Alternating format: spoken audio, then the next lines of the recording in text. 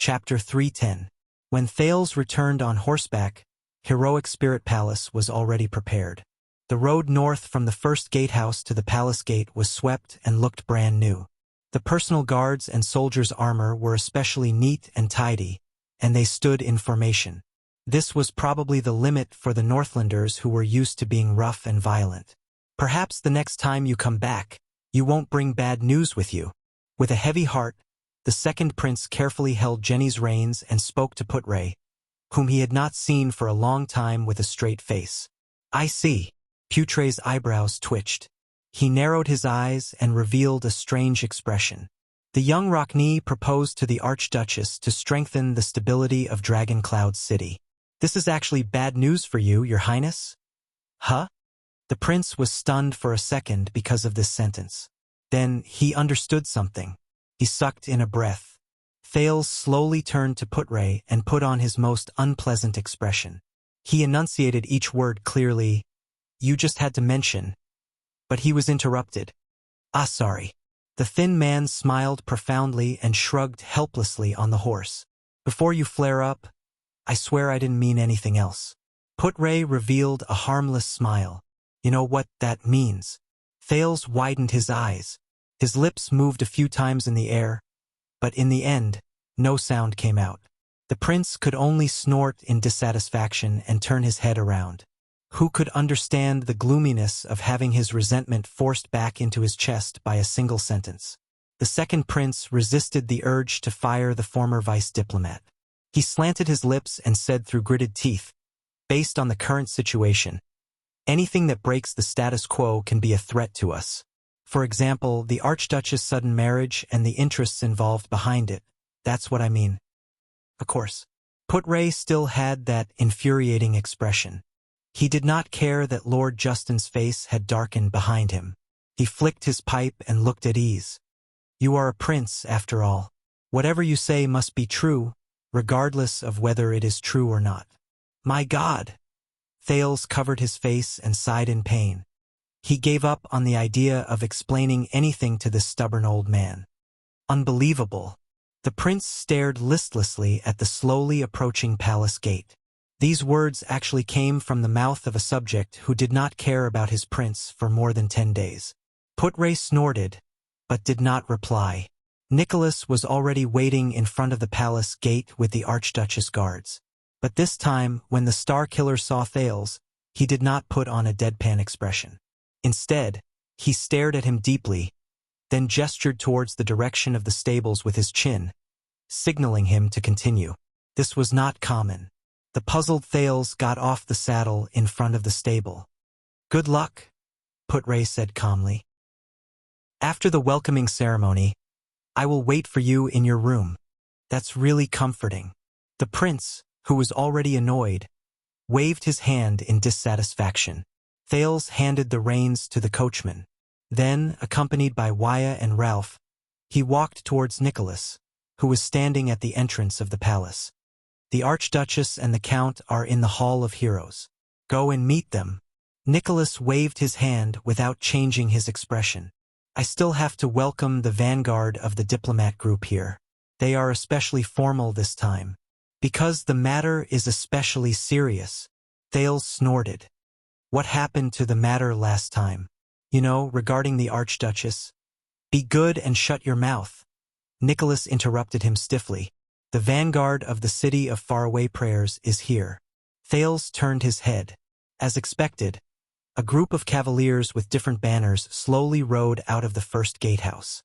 Under the gazes of countless Dragon Cloud city guards on both sides, they walked towards the palace gate. Their banners were embroidered with a thick book that was flipped open. The pages were engraved with several letters of the Empire, but their meaning was unknown. The Knights Cannon, the emblem of the Rockney family, the legitimate and noble rulers of the city of faraway prayers. It was said that they were a prestigious family of knights that had been stationed in the north since the era of the ancient empire. They had nurtured countless great knights who left their mark in history. Even when the emperor demolished the Temple of Knights and the tradition of knights gradually declined, they still maintained a great reputation in the north. Until the Battle of Eradication. Thales recalled the knowledge given to him by his teachers in Northland over the years. Among the cavaliers, the leading knight looked rather special. His face was dark, his eyes were rather flat, and his temples were shaved, leaving only the short reddish-brown hair on the top of his head. He had a sturdy body, but he wore light leather armor, which was not commonly seen in Northland. All sorts of small tools that Thales could not understand were tied to the belt around his shoulders. Other than a short knife at his waist, he only had a crossbow on his back and a quiver of arrows hanging on the saddle. What caught people's attention the most was that even though he was riding on a horse, his demeanor and temperament made him look as if he was taking a stroll in a park. The vanguard of the City of Faraway Prayers diplomat group actually has this kind of attitude. That means, just as Thales furrowed his eyebrows, Nicholas, who was beside him, reacted faster than him. The Star Killer revealed a surprised expression, which was rarely seen on his face. He stared fixedly at the brunette knight who was the leader. Oh, what a surprise! The Star Killer's expression slowly became serious. Thales narrowed his eyes and looked at Nicholas, then at the knight in leather armor who was walking forward leisurely. You know each other? Nicholas ignored him. Instead, he made a few gestures to his subordinates and went forward alone. It was only then that the prince noticed that a few of the Archduchess guards, who were experienced, also had the same expression on their faces. Thales looked strangely at the brown-haired knight, who did not look like an ordinary Northlander. He is... Nicholas walked slowly to the front of the cavaliers from the City of Faraway Prayers. He watched them get off their horses in unison with a cold expression. The brown-haired knight was of medium build. He was even slightly shorter than the slightly skinny Nicholas.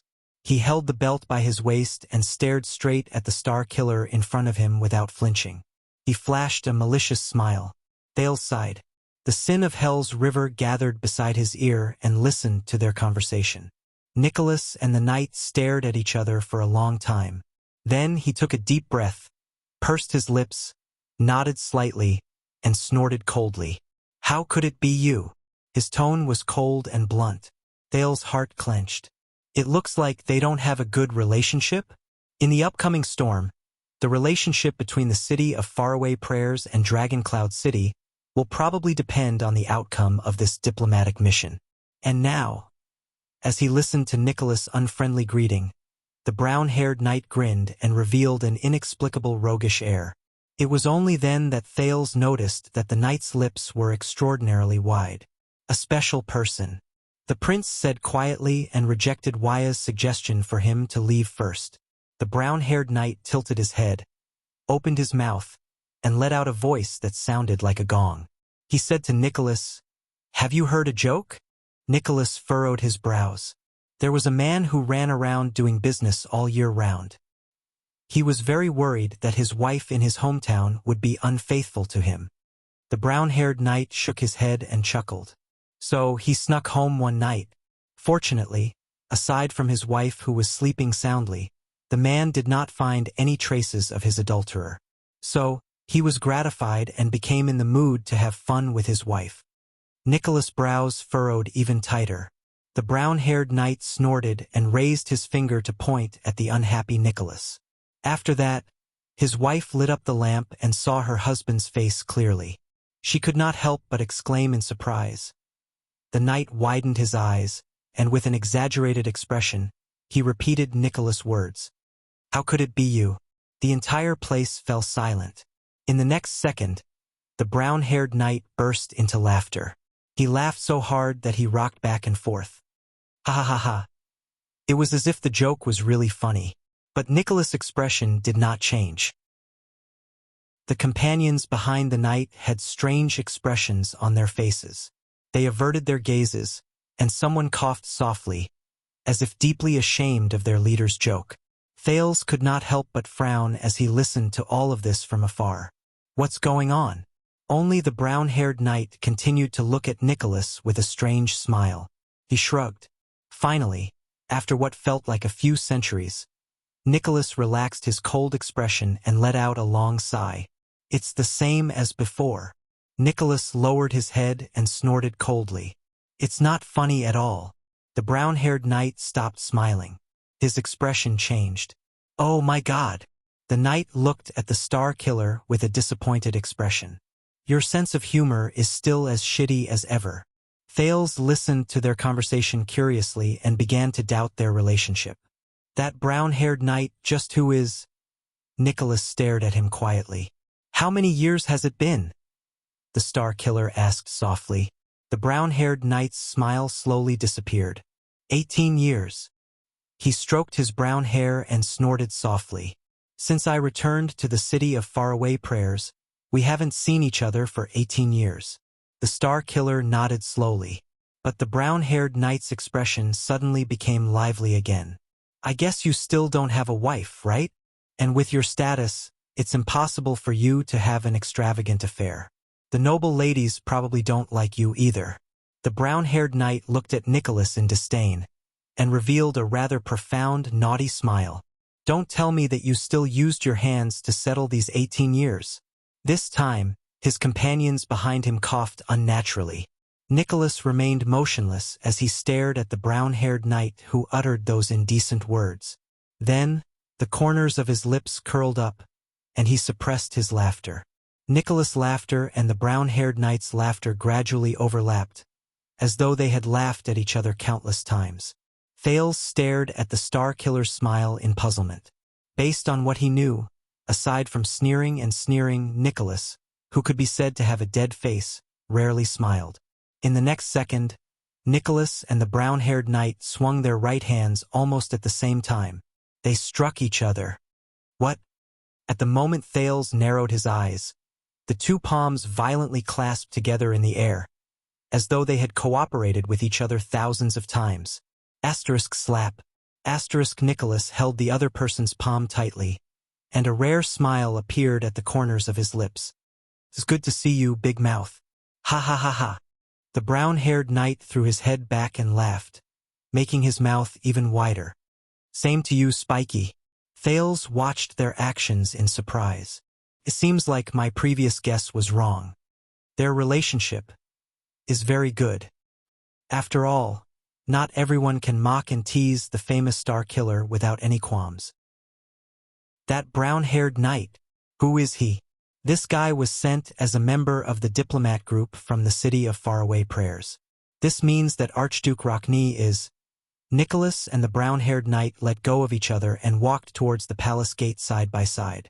The people from the city of faraway prayers seemed to heave a sigh of relief and followed behind them. The brown-haired knight raised his head and observed everything in Heroic Spirit Palace. There was a lot of emotion on his face, as though he was revisiting an old place. So, I heard that you single-handedly killed the boss 6 years ago? The star killer's expression instantly turned cold. You can say that with some help from Byrne and you, Nicholas said softly. Me? The brown-haired knight seemed to be deep in thought. As expected, you used the secret I told you? Yes. The star killer's face seemed to turn paler, and I'm not proud of it. Besides, he was already heavily injured at that time. There was silence. Their footsteps did not stop, but their conversation came to a slight halt in the subtle atmosphere. I understand that feeling, the knight said faintly a few seconds later. When the boss recruited us into the guards, you probably didn't expect this day to come. Nicholas did not speak.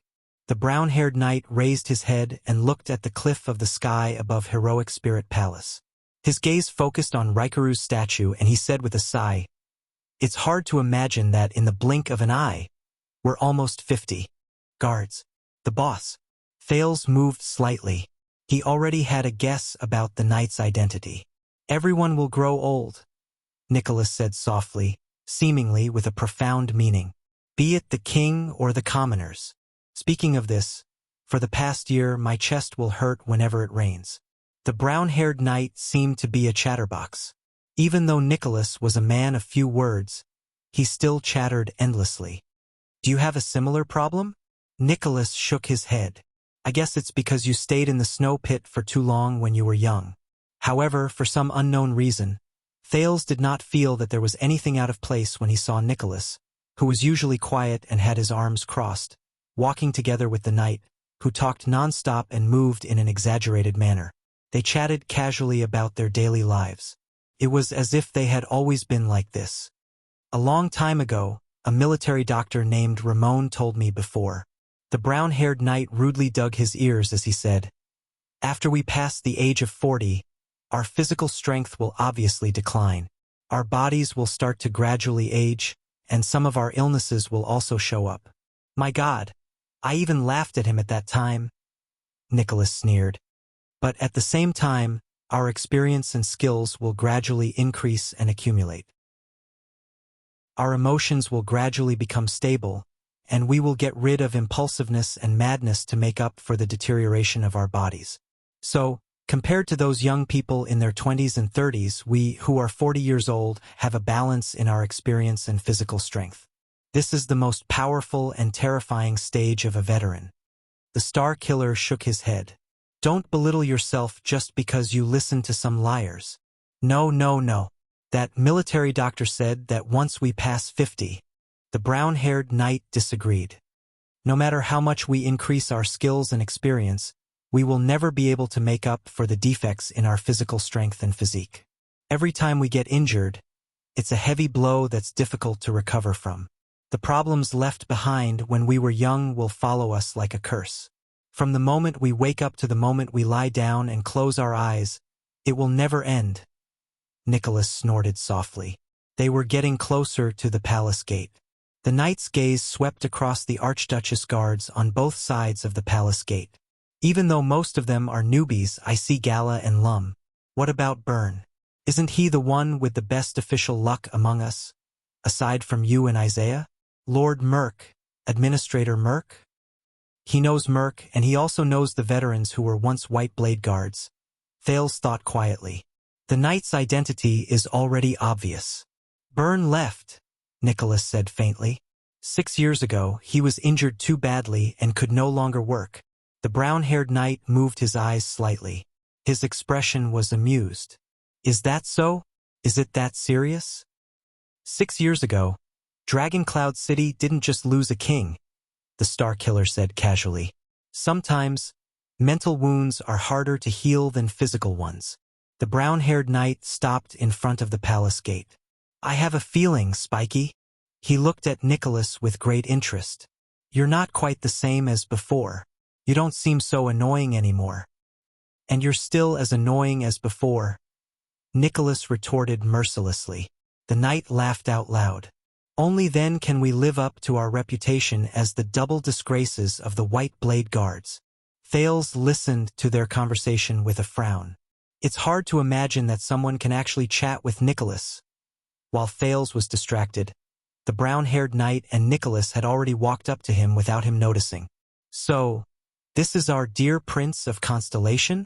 The brown-haired knight looked at the prince with great interest. Thales exhaled.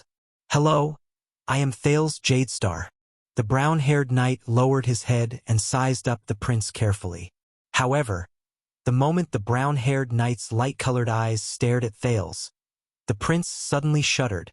A sense of danger spread from Thales' spine to his shoulders. The sin of Hell's River began to surge nonstop. Thales stared back at the brown-haired knight with a solemn expression. He raised his guard to the highest. This is a feeling I don't even have when I'm fighting against Nicholas. What's going on? It's like I'm being targeted by a terrifying hunter. Could it be that this guy who talks about strange things is even more... a long time ago I told Spiky that the Empire's royal family is the god's favorite, so their blood is golden. The brown-haired knight looked at the nervous prince and laughed out loud. He patted Nicholas beside him. He didn't believe me and said that he would help me verify it when he has the chance. Thales furrowed his brows. He remembered his unpleasant first meeting with the Star Killer. Nicholas coughed. Prince Thales is the Archduchess' esteemed guest. He is staying here temporarily on the king's invitation. The Star Killer interrupted the knight without hesitation. Maintain the necessary respect, Monty. The brown-haired knight named Monty shook his head in dissatisfaction. All right, Archduchess. My God. He averted his gaze from Thales, but the man was obviously not done yet. So hey boy. Monty bent down towards the prince and put on a passionate, naughty smile. He arched his eyebrows 3 times. That Archduchess, have you slept with her yet? At that moment, Thales froze on the spot. What? Monty, Nicholas shouted angrily. Watch your mouth. The Star Killer pressed his palm on Monty's shoulder. His expression gradually turned cold, and he no longer looked as indifferent as when he met his old friend again. Especially when you represent the city of faraway prayers. The brown-haired knight exhaled. All right, I take back what I said. Monty shrugged and freed himself from the Star Killer's hand. His expression was amused. You haven't changed. Nicholas snorted softly again. As the Vanguard, I believe you still have work to do. My subordinates will bring you to meet the Archduchess. Of course. Monty smiled and shook his head. I'll leave Sir Ian's hospitality to you. Once he finished speaking, Monty turned his head and cast Thales a profound glance. He then strode forward and walked towards Heroic Spirit Palace with his companions. Thales was left behind, staring at his back speechlessly. That's... The prince scratched his head. He could not imagine that such a strange person had come to the city of faraway prayers. Nate Monty, Nicholas answered briefly. He used to be a White Blade Guard, and is now a lord under the city of faraway prayers. As expected, a former White Blade Guard. Grand Duke Rockney sent him here to make use of his friendship with you? Nicholas shook his head. If that's the case, I'm afraid they'll be disappointed. Nate Monty. Thales mulled over the name and narrowed his eyes. Is he very powerful? You mean, other than that stinky mouth of his? Nicholas snorted softly. You can say that. Some bored people combined me, him, and the other 3 and called us something. The 5 war generals, right? Thales reacted quickly. And the Fire Knight of Black Sand region. So Monty has also reached supreme class, Thales said curiously. Between you and him, who is stronger? Nicholas cast him a glance. His gaze was filled with disdain. Supreme class. This title has always been deified in many people's hearts. Nicholas snorted softly. But only when you're on the battlefield will you know that in a battle where there are surging tides of people, the effect of a supreme class will be greatly reduced. So, supreme class is more suitable for another type of job where there are fewer people. The Star Killer turned his head and narrowed his eyes slightly. Assassins. Thales remembered the assassin who fell from the sky while waiting for an opportunity to make his move 6 years ago. I feel the same way, he answered gloomily. What does this have to do with Monty? Nicholas stared at Thales. There was a profound meaning in his words. Even though Monty is a warrior, the job he is in charge of is the closest to that of an assassin in the army. Thales moved a little. You mean, back then, he was recruited into the White Blade Guards as an elite sniper crossbowman. Later, Caslin thought highly of his talent and trained him to be a scout. Nicholas nodded. Soon, Monty became the most terrifying scout in all of Extet. Our job is to face our enemies head-on and fight bloody battles. Monty, on the other hand, is better at hiding his tracks and launching sudden attacks. 20 years ago in White Mountain, on the eve of the Battle of the Deep Valley, he snuck into the ancestral altar of the Elven Court alone to spy on the enemy. He left behind countless corpses along the way. It was only when the crow caw he learned was seen through that he escaped from the encirclement and left. From then on, Monty received the nickname Raven of Death. The Star Killer ended his speech. Thales was deep in thought. Raven of Death. That's really not a nice nickname. You haven't told me yet. Both of you are 5 war generals. Thales continued to ask. Between you and him, who is stronger? Him? Monty? Nicholas looked as if he had heard the funniest joke. He stared in the direction Monty left and sneered. Within 10 steps, I can snap his neck in 5 seconds. Thales felt a chill in his heart. That's not right. Then, Thales understood the hidden meaning in his words. With the principle of not letting the dead face be happy, he asked in a considerate manner, What about beyond 10 steps? As expected, in the next second, Nicholas put on the most unpleasant expression he had ever shown Thales, who was like a curious baby. The Star Killer crossed his arms and turned his head to the side. He snorted in dissatisfaction. Humph. Thales widened his eyes and scratched his head. As he watched Nicholas turn around and leave, he had a rough idea of the answer.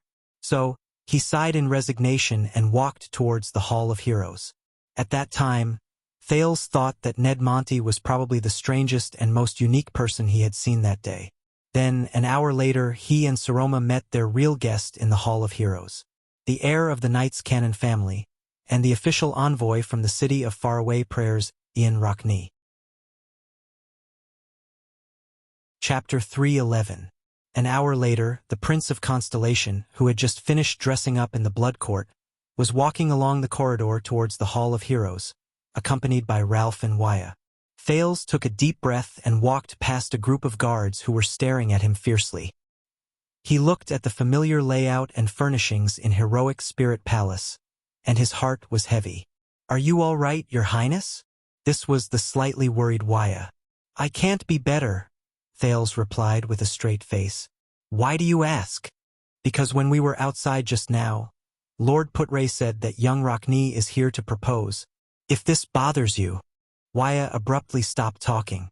He turned his head and saw Ralph clasping his hands tightly on his shoulders. Ralph's gaze was stern as he shook his head forcefully.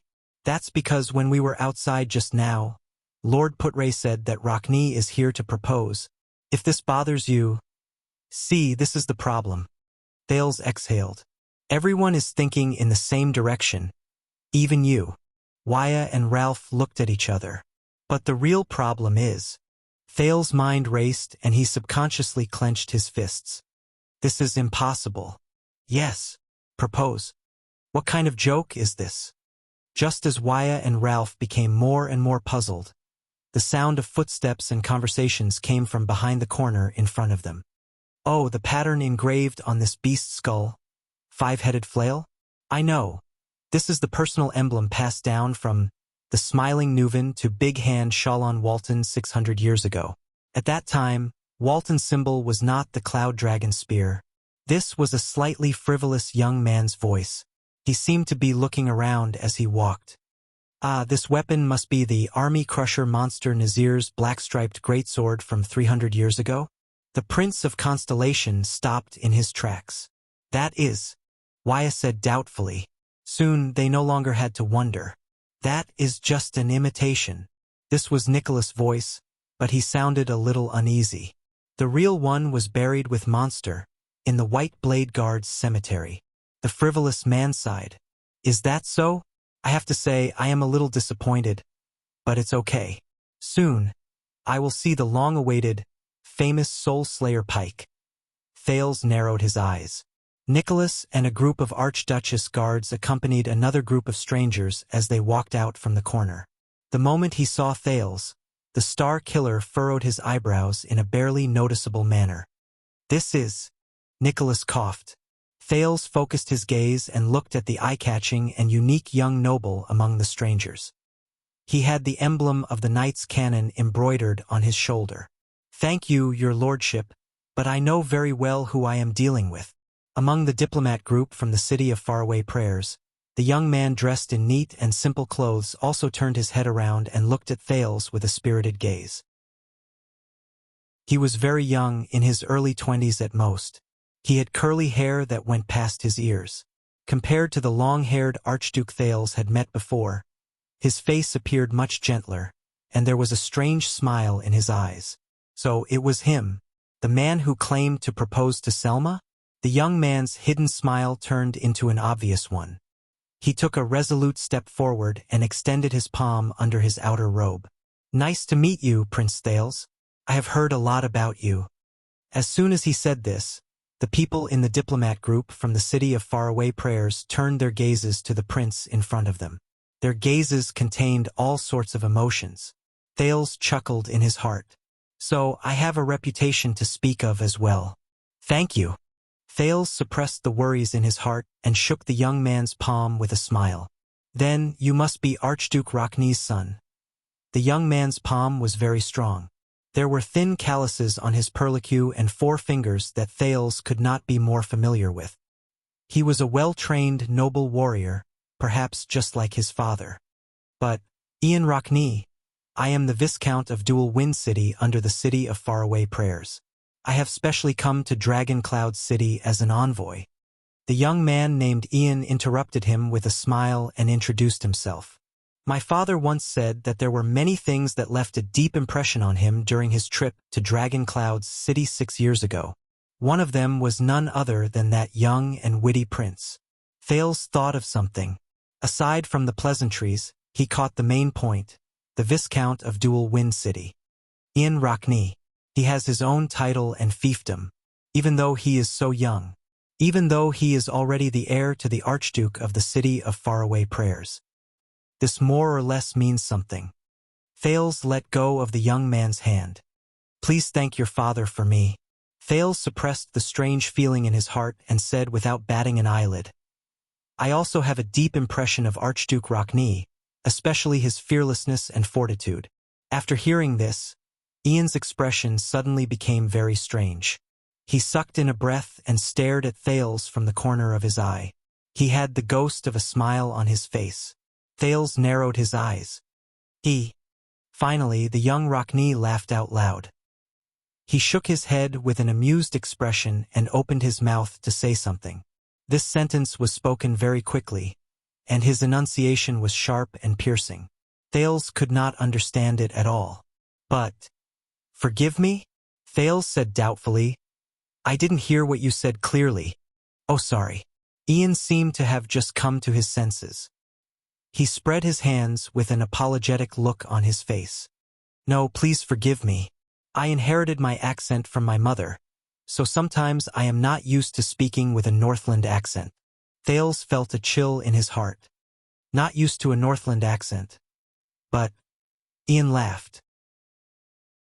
And what I said just now was, thank you for your magnanimity. That's why you described my father's stubbornness and stupidity as fearlessness and fortitude. Thales was slightly stunned. Stubbornness? Stupidity? The Prince of Constellation was not the only one who reacted this way. Many of the nobles in the City of Faraway Prayers diplomat group behind them had unpleasant expressions on their faces. An old noble who was more experienced coughed loudly to remind their Viscount. Ah, we all know that you have a cough, old Barney, Ian said loudly and rudely without turning his head. But since you're in Dragon Cloud City, restrain yourself a little. Okay? That's what I wanted to say, young Ian, the old noble retorted bluntly. Especially in front of the Prince of Constellation. The young Rockney snorted nonchalantly. Nicholas frowned as he watched the interaction within the City of Faraway Prayers. He did not say a word. That's really a novel comment. The Prince of Constellation smiled a little awkwardly and pretended not to see the internal conflict in the diplomat group. And it came from his son. That's not surprising. Thanks to your resourcefulness and righteous act 6 years ago. His stubborn head is still on his neck, instead of following the late king to Hell's River to show his loyalty and throw the City of Faraway Prayers into a mess. Ian swung his hand with a playful smile and put on a thoughtful expression. Of course, if that really happened, I might have inherited the City of Faraway Prayers earlier. This sentence made Thales speechless again. Undisguised coughs came from the diplomat group again. This time they were especially loud, as if they were very dissatisfied. But that's my father, a typical Northlander. Ian sighed in a seemingly regretful manner. Then he immediately put on a smile. And my mother used to say that all Northlanders have a hole the size of a fist on their foreheads, facing the sky. During spring and winter, it's filled with snow, and during summer and autumn, it's empty. Ha ha ha ha. As soon as he said this, the expressions of the people from Dragon Cloud City on both sides and the people from the City of Faraway Prayers diplomat group became unpleasant. Ian was the only one who smiled happily. Wyatt widened his eyes and exchanged glances with Ralph. The latter made a gesture to show that he agreed. Thales' face twitched and he laughed dryly. He had a feeling that this Ian Rockney was really a little, how should he put it, a scam? Thales thought of the bold and courageous Archduke Rockne, then looked at the frivolous and impetuous young master in front of him. He sighed in his heart. Ha ha ha ha. The prince chuckled. I have to say, you are really not like your father's son. Ah, am I really my father's son? The young Rockne laughed heartily, and his words shocked everyone once again. This is also the suspicion that has troubled my father for many years. I say, no wonder my mother died so early. Could it be that she was trying to cover up? Thales' smile froze on his face. A rude and low shout came from the diplomat group. Ian! Ian lowered his head slightly. The light cast a shadow on his face. Then he flashed a smile again. Ha ha ha ha ha. The young Rockne laughed and waved behind him. I was just joking. Look at your expressions. At that moment, Thales knew what that slight feeling of incongruity was. Ian Rockne, this man, the way he speaks and the way he does things are not like a Northlander. Sirs. As the receptionist, Nicholas looked warily at the two people who were chatting happily, at least on the surface. Perhaps we shouldn't let the Archduchess wait for too long? Ian looked at Nicholas and shrugged. Come, Prince. The young Rockne ignored the prince's awkward expression and put his hand on the latter's shoulder. Let's talk as we walk. I believe we will become good friends. Thales instinctively wanted to break free from his hand, but Ian only smiled. Trust me, Prince Thales. He looked elated, but there was a profound meaning in his words. There are many things we can talk about. For example, the Archduchess marriage. Thales was stunned. Nicholas frowned. His expression was unhappy, but he did not say anything in the end. Also, Ian pushed Thales and moved forward with him. He smiled happily and said, What's more? He smiled happily and said, When facing Northlanders, I think we will definitely get along well. No, Thales gave up on getting rid of Rockne's arm around his shoulder. He sighed. Based on the current situation, someone who can get along well with you, probably only Ida. Thales gave Waya and Ralph, who had worried expressions on their faces, a reassuring look before he walked forward. Based on what you said just now, your mother is a foreigner? The prince recalled the scene just now and asked keenly, From Camus Union? Oh no, of course she is an extension. The young Rockne answered briskly. And she is a local from the city of faraway prayers. A local from the city of faraway prayers? Thales frowned slightly. But you just said that her accent is not Northlander. The young Viscount of Dual Wind City raised his eyebrows slightly and put on an expression that said, I knew it. They followed behind Nicholas and slowly approached the Hall of Heroes. You have never been to the city of faraway prayers? Have you, Your Highness? I have not had that kind of honor. No wonder. Ian shook his head in a slightly profound manner and clicked his tongue. He sighed. When everyone talks about Ekstedt, they always say that it is Northland, the kingdom of Northlanders, as if Extensions are Northlanders. Thales' interest was piqued by the follow-up question in this sentence. But they have all forgotten. Ian turned his head and smiled faintly. At the western border of Ekstedt, there is at least one piece of territory that does not belong to the old Northland. Its people are not just rough and hot-tempered Northlanders. Thales was slightly moved. The city of faraway prayers? Ian nodded. His voice was steady and powerful. The city of faraway prayers. No one knew whether it was intentional or not, but their footsteps slowly fell behind Nicholas. Long before the ancient empire, there was a barren and barren land like this. The land stretched from West Billow Cliff in the west to the land of barren rocks in the east. The people who lived there struggled to survive, and they were called troubled citizens. That land was designated by the ancient empire as their West Billow province. It is very different from Northland province in the east and Toto province in the west. The difference is obvious. The young Rockne raised his head and gently touched the emblem of the knight's cannon on his shoulder. After the Battle of Eradication, Kulgan Rockne, the Truth-Seeker, one of the 9 knights and a capable general under Rikaru the hero, brought his sword and axe to the land called West Billow. He went on a punitive expedition, expanded the territory, built castles, and finally announced to the troubled people on the conquered land that from that moment on, they were all extensions. He was the first Archduke of the city of faraway prayers, Ian said with a chuckle. He was different from the other archdukes. The truth-seeker was a Northlander. With the way of Northland, he ruled over countless troubled people of West Billow. I see. Thales seemed to be deep in thought. I don't often hear about this in the Great Unity of Northlanders classes. Ian shook his head and sneered. Of course, outsiders rarely care about this difference. Even the extensions from other places are the same. He raised his head with great interest and looked at the decorations around him that were full of Northland's style. It's no wonder. Among the 10 great territories of Extet, the Sentinel region and Defense City are on guard against the oldest line of defense of mankind in the north. Glacier Sea and Elefure City have to worry about the threat from the east coast. There's no need to mention the 3 territories in the south, which are near the northern territory of Constellation. Dragon Cloud City and Beacon Illumination City have been the center of Northland since ancient times. They can be said to be the heart of the kingdom. In comparison, the city of faraway prayers, which is located in the west, has a vast territory and is sparsely populated. Can only deal with desert bandits and merchants. It seems especially insignificant, doesn't it? Nicholas turned around and gave them an indecipherable look. Ian immediately responded with a bright smile. But you are still a member of Extet.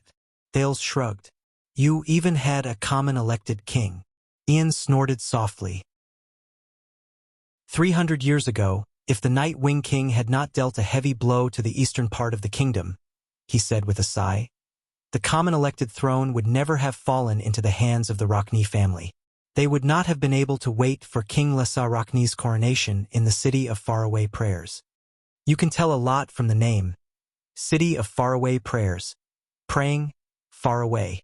The young Rockne patted the prince's shoulder and said with a resigned expression, to Extet, the City of Faraway Prayers is just a faraway part of their territory. It's so far away that no matter what happens in that wasteland, the other people in the kingdom only need to pray from afar, and it'll be considered that they've shown great mercy. Thales did not speak, but his judgment of the situation and his estimation of the City of Faraway Prayers' intentions had changed many times. But in the next second, Ian lowered his head and moved closer to Thales' ear. He whispered, most importantly, since it's not the land of the Northlanders, why would the Northlanders pay attention to it? Why would they care about whether the troubled citizens of West Billow are dead or alive? Thales shuddered a little. They only need to know that it still belongs to Extet. When they boast to outsiders, they can still use that huge territory to show off Extet's national strength. That's enough, isn't it? Ian still had his hand on Thales' shoulder. He raised a finger and said in a low voice, so, many people of West Billow can't help but think that perhaps the Northlanders only care about the City of Faraway Prayers on the map. And this is the City of Faraway Prayers. This is the problem that the Rockne family as Northlanders has faced for the past 600 years. It sounds very troublesome, the prince said in a low voice. Presumably, your father often has to worry about the doubts of the people under his rule, the so-called troubled citizens of West Billow? Ian smiled faintly. It's just like Dragon Cloud City, isn't it? Thales did not say a word, but he could already tell what was going on. The young Rockne raised his head again and raised his voice to a normal level so that everyone could hear him. The heavens have taken pity on us. For more than 600 years, we have been taking care of ourselves. Ian turned his head. His smile was gentle. Therefore, 20 years ago, the born king did not hesitate to give the order to aid the West in the name of the king and with the power of the entire city. Only then will the Rockne family remember this kindness forever. Hence, a loyal alliance can be formed. The young Rockne blinked lightly. So, as vassals, we are willing to follow a king like that until the end of his life. Thales raised his eyebrows and said in a low voice, I understand. The prince pondered over Ian's intentions. This Viscount of Dual Wind City seems to be frivolous, meddlesome, and speaks without thinking. But, from just now until now, beneath the surface, what he wants to convey is, Thales raised his head and said in a low voice, "Why did you send a message to invite me here, Viscount of Dual Wind City? I am just a prince of a foreign country." Ian lowered his head and revealed a mysterious smile. "As I said, in order to propose to the Archduchess, I need a reliable witness." Thales' expression did not change, but he glanced at the people around him and deliberately walked faster. He frowned slightly. "How do you know that I am reliable?" Ian snorted through his nose. Ian chuckled and said, "Because if you are not reliable, you would not have come." Thales was speechless for a moment. A few seconds later, the prince said, "What if your estimation is wrong? What if you are looking for the wrong person?" "I may be wrong." Ian maintained his mysterious smile, "but Black Sand region is definitely not wrong." Thales fell silent.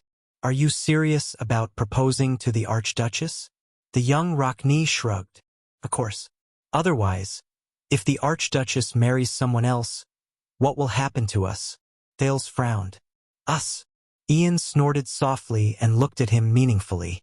He stretched out his voice and repeated the two words softly, "Us." Thales pondered for a while. Ian let go of his shoulder and looked around with interest. "I understand." Thales pondered for a while and said in a low voice, "Is there anything important that will take up a lot of time in the audience later? Let me think."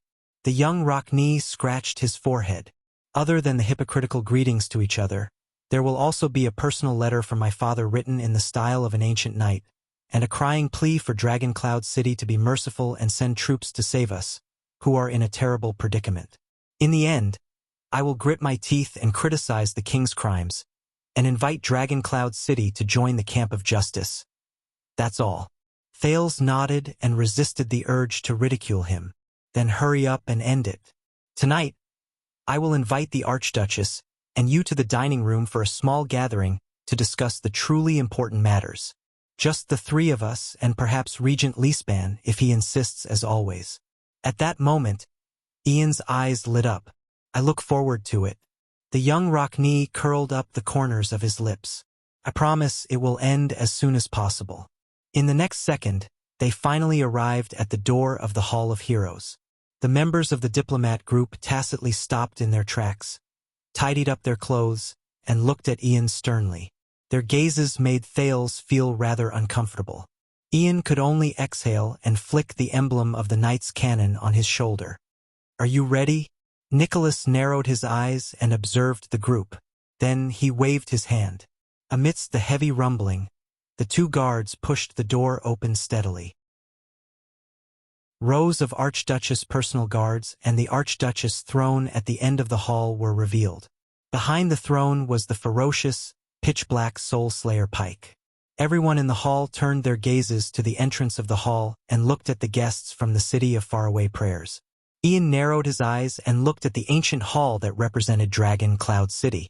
Under the illumination of the sun and lights, the relief sculpture of the Cloud Dragon spear at the top of the hall was extremely conspicuous. It made the usually dark and heavy Hall of Heroes look even more dignified and steady. "Relax." Thales punched his shoulder and snorted. "You're much luckier than I was the first time I came." The prince looked at the Hall of Heroes and remembered his unlucky first visit. He could not help but lower his head and sigh. "Is that so?" Ian snorted softly and walked forward into the hall. Asterisk thud, thud, thud. Asterisk the sound of footsteps rang. "Guests from the city of faraway prayers," the herald said. But in the next moment, he was immediately interrupted by an even louder voice.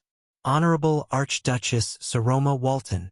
Ian walked steadily on the stone floor and shouted loudly over the herald's voice, "I am Ian Rockney. On behalf of my father, the Archduke of the city of faraway prayers, Culgan Rockney, I extend my sincere greetings to you." "What?" Everyone in the hall craned their necks in surprise and looked at Ian Rockney, who was walking over slowly and did not treat himself as an outsider at all. Thales sighed. He thought of Croche, whom he had met before, and wondered why there were so many strange people lately. And all of them like to introduce themselves? The prince subconsciously took a step back and widened the distance between him and Ian. Under the strange gazes of the Archduchess guards, Count Leespan, Viscount Leisden, and other nobles of Dragon Cloud City, as well as Nate Monty, who also came from the city of faraway prayers, Ian Rockney did not stop walking. He looked at the Archduchess on the throne with great interest and sized up her appearance. "This is my first time in Dragon Cloud City. Forgive me for being unable to contain my excitement." In her seat, Saroma, who was dressed to the nines, seemed a little restrained.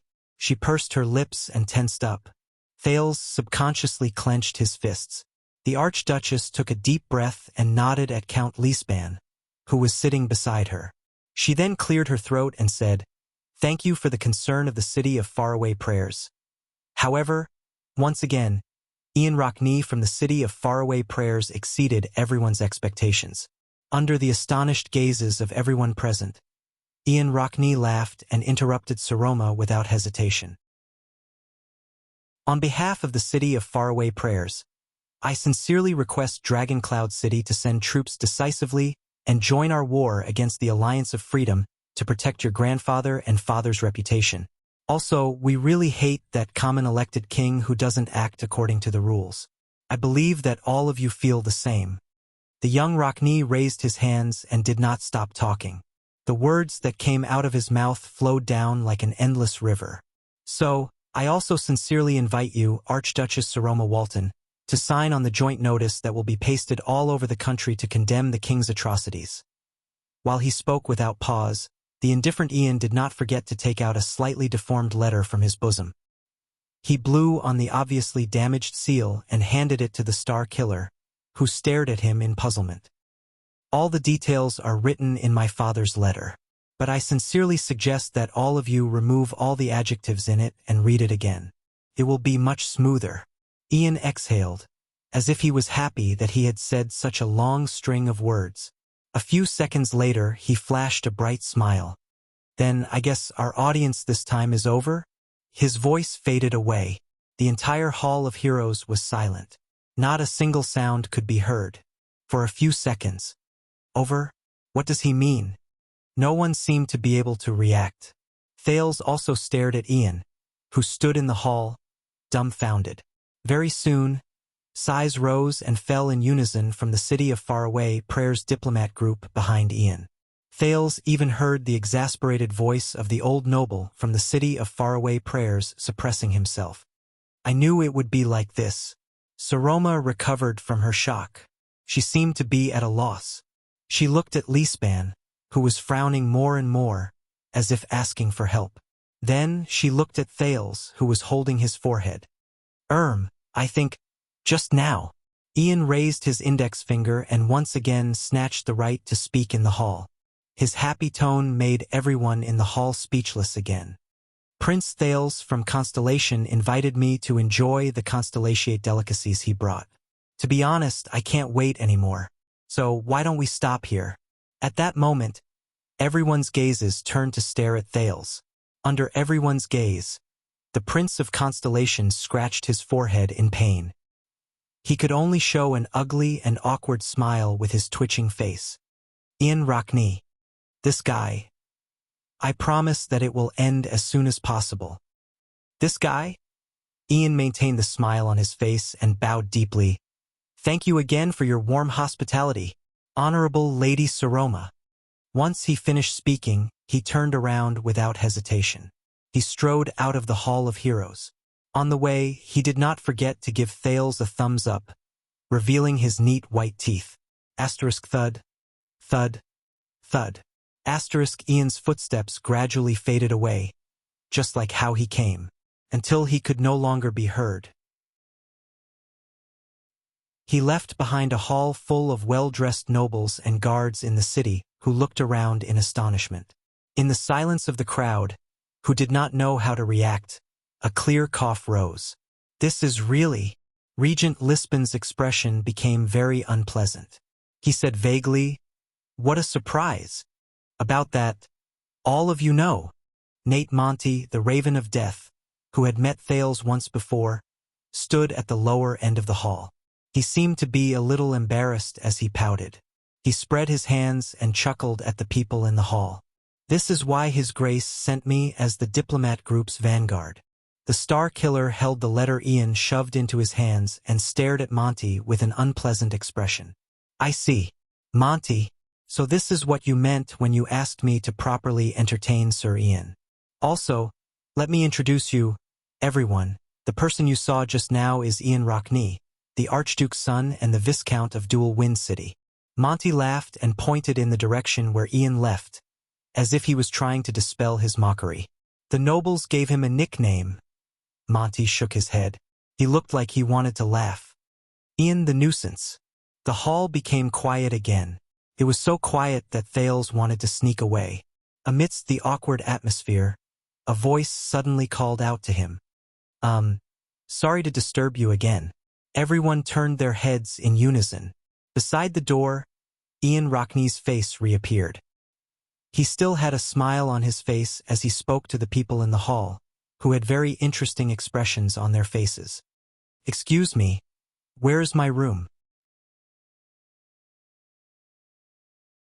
Chapter 312. Heroic Spirit Palace, the Archduchess Dining Room. I need an explanation about today's farce. Saroma stared at the two people in front of her with an unpleasant expression. One of them had a calm expression, while the other had the ghost of a smile on his face. Or both of you can get out of Heroic Spirit Palace now and settle your own food and lodging. Both of you, the Archduchess said coldly. Wow! The air of the city of faraway prayers. Ian Rockne leaned against the back of the chair in his most comfortable position. He watched the angry Archduchess with interest, then turned his head and asked Thales, who was deep in thought, Is this what you meant by she's easy to talk to? Thales took a deep breath. Maybe it's because that's here. But before he could speak, Saroma's anger rose. You, respected Sir Ian Rockne, the Archduchess said coldly. I remember that you came to ask for help? Ian nodded briskly. Just because of your frivolous, boastful, pretentious, and boorish behavior? Saroma was merciless, and the rare talent that humiliated and angered all of Dragon Cloud City the first time we met? Also, tonight's welcome banquet has been cancelled, because no one is willing to attend unless I agree to their challenge to a duel at the banquet. They're still quite enthusiastic. Look, fortunately I brought Monty. In the face of the Archduchess, who was accusing him of something, the frivolous Viscount chuckled and snapped his fingers. Problem solved. Saroma's expression became even more unpleasant when she saw his frivolous attitude. Enthusiastic? Do you know how ugly the scene was after you left? Do you know how many nobles expressed their indignation to me? Thales swore that with his sensitive hearing, he heard the Archduchess grinding her teeth behind her lips. You should be glad that they dropped their weapons before entering the palace. Ian shrugged at Thales with a nonchalant expression. Hypocritical, old-fashioned Northlanders. If you have this kind of energy, why don't you go to Black Sand region and kill the king? Saroma was exasperated. She took a deep breath and glared at the nonchalant Ian. Oh, you also know that the envoy from Black Sand region is in the city. They will know everything that happened today and report it back to Black Sand City and the king? And do you know how many of Dragon Cloud City's vassals will change their attitude towards the city of faraway prayers and Black Sand region because of your actions today? Ian's pupils shrank when he heard the name Black Sand region. He nodded slowly against the backrest. That's a problem. He turned to Thales and focused his gaze. But we will solve it, right? He clenched his fists and rested them on the dining table. From time to time he cracked his knuckles. This was a habit he learned from the bald Archduke Letko 6 years ago. Saroma seemed to have had enough of arguing with the heir of the city of faraway prayers. Thales, you were the one who arranged this meeting. The Archduchess pushed up her glasses and glared at Thales, who appeared calm and seemed to be deep in thought. Say something. He imitated Saroma's angry expression and deliberately put on a resentful gaze. He turned his head and mouthed silently while shaking his head at Thales. Say something. This made Saroma's anger soar to the peak. If the people from the city of faraway prayers who come to ask for help are like you, then you can now, Saroma. Thales said softly. He raised his gaze and looked across the table at Lady Saroma, whose cheeks were puffed up because of anger. Calm down. You are an archduchess. There is no need to get angry so easily. Ah, this is the girl who rejected my impulsive suggestion a few days ago. She proposed to stay in Dragon Cloud City and face all the unknown dangers. That little rascal. He misses her, right? The corners of Thales's lips curled up slowly, and he subconsciously smiled. Saroma, who was unable to suppress her anger, felt a little embarrassed by his stare. She remembered the method Thales taught her to calm down and took a few deep breaths. I think. The girl subconsciously averted her gaze and snorted. She glared fiercely at Ian, who was still smiling strangely, but her tone became much gentler. Maybe we shouldn't waste any more time. Ian raised his eyebrows. He looked at the calm Thales, and then at Saroma, who had turned her head away. A look of realization appeared on his face. He yawned and struggled to get up from the back of the chair, as if he had exhausted his entire life's strength. He lazily picked up a piece of cheese from the table, and while chewing, he said to himself, I knew I found the right person. Under Ian's sarcastic reminder, Thales snapped out of his daze. The prince coughed and asked calmly, Count Leesband didn't come? Seal said he wanted to appease the nobles. Seal said he's going to appease the nobles. Saroma shook her head. She was still immersed in her dissatisfaction. He also said that he hopes that all of you can still appear so relaxed when you face the counts in the next hearing. Thales's gaze froze. Ian stopped chewing the cheese in his mouth. The next state affairs hearing. So he understood, the prince said softly. As expected of the eye of the dragon. Saroma revealed a puzzled expression. What? Maybe Monty told him something. Ian started chewing the cheese again, but his brows were already furrowed. That loudmouth, on the way here, he heard that I was going to propose. Upon hearing the word propose, Saroma exhaled heavily. Her gaze became dangerous again. What are you two talking about? Thales did not speak, but his thoughts spun faster and faster. Only Ian forcefully swallowed the cheese in his mouth, tilted his head, and smiled disapprovingly. It seems that you are not as smart as you look, my lady. As expected, beauty and wisdom are mutually. Before he could finish his sentence, he angered the Archduchess again. And you are even more annoying than your nickname, Saroma said coldly.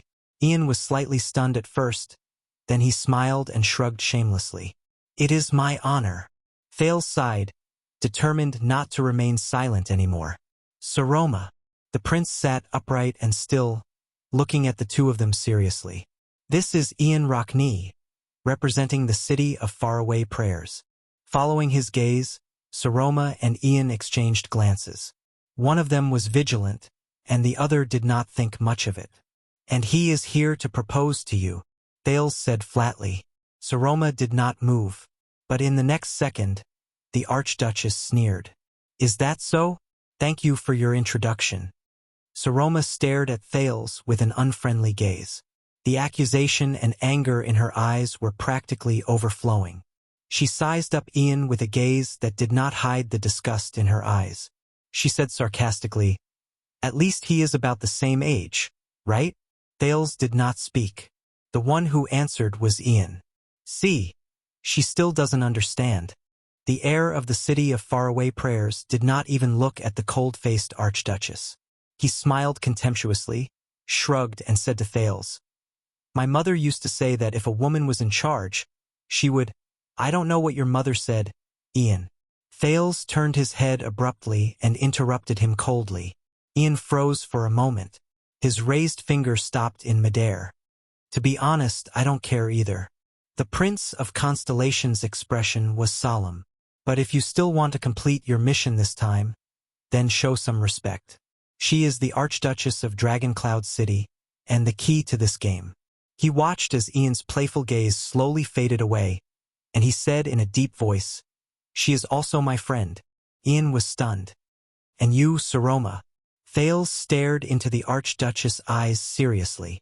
Please believe me, we are standing on the same side of the chessboard. This guy is like this. We have to get used to it slowly.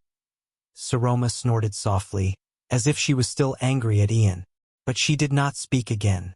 Ian breathed softly and frowned, as if he had understood something. Oh.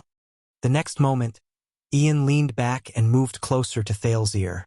He extended his hand to block the Archduchess' line of sight and whispered, "Why, you haven't tamed her yet?" This time it was Thales's turn to be stunned. The solemn expression on his face had yet to disappear. He asked in astonishment, "What? Tamed?" Ian sighed with regret, as if he was exasperated that Thales had failed to meet his expectations. Saroma revealed a suspicious expression as she stared at the two men who were whispering to each other. You are the one who helped her to her position." Ian suppressed his voice. His tone was full of annoyance and dissatisfaction. "And it has been 6 years, Your Highness.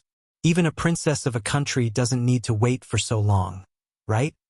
Thales blinked, as if he had understood a little. Men will more or less treat their first woman differently, but Ian pouted and put on a bitter expression, as if he had been through this before. He continued to speak with great bitterness and resentment. "Unless it's in bed, don't let her climb over your head." Thud. A muffled sound was accompanied by Ian's pained grunt. The air of the city of faraway prayer's face was contorted. He hugged his stomach and sat back on his chair. His face was filled with the pain of betrayal. After Ian and Thales, Saroma was also stunned. She looked at them in confusion. "You?" "He had some stomach pain, but he's fine now." Without changing his expression, Thales retracted his elbow. He did not even look at Ian, who was pale and drenched in cold sweat. "Let's get back to business, Saroma." The prince took a deep breath and leaned closer to the table. He said seriously, "You have to know that even though it's a proposal, it's impossible for him to succeed." Saroma's gaze flickered. There is only one direct ruler left in Dragon Cloud City.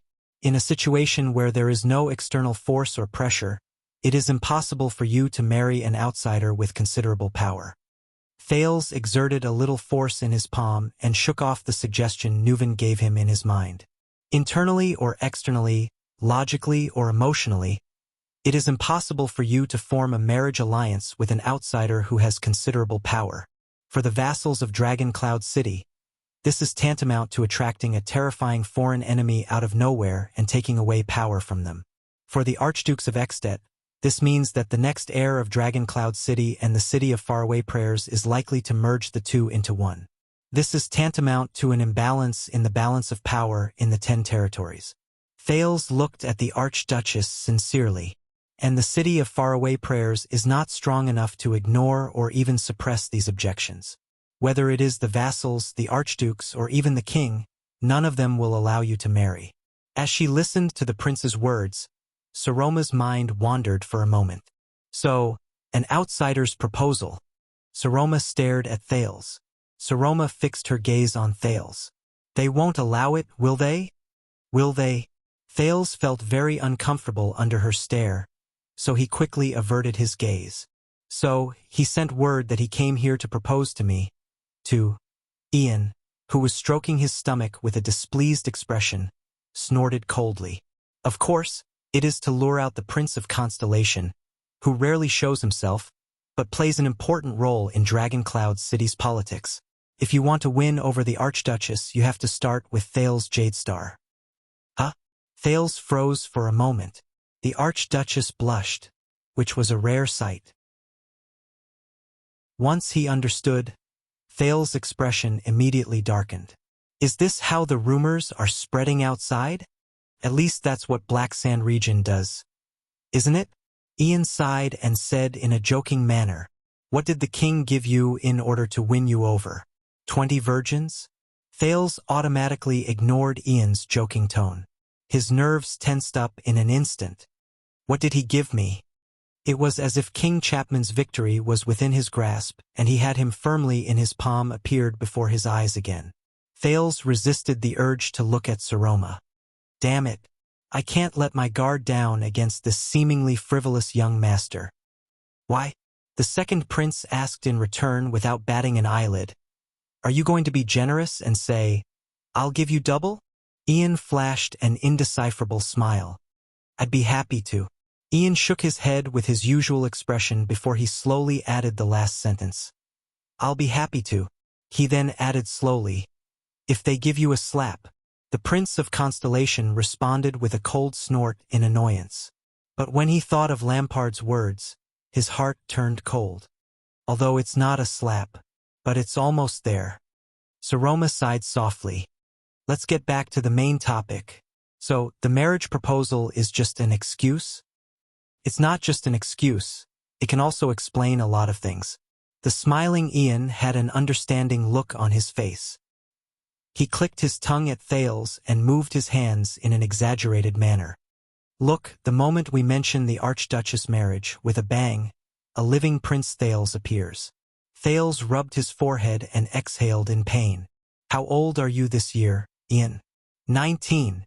Ian's smile remained. "I'm just 1 year older than the Archduchess." "No, 4 years older," Thales quietly added. He exchanged a glance with Saroma in tacit understanding. "Is that so?" The prince said faintly, "I feel like you've just turned 9. Ah, in view of your glorious deeds when you were 7 or 8 years old." Ian knocked on the table, picked up another piece of buttered bread, bit into it and said with a muffled voice, I'll take this as a compliment." Thales exhaled. He gradually grasped the way to converse with the Viscount of Dual Wind City. Thales' thoughts raced as he recalled the conversation just now.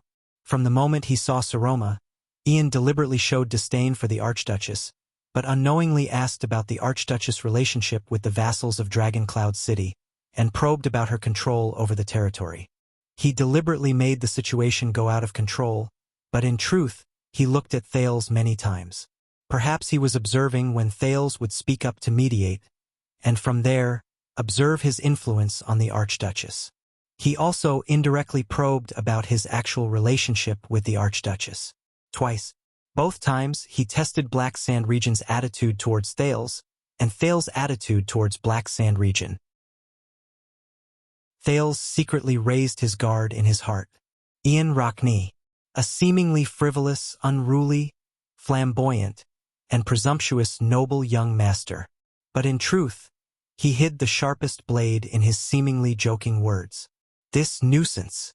But for now, this is not a bad thing." Thales cleared his throat. "Back to the topic at hand. Ian specifically told me that he wants to propose to you." Saroma's expression was still unpleasant, but she had already begun to listen to Thales' words. "But as I said, a proposal is an impossible task. I guess he has other matters that he wants to discuss with me and you outside of normal diplomatic channels, in a reliable and trustworthy private setting. So I went to Heroic Spirit Palace in advance." Saroma looked at Ian with a doubtful expression. Ian blinked and swallowed his buttered bread. "After we met, he told me that the city of Faraway Prayers is different from the other Northland Archdukes. Their position is special, their politics are special, and any assistance from the interior of Extet is of great significance to them. Not only that, but he also constantly hinted to himself that as the future heir of the city of Faraway Prayers, he was like the Prince of Constellation, a foreigner who was forced to live among the Northlanders." Thales sighed. "And he also hinted to me that he knows that the reason Dragoncloud City sends troops to assist the city of Faraway Prayers is none other than the conflict between the vassals and the Archduchess, starting from your marriage." At that moment, Saroma's gaze was fixed on Ian. "Trust me." The Viscount snorted softly and disapprovingly. "When it comes to the struggle between the Archdukes and their vassals." His gaze became fierce. "In all of Extet, I'm afraid that there is no place more affected than the Rockney family in the city of Faraway Prayers." Saroma looked at Thales thoughtfully, and then at Ian. "So, what do you want?" the Archduchess asked faintly after she calmed down. Ian smiled. "He has a suggestion." Thales stared at Saroma with spirited eyes. "An unusual way to solve the crisis." The Archduchess bit her lower lip lightly, seemingly more interested in the food on the table. But Thales knew that she was thinking. "This is why we don't have time to waste on those boring and unnecessary ceremonies and banquets." The cynical look on Ian's face disappeared. He became solemn and no longer paid attention to the food on the table. This matter requires us to discuss in secret, make a joint decision, and plan ahead. And we are pressed for time. I apologize to you, Your Grace. Everything that happened in the afternoon until just now was just a superficial test. Ian enunciated his words firmly. Please believe that the city of faraway prayers is not just a supplicant who came to beg for help. In fact, I came with sincerity, and I also know your current difficulties and predicament. The city of faraway prayers will use our method to solve your problem in exchange for your promise and assistance. And what I need is just a little bit of your trust. No one spoke. The lights in the dining room flickered slightly, casting the shadows of the three people in the room. They looked like a small boat drifting along the waves. Saroma looked at Thales sternly. At that moment, for some reason, Thales remembered the scene of them fleeing for their lives in Dragon Cloud City 6 years ago. The Prince of Constellation nodded at her. Finally, the Archduchess turned her head around. She was serious and calm. And what is your method to help me solve my problem? Ian Rockney of the City of Faraway Prayers grinned. He nodded slightly at Thales. In the next second, he looked at Saroma gently and spoke softly. He uttered those familiar words again. Propose. Chapter 313. Saroma frowned, and impatience reappeared on her face. You must have a very good reason for returning to this topic. Thales coughed unnaturally. Saroma. But before he could finish his sentence, Ian chuckled. I mean no offense. Don't think too highly of yourself, my lady. The heir of the City of Faraway Prayers raised a finger and shook his head slightly. You have to know that not everyone will cry, fight, and fight to the death to marry you. Saroma's expression changed. Ian abruptly turned his head and looked at Thales with a mysterious expression. Am I right? Thales became embarrassed. He coughed unnaturally again. Saroma, he means, I know what he's talking about. Saroma stared coldly at Ian, then turned to Thales. A slight contortion appeared on her fair face. He's right, isn't he? Obviously, I can't make people who don't like me fall head over heels for me. I'm not the main character in a legend. Oh my God! Thales lowered his head stiffly, as if he had discovered a new world. He suddenly realized that the food on the table was delicious. Ian curled up the corners of his mouth. He looked at her, then at Thales and smiled. Neither of us is the main character in a legend, unless we write our own legends. Thales retracted his outstretched hand, which was reaching for the food. Saroma exhaled, suppressed the displeasure in her heart, and looked at the rude guest. The Archduchess raised her eyebrows. And that is? However, Ian only smiled meaningfully before his expression turned solemn. My lady, your highness, we are now facing the same problem. Ian looked particularly special when he was serious. His facial features, which were slightly different from the traditional Northlanders, made people unable to help but stare at him. A few months ago, our respected king, Chapman Lampard, issued a new enfeoffment law in Black Sand region. Saroma and Thales finally put aside their awkwardness and listened attentively. The dining room seemed to have become a war room at this moment. Ian imitated Thales and knocked on the table. Do you know what this means? He tilted his head, his expression serious. The Archduchess frowned slightly, then nodded, unable to hide the displeasure in her tone. Yes, I've heard about it. Everyone is saying that he's imitating the cruel laws of the Empire, eliminating dissidents. For example, setting the standards for a commoner to become a noble. The king's decree, the standard of nobility. The prince suddenly remembered some knowledge that should not have appeared in this world. He also remembered the discussions he had with Hicks over the past few days, as well as Putre's advice, both overtly and covertly. Thales sighed, shook his head, and interrupted Saroma. No, Saroma, the laws are just the surface. It is not important whether they are strict or not. The real key is the flow of power behind the scenes. Saroma gave him a questioning look. King Chapman wrote all the traditional noble rules that have been passed down since before the joint ruling pledge. whether they are obscure or not, written or unwritten, habitual or not, compromising or not compromising, secret or not, and placed them in front of his own city gate. The prince remembered Lampard's words on the carriage. He remembered the courage and will of the terrifying King Chapman, who held the chess piece called Exdet in his hand and played a game of chess with the Sage of Constellation from more than 100 years ago. He could not help but feel sentimental. He tried to superimpose the authority of the king on the autonomy of the nobles, and put the interpretation and implementation of the joint ruling pledge in his own hands. He offended the old nobles and vassals who have a long history and supported the Lampard family to rule Black Sand region since the beginning of the kingdom's establishment. If the decree comes into effect, it means that Chapman's will overshadow the traditional customs and rules. The lives and power of the vassals will no longer belong to them, and they will no longer be shared with the king. They will only belong to the king. Saroma did not say anything. Ian sneered and shook his head. The corners of his lips curled up. In other words, he made a huge mess. He made him face the most difficult situation since his coronation. He looked at Thales. There is always a price to pay for change. He wanted to challenge the natural rights of the vassals, but he was also shaking his own natural rights and eroding the foundation of his rule. The old nobles and vassals in Black Sand region objected in unison. Count Mend made a public announcement and fiercely rebuked his suzerain. The Devenson family said that as long as the king did not revoke the decree, the tax resistance of all the vassals in their county would be extended indefinitely. Count Peruno went to Black Sand City to confront the king in a high-profile manner. The Ika family even recalled the 900 warriors who were stationed at the border to guard Broken Dragon Fortress according to their duty. All of Black Sand region became King Chapman's enemy overnight. The heir of the city of faraway prayers smiled faintly. This is his miscalculation. The second prince had lived in Heroic Spirit Palace for a long time. Although he had heard that Lampard had encountered a lot of trouble, this was the first time Thales heard the specific predicament Lampard faced. It sounds terrible. He recalled the king's complicated gaze in the carriage again, and his sentimental words. All the decrees I tried to implement were met with many difficulties. Even in Black Sand region there was a lot of resistance.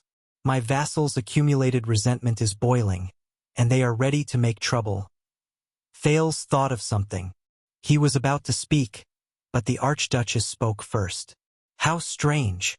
Saroma furrowed her brows. Seal once told me that the vassals each have their own interests and schemes. They won't easily show their blades to the king, and it's also very difficult for them to gather their standpoint and come together. What's more, they're facing Lampard, and he's the king. If they don't have external help and trump cards, those opponents in Black Sand region might not be so confident, organized, and coordinated. In the face of the Archduchess' question, Ian put on a rather profound expression. The dining room was silent for a few seconds. Wait, it's you. Soon, the Archduchess moved a little and said in sudden realization, It's you, the Archdukes, supporting their actions against the king, and even making promises? Thales' gaze shifted. Perhaps, as the Archduchess of Dragoncloud City, she had improved in the past 6 years. It was just that he had never noticed it in the past. Ian bowed slightly in his chair, displaying a perfect etiquette. This was indeed rare among Northlanders. How can we miss this opportunity? Ian straightened his back, looked at the frowning Saroma, and chuckled. It's not just us. Defense City and Elifure City are also helping. The Viscount nodded complacently. Other than the Archduke of Beacon Illumination City, who has just inherited the throne, and the Stustel family of Sentinel Region, who remains neutral as usual, the Archduke of Glacier Sea has also expressed his willingness to join us. Soon, Prestige Orchid Region and Reformation Tower, who are also in the south, will also send a reply. This is a collective conspiracy. The king in Black Sand Region, who is different from the rest, is our target. Looking at Saroma's unmoving expression, Thales knew that she was thinking of that day 6 years ago. That black ring, that blood-stained crown, that howling girl. Thales' heart was filled with an inexplicable emotion. In the dining room, Ian was like a hunter with a bow and arrow in hand. He flashed a confident smile. The arrow has left the bow, and the sword has been unsheathed. Lampard's bargaining chips are disappearing. His vassals are dissatisfied, his people are suspicious, his taxes are decreasing, and his army is loosening. The prestige and inheritance left by the king of rebellion, Quiso, and one of the 9 knights, Holt, boiling blood, for the descendants of the Lampard family, whose name is known throughout Northland, is gradually diminishing. The Prince of Constellation carefully recalled Lampard's character and methods. Suppressing his subconscious disapproval, he listened to Ian in silence. Before long, perhaps half a year, or even a few months, the king's rule will be shaken. The natural authority of the Iron Fist family will dissipate, and his decrees will no longer be able to leave the castle. He will become a powerless and lonely king, obediently enduring in his own castle until the next king's selection. Ian took a deep breath and suddenly changed the topic. However, when everything was going according to plan, and he was only one step away from success, a small accident happened, he said, somewhat vexed. Saroma lowered her head and pondered. You mean, a crisis broke out in the Alliance of Freedom, and they tried to break away from Exdet? Ian flashed a smile of approval. And the city of Faraway Prayers happened to be the first to bear the brunt of this accident, the Archduchess said slowly. Was this really an accident? It is understandable. Reaching the top is imminent, and there will be obstacles. Ian exhaled and nodded. A cornered beast will still fight. Even a half-breed orc on the verge of death has the power to fight back, much less a usurper who killed his elder brother and the king. Hearing Ian's words, Thales could not help but frown. During these few minutes, Thales did not interrupt. He quietly watched the conversation between Saroma and Ian, and suddenly felt an inexplicable sense of unfamiliarity. That little rascal who hid behind me and wiped her tears, Saroma, who has been sitting on the Archduchess' seat with fear and trepidation all these years. When did she become an existence who can play chess with her opponent at the negotiating table and conspire with her ally?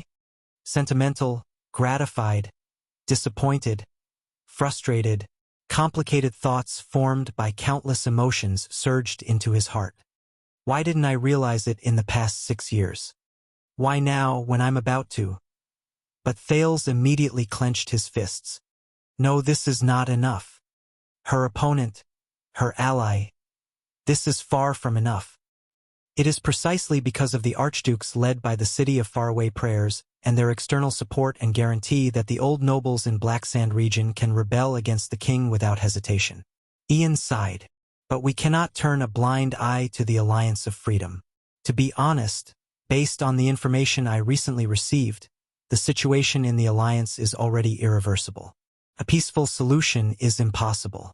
But if the army of the city of Faraway Prayers is busy on the campaign, and the Rockney family's hands are tied to the stake known as the Alliance of Freedom, he spread his hands and shrugged. Then, to the king's opponents, the promise of the city of Faraway Prayers will not be so reliable. Thales snapped out of his thoughts and quietly took over the conversation. At the same time, it will be easier for the king to suppress the opponents who are isolated and helpless, get through the crisis, and even further consolidate his authority and reshape Black Sand region that belongs to him. Asterisk clap. Asterisk Ian clapped his hands softly. If Lampard gets through this storm, believe me, for us it won't be as simple as a failed hunt. Ian put on his most sincere expression, sweeping away the frivolity and deliberate provocation from before. He slowly said, "That is something we do not want to see." As for what exactly it was that we do not want to see, he did not say it out loud. Saroma paused for a moment and asked in puzzlement, "So, that's why Dragoncloud City is so important in this storm?" "That's right." Ian looked at the Archduchess with a certain gaze. "Among the 9 great territories, Dragoncloud City is the closest to us. It is also the only archduchy with abundant military power, financial resources, and an undeniable reputation that can dispatch troops to join us in the expedition against the Alliance of Freedom." "The closest? The only one? I can read a map." The Archduchess put on a disapproving expression. "Do you think Archduke Letko of Defense City is a dead man?" "Humph. That old bald man who plays it safe. Ian sneered. He's not much different from a dead man. Saroma raised her eyebrows slightly. Saroma. Thales organized his thoughts and said, the city of faraway prayers and Black Sand region, Archduke Rockney and King Chapman are on opposite ends of a scale known as the crisis of the Alliance of Freedom or the crisis of the King's Decree. You are the supreme suzerain of Dragon Cloud City. Your decisions, your army, and your vassals are the biggest chips in this game of chess. The prince looked at Ian cautiously and said, if Dragon Cloud City promises to dispatch troops to the west and help the Rockney family conquer the Alliance of Freedom, Ian and the others' chances of toppling the king will increase greatly. If you stand by and do nothing, the pressure on King Chapman will be greatly reduced. Saroma pondered quietly. But, Thales took a deep breath. Once you send out your troops, your vassals. Saroma raised her head. The coldness in her eyes startled both of them. My marriage? The Archduchess said flatly. I understand. Ian and Thales exchanged glances and nodded. Lampard must have done something. That's why your vassals are revealing their desire for power and disrespect for the Archduchess at this moment. Once you decide to dispatch troops, they will use this as a threat and force you to marry. Thales' expression became more and more solemn, and you will be forced into a dilemma because of your family's honor. If you want to dispatch troops, you must agree to their request and marry. But after you marry, Dragon Cloud City will sink into a vortex of power imbalance. Who knows what kind of trouble will be waiting for you? A suzerain and vassals threatening each other. Ian snorted coldly. Truth be told, this is nothing new in the city of faraway prayers. At the same time, King Chapman will use all sorts of methods to eliminate and get rid of his opponents in his territory. Thales sighed. One by one, day by day, until no one dares to oppose him and the king's decree. This is what Lampard is thinking. This is also the reason why I came here. The heir of the city of faraway prayers sat up straight and waited solemnly. My lady, whether it is to go to war for Dragon Cloud City, redeem the Dragon Spear family's reputation, or extend a helping hand to the city of faraway prayers to thwart the king's rebellious actions, this is a war you have no choice but to fight. Ian's eyes were bright. It was hard to believe that a few hours ago, he was still the maverick and infuriating descendant of the Archduchess. We are on the same side in this game of chess, facing the same opponent. Saroma did not say a word, but the seriousness in her eyes was unprecedented. She cast a glance at Thales, and the second prince returned her gaze with encouragement. But we also saw that Lampard used your vassals to hold Dragon Cloud City back. The envoys of Black Sand region did not come to Dragon Cloud City just because they were bored, Ian said seriously. After the city of faraway prayers, the Dragon Spear family's hands are also tied. So, the city of faraway prayers did not just come here to ask for help. It is unrealistic to ask for help from a person whose hands are tied. So, Saroma took a deep breath. You mean? Ian nodded gravely. We are here to help. If the city of faraway prayers and Dragon Cloud City are two people whose hands are tied at the same time, then what we have to do next? He made a knife-like gesture with his hand. I will first help you untie your hands, then you will help me cut the rope. The Viscount of Dual Wind City and the other two exchanged glances. Then, stand up together and beat up the person who tied us up. Chapter 3:14. The dining room fell into silence once again, until the girl broke it. So, you deliberately provoked Dragon Cloud City this afternoon and let everyone see your rudeness. Saroma furrowed her brows tightly. Was it to prepare for this step? Ian winked pleasantly. The Archduchess seemed to be deep in thought. A proposal. Will it work? I'll still say the same thing. If you marry someone else. Ian glanced at Thales, seemingly unintentionally, and patted his shoulder. Then what should we do? Thales felt Saroma's gaze sweep over him from time to time. That gaze was the helpless gaze the little girl once cast at him in the library, the Hall of Heroes, Shield District, the prison cell, and in front of the 5 archdukes. Thales felt a sense of familiarity, but also an awkward sense of unfamiliarity. But, Thales Jadestar, what am I to you? He could only continue to maintain his stern expression and not respond. After the Archduchess, Ian also cast his gaze on Thales. 1 second, 2 seconds, 3 seconds. Felt like a century had passed. Saroma still stared at Thales. What's wrong with you two? Ian finally could not stand the atmosphere anymore. He put on a baffled expression, raised his hands and waved them. Or should I leave? Enduring the pressure from the two, the prince finally relaxed. He put on a faint smile and nodded slightly at the Archduchess. You will have to face this storm sooner or later, Thales said softly. You are an Archduchess. It must be you. It is your own decision. Become who you want to be. Saroma paused for a moment. After listening to the prince's words, she lowered her head and sank into deep thought. Beside her, Ian frowned. His eyeballs moved back and forth between the two. A few seconds later, Saroma raised her head. She looked at Ian, as if she had made up her mind. Her tone was resolute. What do you need? At that moment, as if a floodgate had been opened, Thales exhaled. Ian flashed a satisfied smile. We need an occasion where all of your vassals with fiefs, military strength, and ambition will be present. Ian muttered to himself, the sooner the better. We can't give them a chance to set up their trap, and we can't give Black Sand region time to counterattack. We will be there to cut your ropes and break your chains.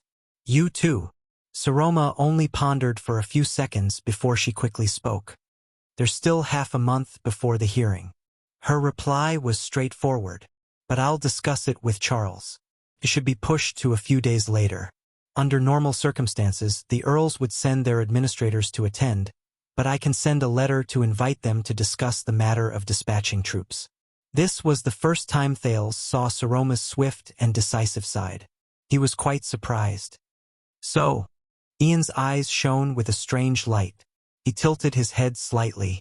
Have we reached an agreement? My lady. Oh no, the Archduchess of Dragon Cloud City? Saroma looked at him and nodded slowly. Of course, Viscount of the City of Faraway Prayers. The corners of Thales' lips curled up. He felt a strange feeling surge in his heart. It was as if he had lost something. Very well. Ian put away his expression and stood up slowly. At that moment, Thales had the misconception that the Viscount's temperament was slowly changing. Ian raised his right hand, stretched it across the table, and put his fingers together to form a palm. Ian Rockney. At that moment, there was no extra playfulness on his face, nor was there any deliberate seriousness on his face. There was only a simple indifference. For our alliance. Thales stared at him silently. He stared at Ian, who had an indifferent expression. Perhaps this is the real him, the real Ian Rockney. The Archduchess took a deep breath and stood up with a stiff expression. She extended her palm towards Ian. Saroma Walton, the young girl said coldly, for our goal. But when her palm was about to touch Ian, it paused in midair. Ian was slightly startled. Saroma slowly turned her head and looked at the only person left in the hall. That foreign prince with a complicated expression. Ian came to his senses.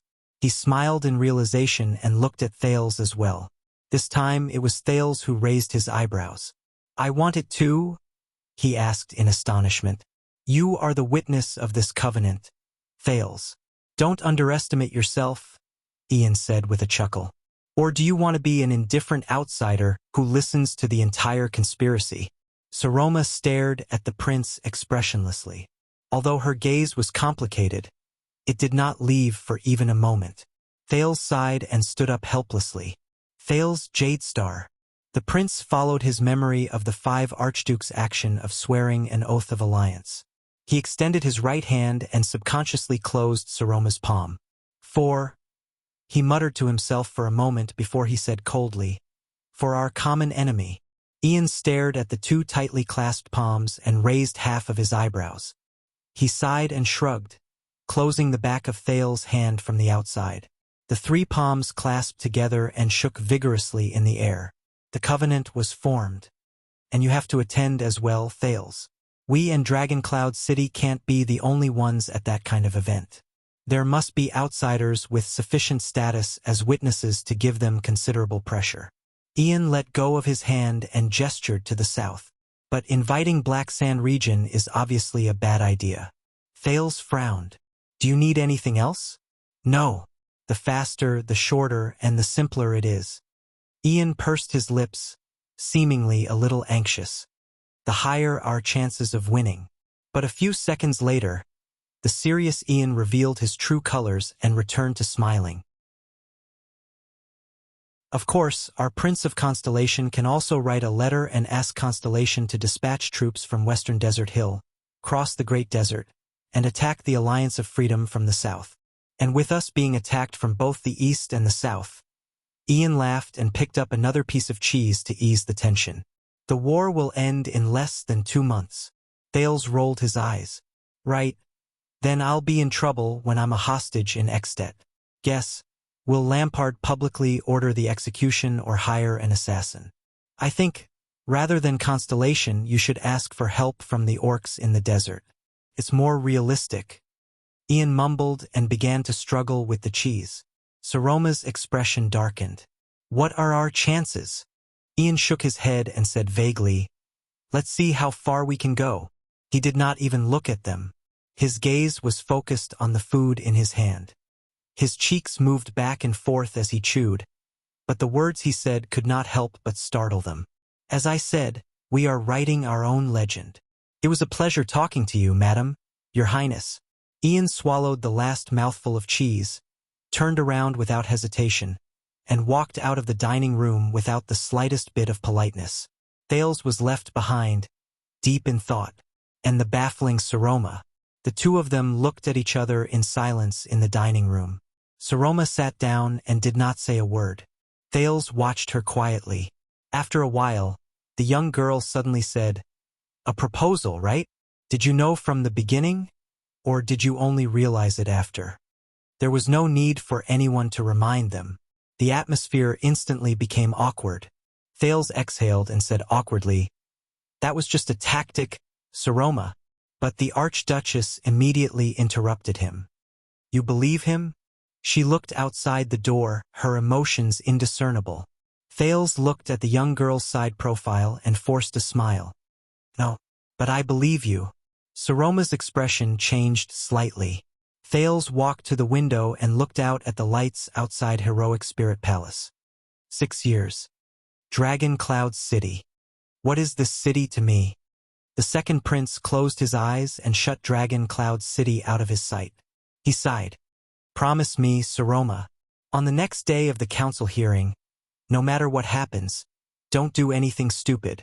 Saroma was stunned. What? Don't care about others. Don't care about anything else. Don't hesitate or hesitate. Just choose the path that suits you and the Archduchess best. That's enough. Thales turned around. His expression was as cold as ice, as if he was about to face the most difficult test in the world. I will solve the rest of the problems. Saroma looked at him, wanting to say something but hesitating. But in the end, she closed her mouth and did not say anything. Thales forced a smile. He nodded slightly, turned around, and walked out of the dining room.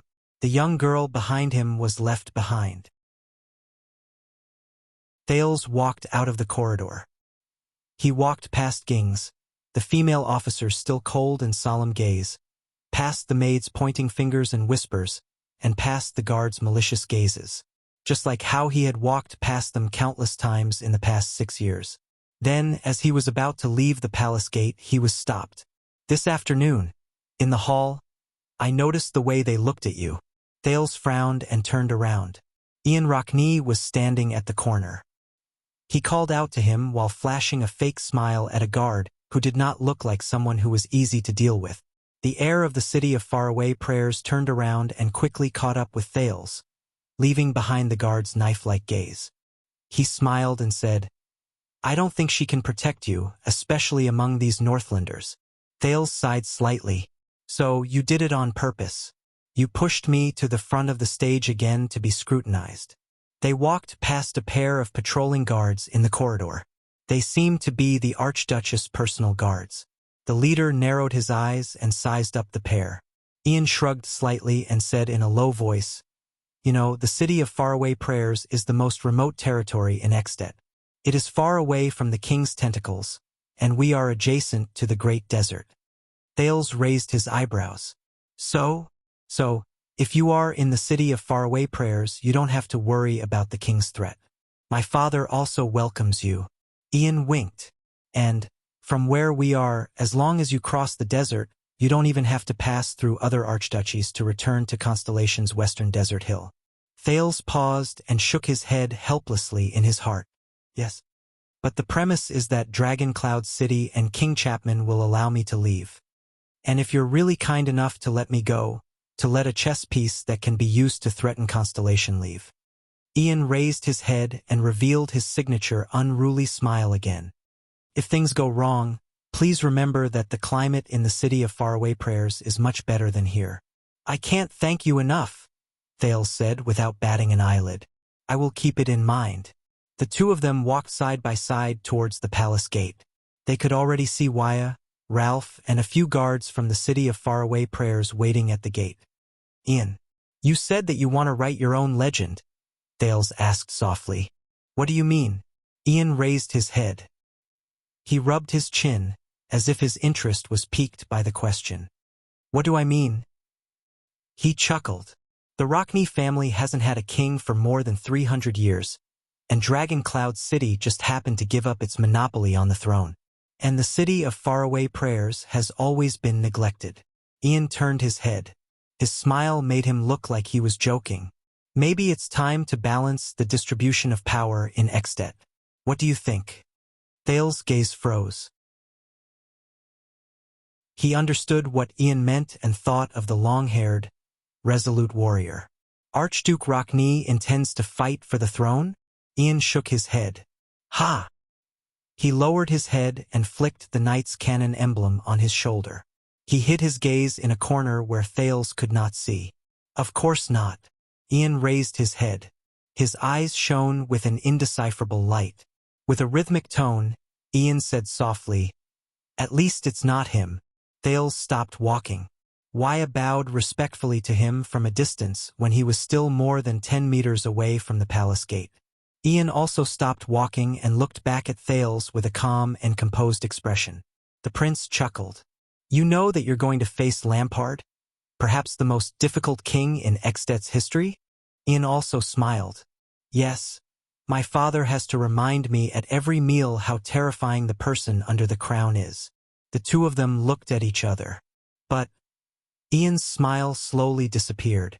Since we're going to write our own legends, we can't leave too much ink for the supporting characters. Thales curled up the corners of his mouth and shook his head in resignation. Are you sure he's a supporting character? The prince fixed his gaze on Ian. Chapman Lampard. Ian put on an innocent expression and shrugged. I don't know, but I know that if I want to be the main character, he must be a supporting character. The 19-year-old Viscount sighed. The air seemed to freeze for a moment. Thales looked at him with a complicated expression and nodded. Is that so? Ian pursed his lips. All successful legends are written in this way. There are no exceptions. The second prince of Constellation and the heir of the city of faraway prayers stared at each other for a few seconds.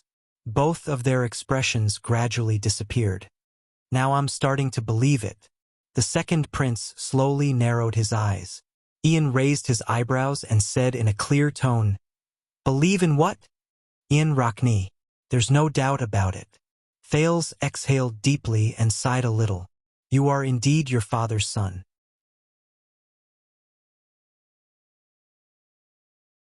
Chapter 3:15. Saroma frowned, and impatience reappeared on her face. You must have a very good reason for returning to this topic.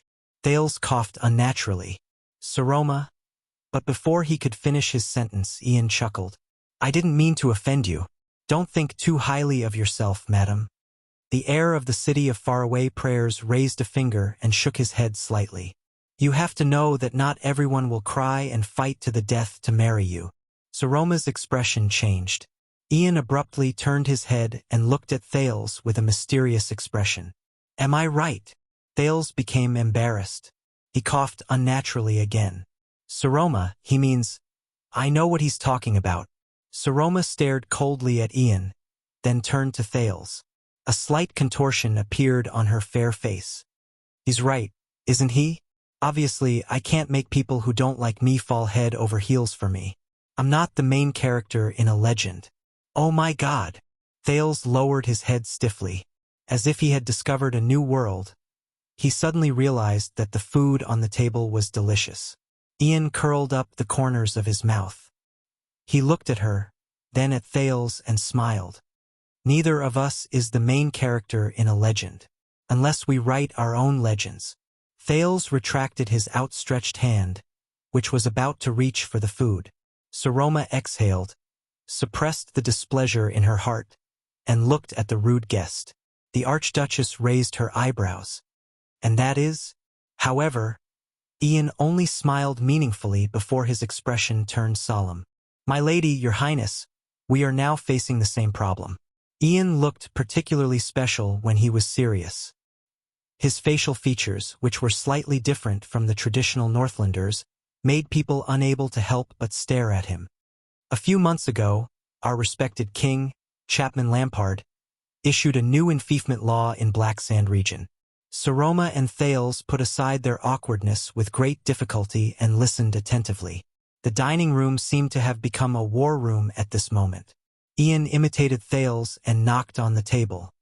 Do you know what this means? He tilted his head, his expression serious. The Archduchess frowned slightly, then nodded, unable to hide the displeasure in her tone. Yes, I've heard about it. Everyone is saying that he's imitating the cruel laws of the Empire, eliminating dissidents. For example, setting the standards for a commoner to become a noble. The king's decree, the standard of nobility. The prince suddenly remembered some knowledge that should not exist in this world. He also remembered the discussions he had with Hicks over the past few days, as well as Putre's advice, both overtly and covertly. Thales sighed, shook his head, and interrupted Saroma. No, Saroma, the laws are just the surface. It is not important whether they are strict or not. The real key is the flow of power behind the scenes.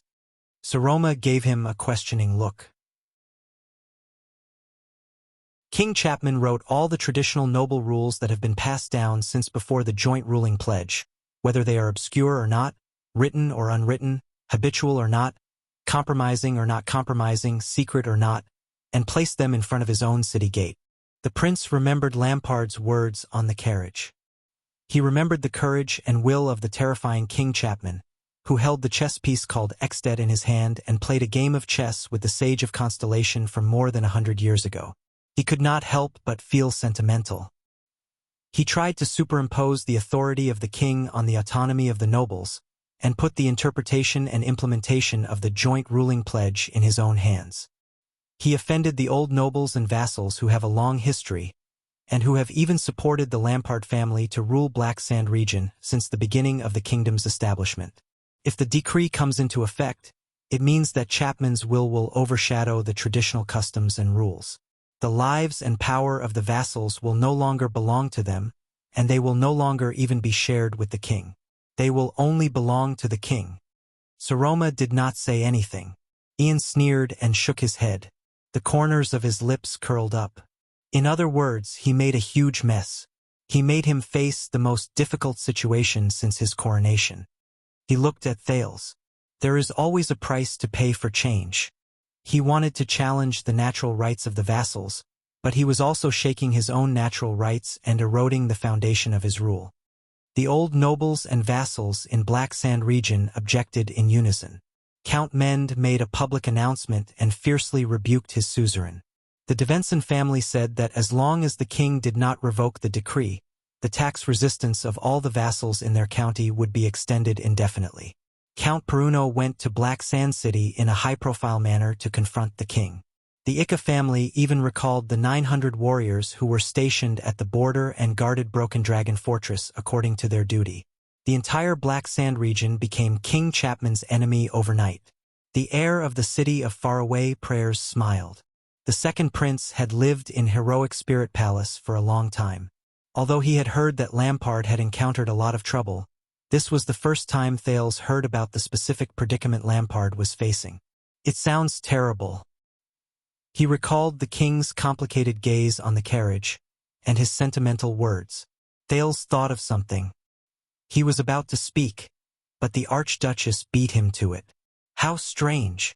Saroma furrowed her brows. Seal told me before that the vassals each have their own interests and schemes. They will not easily show their blades to the king, and it's also very difficult for them to gather their standpoint and come together. What's more, they're facing Lampard, and he's also the king. Without external help and trump cards, those opponents in Black Sand region might not be so confident, organized, and coordinated. In the face of the Archduchess' question, Ian put on a rather profound expression. The dining room was silent for a few seconds. Wait, it's you guys? Soon, the Archduchess moved a little and said in sudden realization, it's you, the Archdukes, who are supporting their opposition to the king, and even making a promise. Thales' gaze shifted. Perhaps, as the Archduchess of Dragoncloud City, she had improved in the past 6 years. It's just that I never noticed it in the past. Ian bowed slightly in his chair, displaying a perfect etiquette. This was indeed rare among Northlanders. How can we miss this opportunity? Ian straightened his back, looked at the frowning Saroma, and chuckled. It's not just us. Defense City and Elafure City are also helping. The Viscount nodded complacently. Other than the Archduke of Beacon Illumination City, who hasn't inherited the throne for long, and the Stustel family of Sentinel Region, who remains neutral as usual, the Archduke of Glacier Sea has also expressed his willingness to join. Soon, Prestige Orchid Region and Reformation Tower, who are also in the south, will also send a reply. This is a collective conspiracy.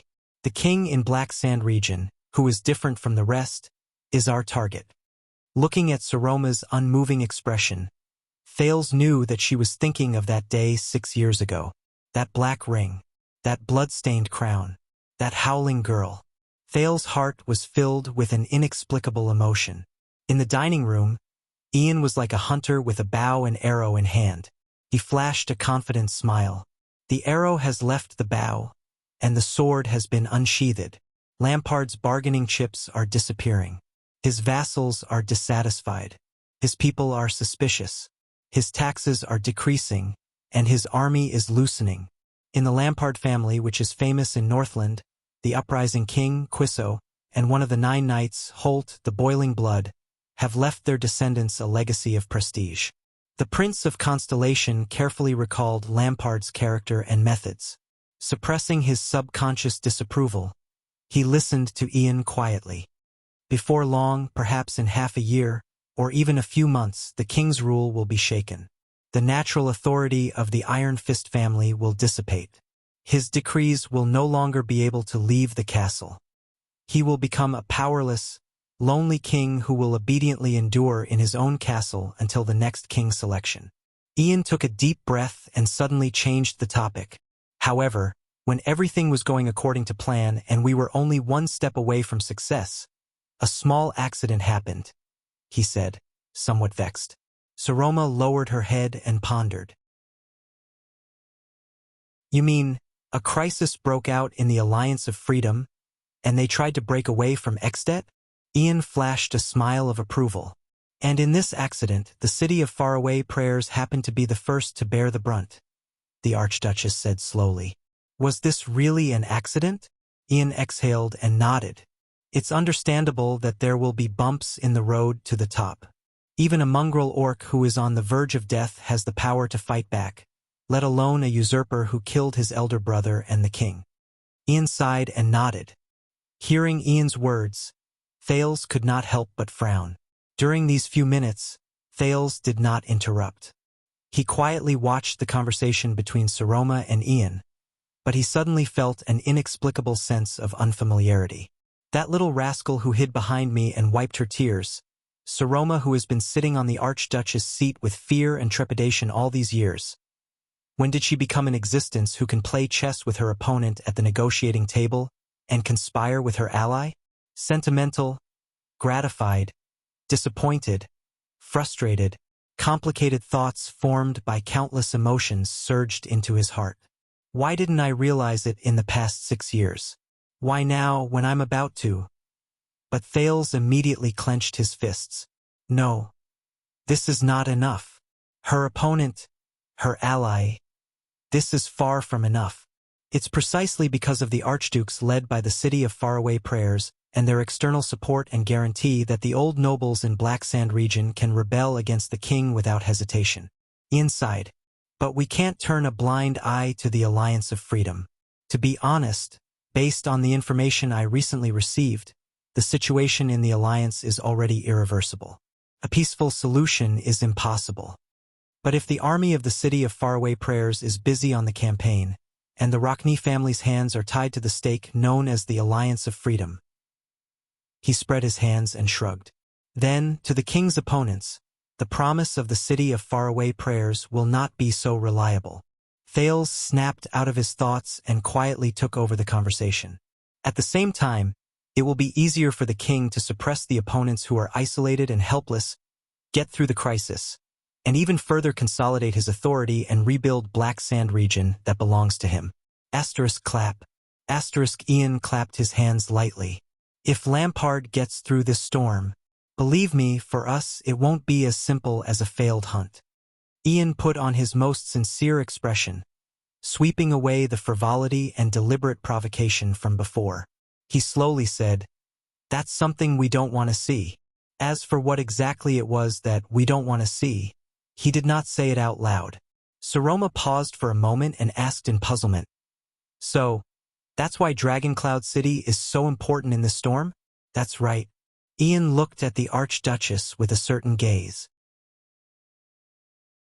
Among the 9 great territories, Dragoncloud City is the closest to us. It's also the only archduchy that has surplus military forces, financial resources, and an undeniable reason to send troops to fight the Alliance of Freedom with us. The closest, the only one. I can read a map. The Archduchess put on a disapproving expression. Do you think Archduke Letko of Defense City is a dead man? Humph. That old bald man who plays it safe. Ian sneered. He's not much different from a dead man. Saroma raised her eyebrows slightly. Saroma, Thales organized his thoughts and said, the city of faraway prayers and Black Sand region, Archduke Rockney and King Chapman are on opposite ends of a scale known as the Alliance of Freedom Crisis or the King's Decree Crisis. You are the supreme suzerain of Dragoncloud City. Your decisions, your army, and your vassals are the biggest bargaining chips in this game of chess. The prince looked at Ian cautiously and said, if Dragoncloud City promises to send troops to the west and help the Rockney family conquer the Alliance of Freedom, Ian and the others' chances of toppling the king will be greatly increased. If you stand by and do nothing, the pressure on King Chapman will be greatly reduced. Saroma pondered quietly. But, Thales took a deep breath. Once you send out your troops, your vassals. Saroma raised her head. The coldness in her eyes startled both of them. About my marriage, the Archduchess said flatly. I understand. Ian and Thales exchanged glances and nodded. Lampard must have done something. That's why your vassals are revealing their desire for power and disrespect for the Archduchess at this moment. Once you decide to send troops, they will use this as a threat and force you to marry. Thales' expression became more and more serious, and you will be forced into a dilemma because of your family's honor. If you want to send troops, you must agree to their request and marry. But after you marry, Dragoncloud City will fall into a vortex of power imbalance. Who knows what kind of trouble will be waiting for you? A suzerain and vassals threatening each other. Ian snorted coldly. Truth be told, this is nothing new in the city of faraway prayers. At the same time, King Chapman will use all sorts of methods to eliminate and get rid of his opponents in his territory. Thales sighed. One by one, day by day, until no one dares to oppose him and the king's decree. This is what Lampard thinks. This is also the reason why I came here. The heir of the city of faraway prayers sat up straight and waited solemnly. My lady, whether it's to fight for Dragoncloud City, redeem the Dragon Spear family's reputation, or lend a helping hand to the city of faraway prayers to thwart the king's rebellious actions, this is a war you have no choice but to fight. Ian's eyes were bright. It was hard to believe that a few hours ago, he was still the maverick and infuriating descendant of the Archduchess. We are on the same side in this game of chess, facing the same opponent. Saroma did not say a word, but the seriousness in her eyes was unprecedented. She cast a glance at Thales, and the second prince returned her gaze with encouragement. But we also saw that Lampard used your vassals to hold back Dragoncloud City's Black Sand region's envoy. He did not come to Dragoncloud City because he was bored, Ian said seriously. After the city of faraway prayers, the Dragon Spear family's hands are also tied. So, the city of faraway prayers did not just come here to ask for help. It is unrealistic to ask for help from a person whose hands are tied. So, Saroma took a deep breath. What you mean is, Ian nodded gravely. We are here to help. If the city of faraway prayers and Dragoncloud City are two people whose hands are tied at the same time, then what we have to do next? He made a knife-like gesture with his hand. I will first help you untie your hands, then you will help me cut the rope. The Viscount of Dual Wind City and the other two exchanged glances. Then, stand up together and beat up the person who tied us up.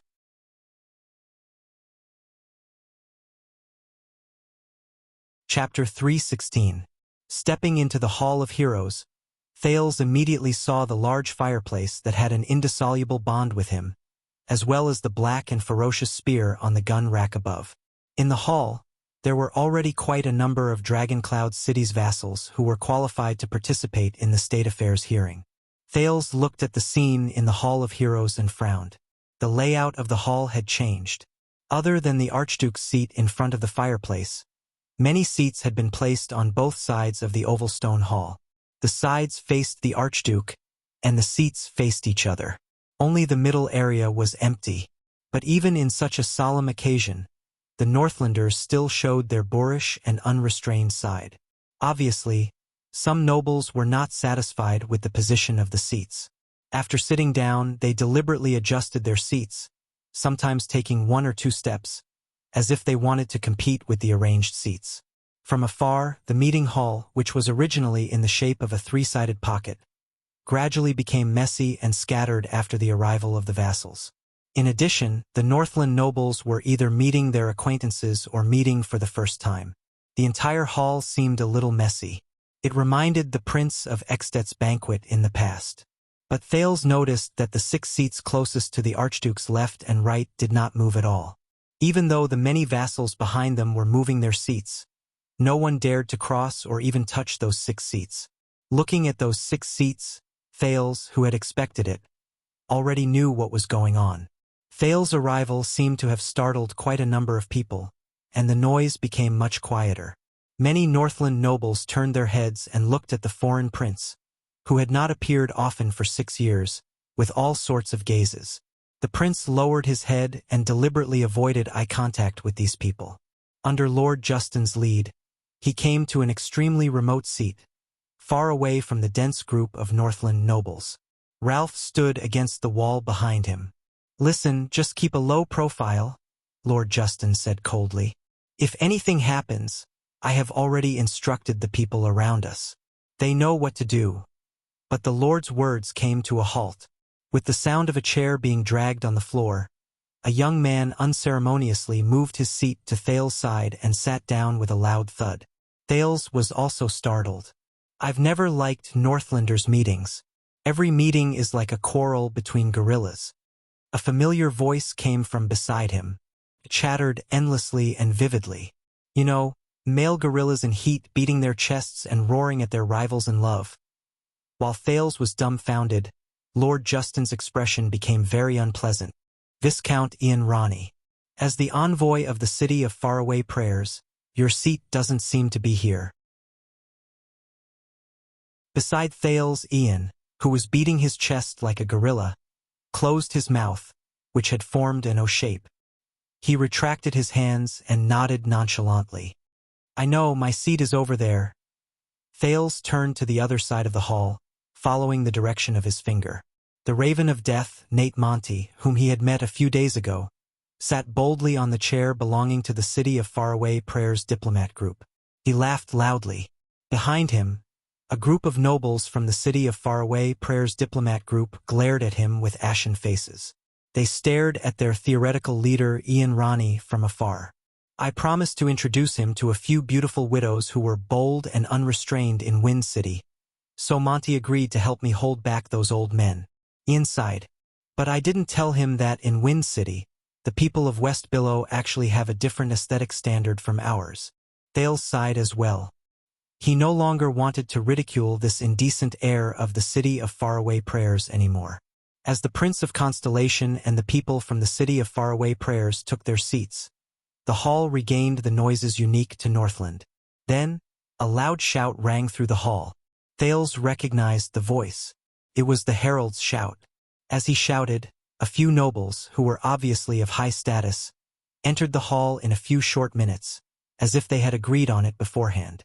Some of them were fast, some of them were slow, some of them were early, and some of them were late. The Count of Phelan Castle, Shalon Cotterson. As the herald announced their names, the first man who walked in was about 50 years old.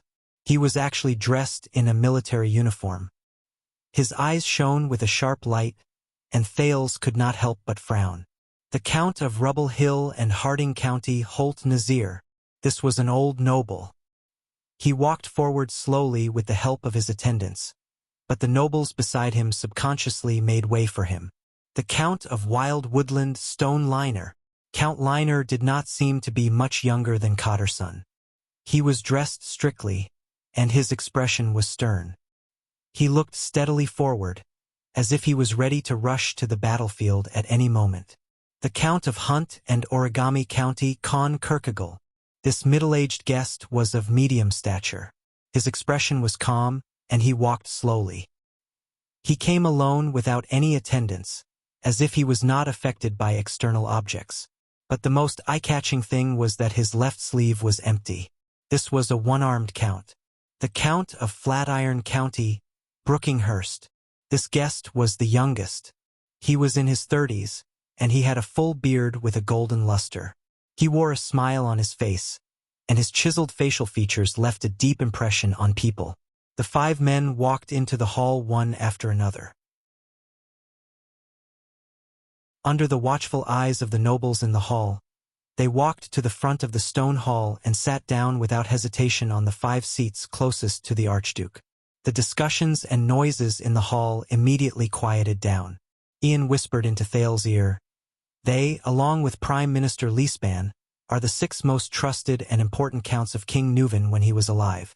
It is said that the strength of each of these 6 families is comparable to that of a country, and they can summon more than 20,000 warriors without hesitation to go to war, almost twice the number of the Walton family.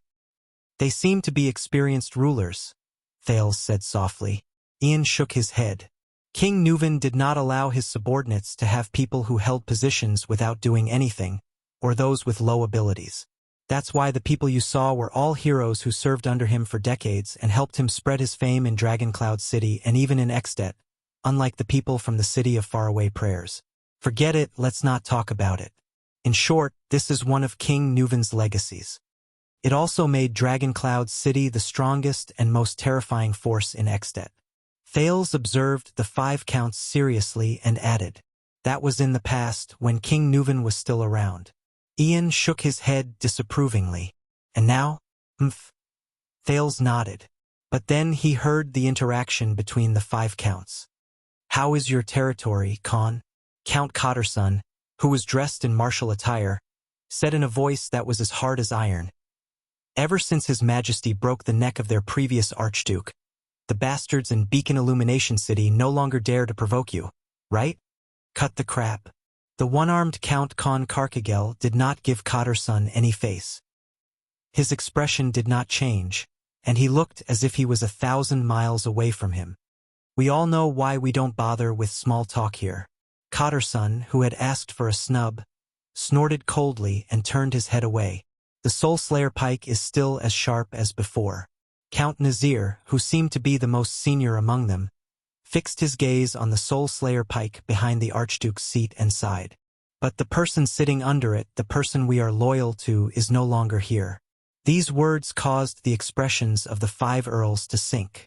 Nazir shook his head. His gaze was melancholic. When was the last time we gathered together?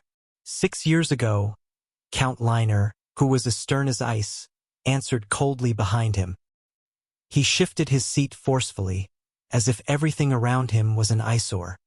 First it was Constellation, then the Calamities, then the Dragon, and finally Black Sand region.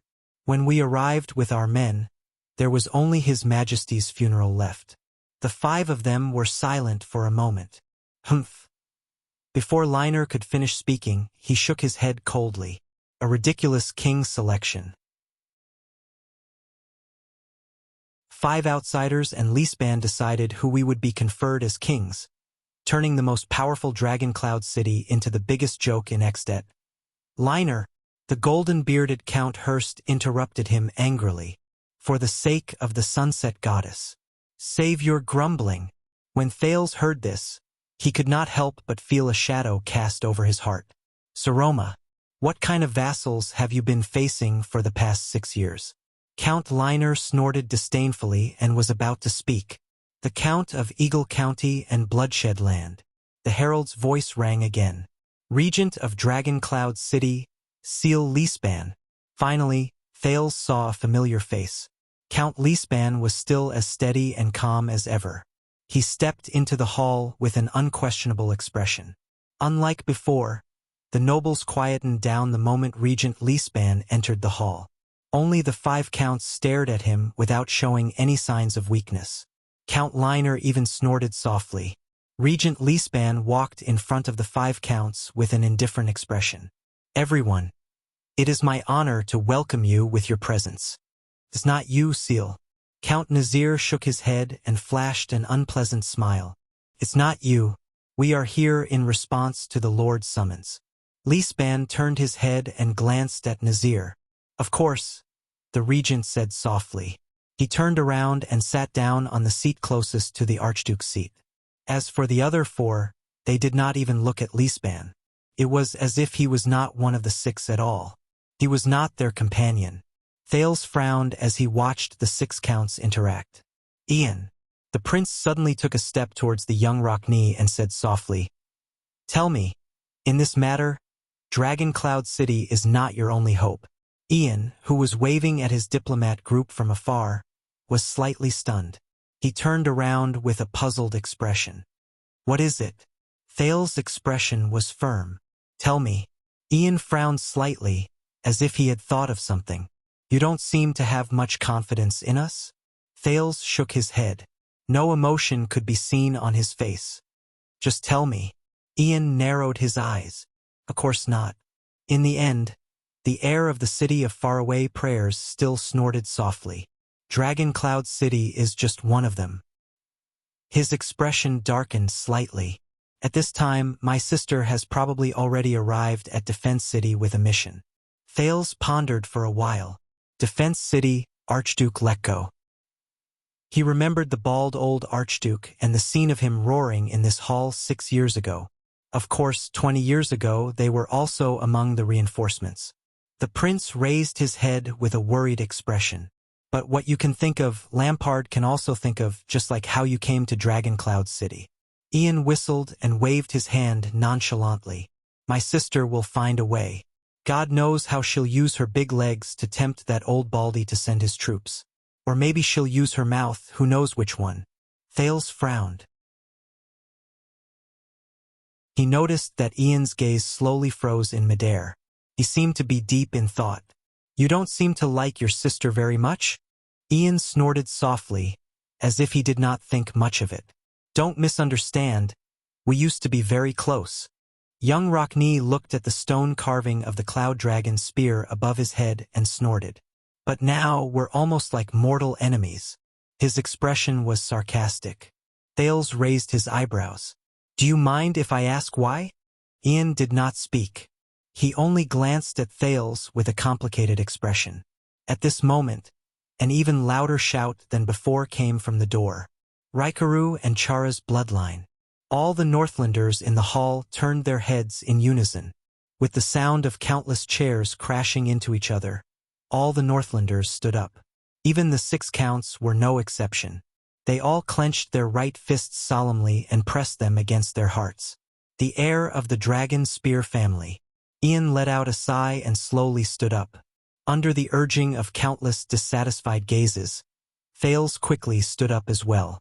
The ruler of Dragon Cloud's city. Amid the thunderous shouts, Thales saw a lithe figure through the gaps between the layers of shoulders. She walked over slowly with heavy footsteps. It's her. Accompanied by Nicholas, the girl he could not be more familiar with walked past the vassals on both sides of the hall and walked towards her seat. That was the only seat. The girl's expression was calm. Her posture was elegant and appropriate as she walked forward. You asked me why. Ian's voice traveled slowly into his ears. Look, this is why. The Prince of Constellation was instantly stunned. He turned his head. What? Ian curled his lips into a mocking smile. 6 years ago, the first Archduchess in Extet's history succeeded the throne in this hall in Dragoncloud City. Ian's gaze turned cold. He turned his head and glanced at the Soul Slayer pike on the fireplace, then at the girl who walked slowly towards him from the center of the hall. There was a hint of melancholy in his voice. Since then, my dearest twin sister, the woman who was conceived in my mother's womb with me. She did not just see me as her dearest brother. Thales was stunned. Asterisk thud, thud, thud, asterisk through the crowd. The young Archduchess' footsteps continued. She endured the unscrupulous gazes of countless men. She swept past countless men's overt or covert discussions. She walked past the coarse floor tiles of Heroic Spirit Palace, which had a long history, and entered the meeting hall that only male nobles had the right to enter for centuries. Step by step, she walked towards her seat. There was a moment when Thales wished he did not have nimble hearing or clear vision. For he saw that all the men in the hall, young and old, high and low, from front to back, from top to bottom, were scrutinizing the Grand Duchess's figure without scruple, gazing at her face. He even heard them laughing, teasing, and obscene comments about the Archduchess' figure, face, and even her. An inexplicable anger surged in his heart, causing Thales to clench his fists subconsciously. He clenched his fists tighter and tighter, but the girl still moved forward. Asterisk thud, thud, thud. Asterisk her footsteps made crisp sounds as she stepped on the centuries-old floor tiles of Heroic Spirit Palace. The floor tiles of Heroic Spirit Palace were still as sturdy and indestructible as they had been for years, but the girl still moved forward. Asterisk thud, thud, thud. Asterisk her boots continued to hit the floor tiles. Even though the floor tiles had never been broken or shaken, she did not stop. She did not retreat either. You know, from then on, my sister's eyes shone with a dangerous light. Ian's voice continued to travel into Thales' ears. The heir of the city of faraway Prayer's eyes shone with a dangerous light. That pair of beautiful eyes no longer stared at makeup and clothes, dowries and money, but at the handsome young men who might become her dependents and homes in the future. She stared at the things that women are born to care about. Instead, she looked at my father. She looked at me. Thales did not speak. The girl's figure was light, and her expression was calm, but her footsteps were still heavy. It was as if she was carrying a heavy burden. You changed the rules, Thales. Ian spoke at a steady pace, but it was filled with melancholy that could not be dispelled. You and Lampard. There was an unsettling look in his eyes as he stared at Thales. It was you. You took my sister away from me. The girl finally walked up the steps that belonged to the Archduchess. Nicholas stood still on the first step of the stairs. As her most important bodyguard, he had to stop here. He could not take another step forward. The girl could only walk up the steps alone. She walked up to her seat. She was alone. As the girl walked up to her seat, the herald's deliberately prolonged call came to an end. Archduchess Saroma Walton. Under countless people's gazes, Saroma slowly sat down. She could not hide the paleness on her face.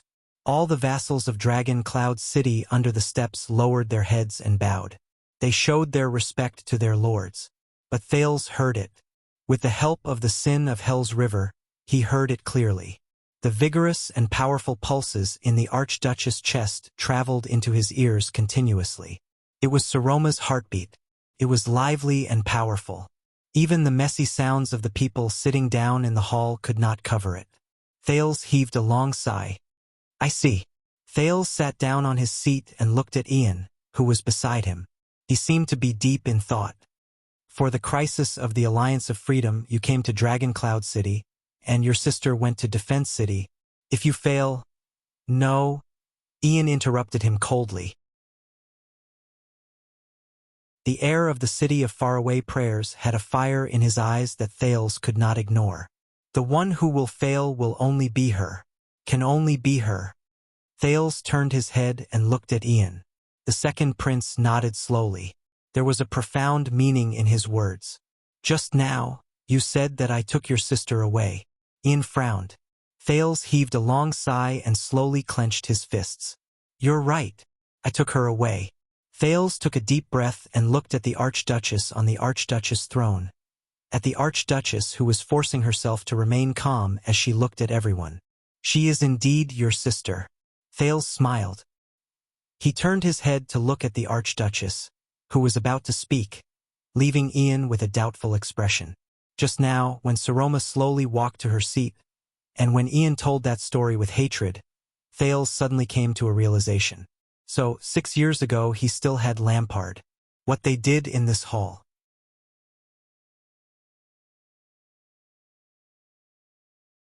Chapter 3:17.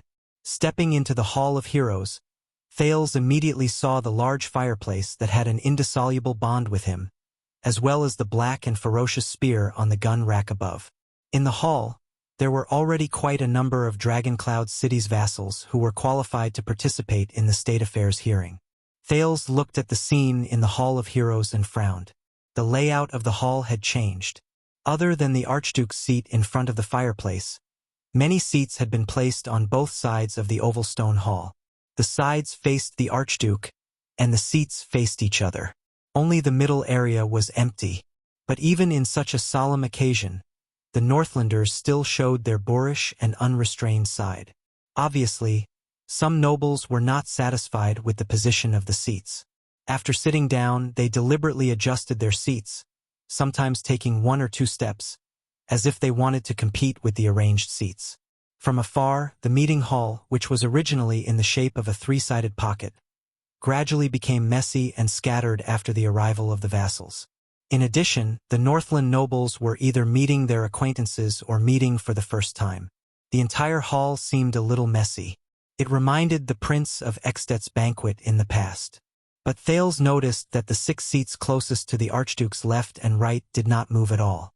Even though the many vassals behind them were moving their seats, no one dared to cross or even touch those 6 seats.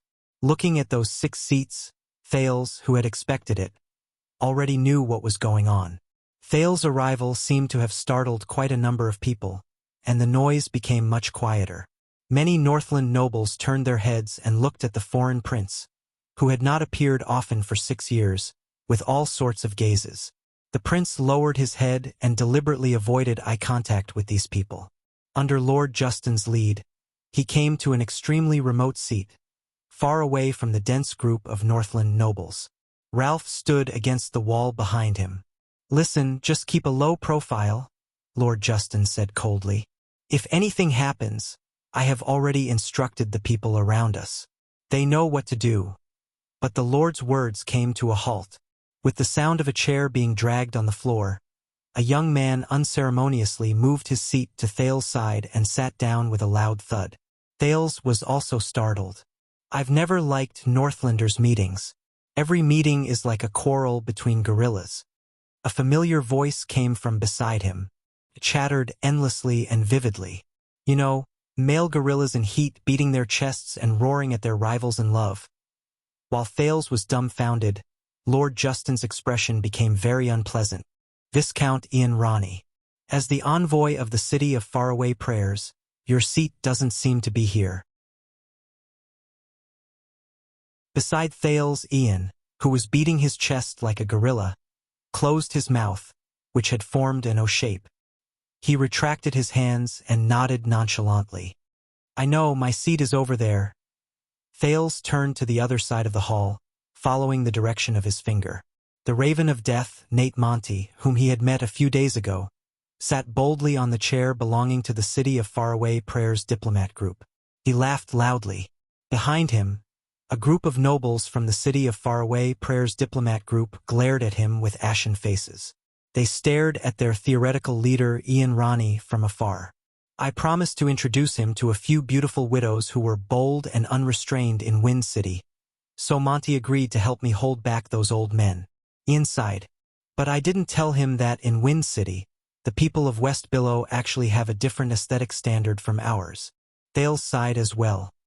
He no longer wanted to ridicule this indecent air of the City of Faraway Prayers anymore. As the Prince of Constellation and the people from the City of Faraway Prayers took their seats, the hall regained the noises unique to Northland. Then, a loud shout rang through the hall. Thales recognized the voice. It was the herald's shout. As he shouted, a few nobles, who were obviously of high status, entered the hall in a few short minutes, as if they had agreed on it beforehand. Some of them were fast, some of them were slow, some of them were early, and some of them were late. The Count of Phelan Castle, Shalon Cotterson. As the herald announced their names, the first man who walked in was about 50 years old. He was actually dressed in a military uniform. His eyes shone with a sharp light, and Thales could not help but frown. The Count of Rubble Hill and Harding County, Holt Nazir. This was an old noble. He walked forward slowly with the help of his attendants, but the nobles beside him subconsciously made way for him. The Count of Wild Woodland, Stone Liner. Count Liner did not seem to be much younger than Cotterson. He was dressed strictly, and his expression was stern. He looked steadily forward, as if he was ready to rush to the battlefield at any moment. The Count of Hunt and Origami County, Con Kirkegel. This middle-aged guest was of medium stature. His expression was calm, and he walked slowly. He came alone without any attendants, as if he was not affected by external objects. But the most eye-catching thing was that his left sleeve was empty. This was a one-armed count. The Count of Flatiron County, Brookinghurst. This guest was the youngest. He was in his 30s, and he had a full beard with a golden luster. He wore a smile on his face, and his chiseled facial features left a deep impression on people. The 5 men walked into the hall one after another. Under the watchful eyes of the nobles in the hall, they walked to the front of the stone hall and sat down without hesitation on the 5 seats closest to the Archduke.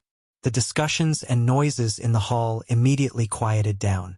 Ian whispered into Thales' ear, "They, along with Prime Minister Leespan, are the 6 most trusted and important counts of King Nuvan when he was alive. It is said that the strength of each of these 6 families is comparable to that of a country, and they can summon more than 20,000 warriors without hesitation to go to war, almost twice the number of the Walton family. They seem to be experienced rulers," Thales said softly. Ian shook his head. King Nuvan did not allow his subordinates to have people who held positions without doing anything, or those with low abilities. That's why the people you see are all heroes who served under him for decades and helped him spread his fame in Dragoncloud City and even in Extet, unlike the people from the City of Faraway Prayers. Forget it, let's not talk about it. In short, this is one of King Nuvan's legacies. It also made Dragoncloud City the strongest and most terrifying force in Extet. Thales added as he observed the 5 counts seriously. That was in the past, when King Nuvan was still around. Ian shook his head disapprovingly. And now? Thales nodded. But he then heard the interaction between the 5 counts. "How is your territory, Con?" Count Cotterson, who was dressed in martial attire, said in a voice that was as hard as iron. Ever since His Majesty broke the neck of their previous Archduke, The bastards in Beacon Illumination City no longer dare to provoke you, right? Cut the crap. The one-armed Count Con Carcagel did not give Cotterson any face. His expression did not change, and he looked as if he was 1,000 miles away from him. We all know why we don't bother with small talk here. Cotterson, who had asked for a snub, snorted coldly and turned his head. The Soul Slayer pike is still as sharp as before. Count Nazir, who seemed to be the most senior among them, fixed his gaze on the Soul Slayer pike behind the Archduke's seat and sighed. But the person sitting under it, the person we served, is no longer here. These words caused the expressions of the 5 earls to sink. Nazir shook his head. His gaze was melancholic. When was the last time we gathered together? 6 years ago. Count Liner, who was as stern as ice, answered coldly behind him. He shifted his seat forcefully, as if everything around him was an eyesore. First it was Constellation, then the Calamities, then the Dragon, and finally Black Sand region. When we arrived with our men, there was only His Majesty's funeral left. The 5 of them were silent for a moment. Humph. Before Liner could finish speaking, he shook his head coldly. A ridiculous king selection. 5 outsiders and Leaseband decided who we would be conferred as kings, turning the most powerful Dragon Cloud city into the biggest joke in Exdet. Liner, the golden-bearded Count Hurst, interrupted him angrily. For the sake of the Sunset Goddess, save your grumbling. When Thales heard this, he could not help but feel a shadow cast over his heart. Saroma, what kind of vassals have you been facing for the past 6 years? Count Liner snorted disdainfully and was about to speak. The Count of Eagle County and Bloodshed Land. The herald's voice rang again. Regent of Dragon Cloud City, Seal Leaseband. Finally, Thales saw a familiar face. Count Leaseband was still as steady and calm as ever. He stepped into the hall with an unquestionable expression. Unlike before, the nobles quietened down the moment Regent Leaseband entered the hall. Only the 5 counts stared at him without showing any signs of weakness. Count Liner even snorted softly. Regent Leaseband walked in front of the 5 counts with an indifferent expression. Everyone, it is my honor to welcome you with your presence. It's not you, Seal.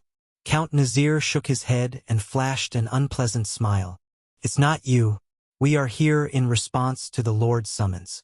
Leaseband turned his head and glanced at Nazir. Of course, the regent said softly. He turned around and sat on the seat closest to the Archduke's seat. As for the other 4, they did not even look at Leaseband. It was as if he was not one of the 6 at all. He was not their companion. Thales frowned as he watched the 6 counts interact. Ian. The prince suddenly took a step towards the young Rockney and said softly, "Tell me that in this matter, Dragon Cloud City is not your only hope." Ian, who was waving at his diplomat group from afar, was slightly startled. He turned around with a puzzled expression. "What is it?" Thales' expression was firm. "Tell me."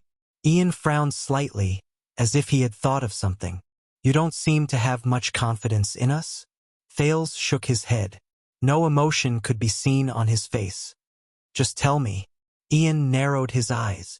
"Of course not." In the end, the air of the city of faraway prayers snorted softly. Dragon Cloud City is just one of them. His expression darkened slightly. "At this time, my sister has probably already arrived at Defense City with a mission." Thales pondered for a while. Defense City, Archduke Lekko. He remembered the bald old Archduke and the scene of him roaring in this hall 6 years ago. Of course, 20 years ago, they were also among the reinforcements. The prince raised his head with a worried expression. "But what you can think of, Lampard can also think of, just like how you came to Dragon Cloud City." Ian whistled and waved his hand nonchalantly. "My sister will have a way. God knows how she will use her big breasts to tempt that old baldy to send his troops, or use her mouth, who knows which one." Thales frowned. He noticed that Ian's gaze slowly froze in midair, and he seemed to be deep in thought. "You don't seem to like your sister very much?" Ian snorted softly, as if he did not think much of it. Don't misunderstand. We used to be very close. Young Rockney looked at the stone carving of the cloud dragon's spear above his head and snorted. But now we're almost like mortal enemies. His expression was sarcastic. Thales raised his eyebrows. Do you mind if I ask why? Ian did not speak. He only glanced at Thales with a complicated expression. At this moment, an even louder shout than before came from the door. Raikaru and Chara's bloodline. All the Northlanders in the hall turned their heads in unison. As countless chairs clattered against each other, all the Northlanders stood up. Even the 6 counts were no exception. They all clenched their right fists solemnly and pressed them against their hearts. The heir of the dragon spear family. Ian let out a sigh and slowly stood up. Under the urging of countless dissatisfied gazes, Thales quickly stood up as well. The ruler of Dragon Cloud's city. Amid the thunderous shouts, Thales saw a lithe figure through the gaps between the layers of shoulders. She walked over slowly with heavy footsteps. It's her. Accompanied by Nicholas, the girl he could not be more familiar with walked past the vassals on both sides of the hall and walked towards her seat. That was the only seat. The girl's expression was calm. Her posture was elegant and appropriate as she walked forward. You asked me why. Ian's voice traveled slowly into his ears. Look, this is why. The Prince of Constellation was instantly stunned. He turned his head. What? Ian curled his lips and revealed a mocking smile.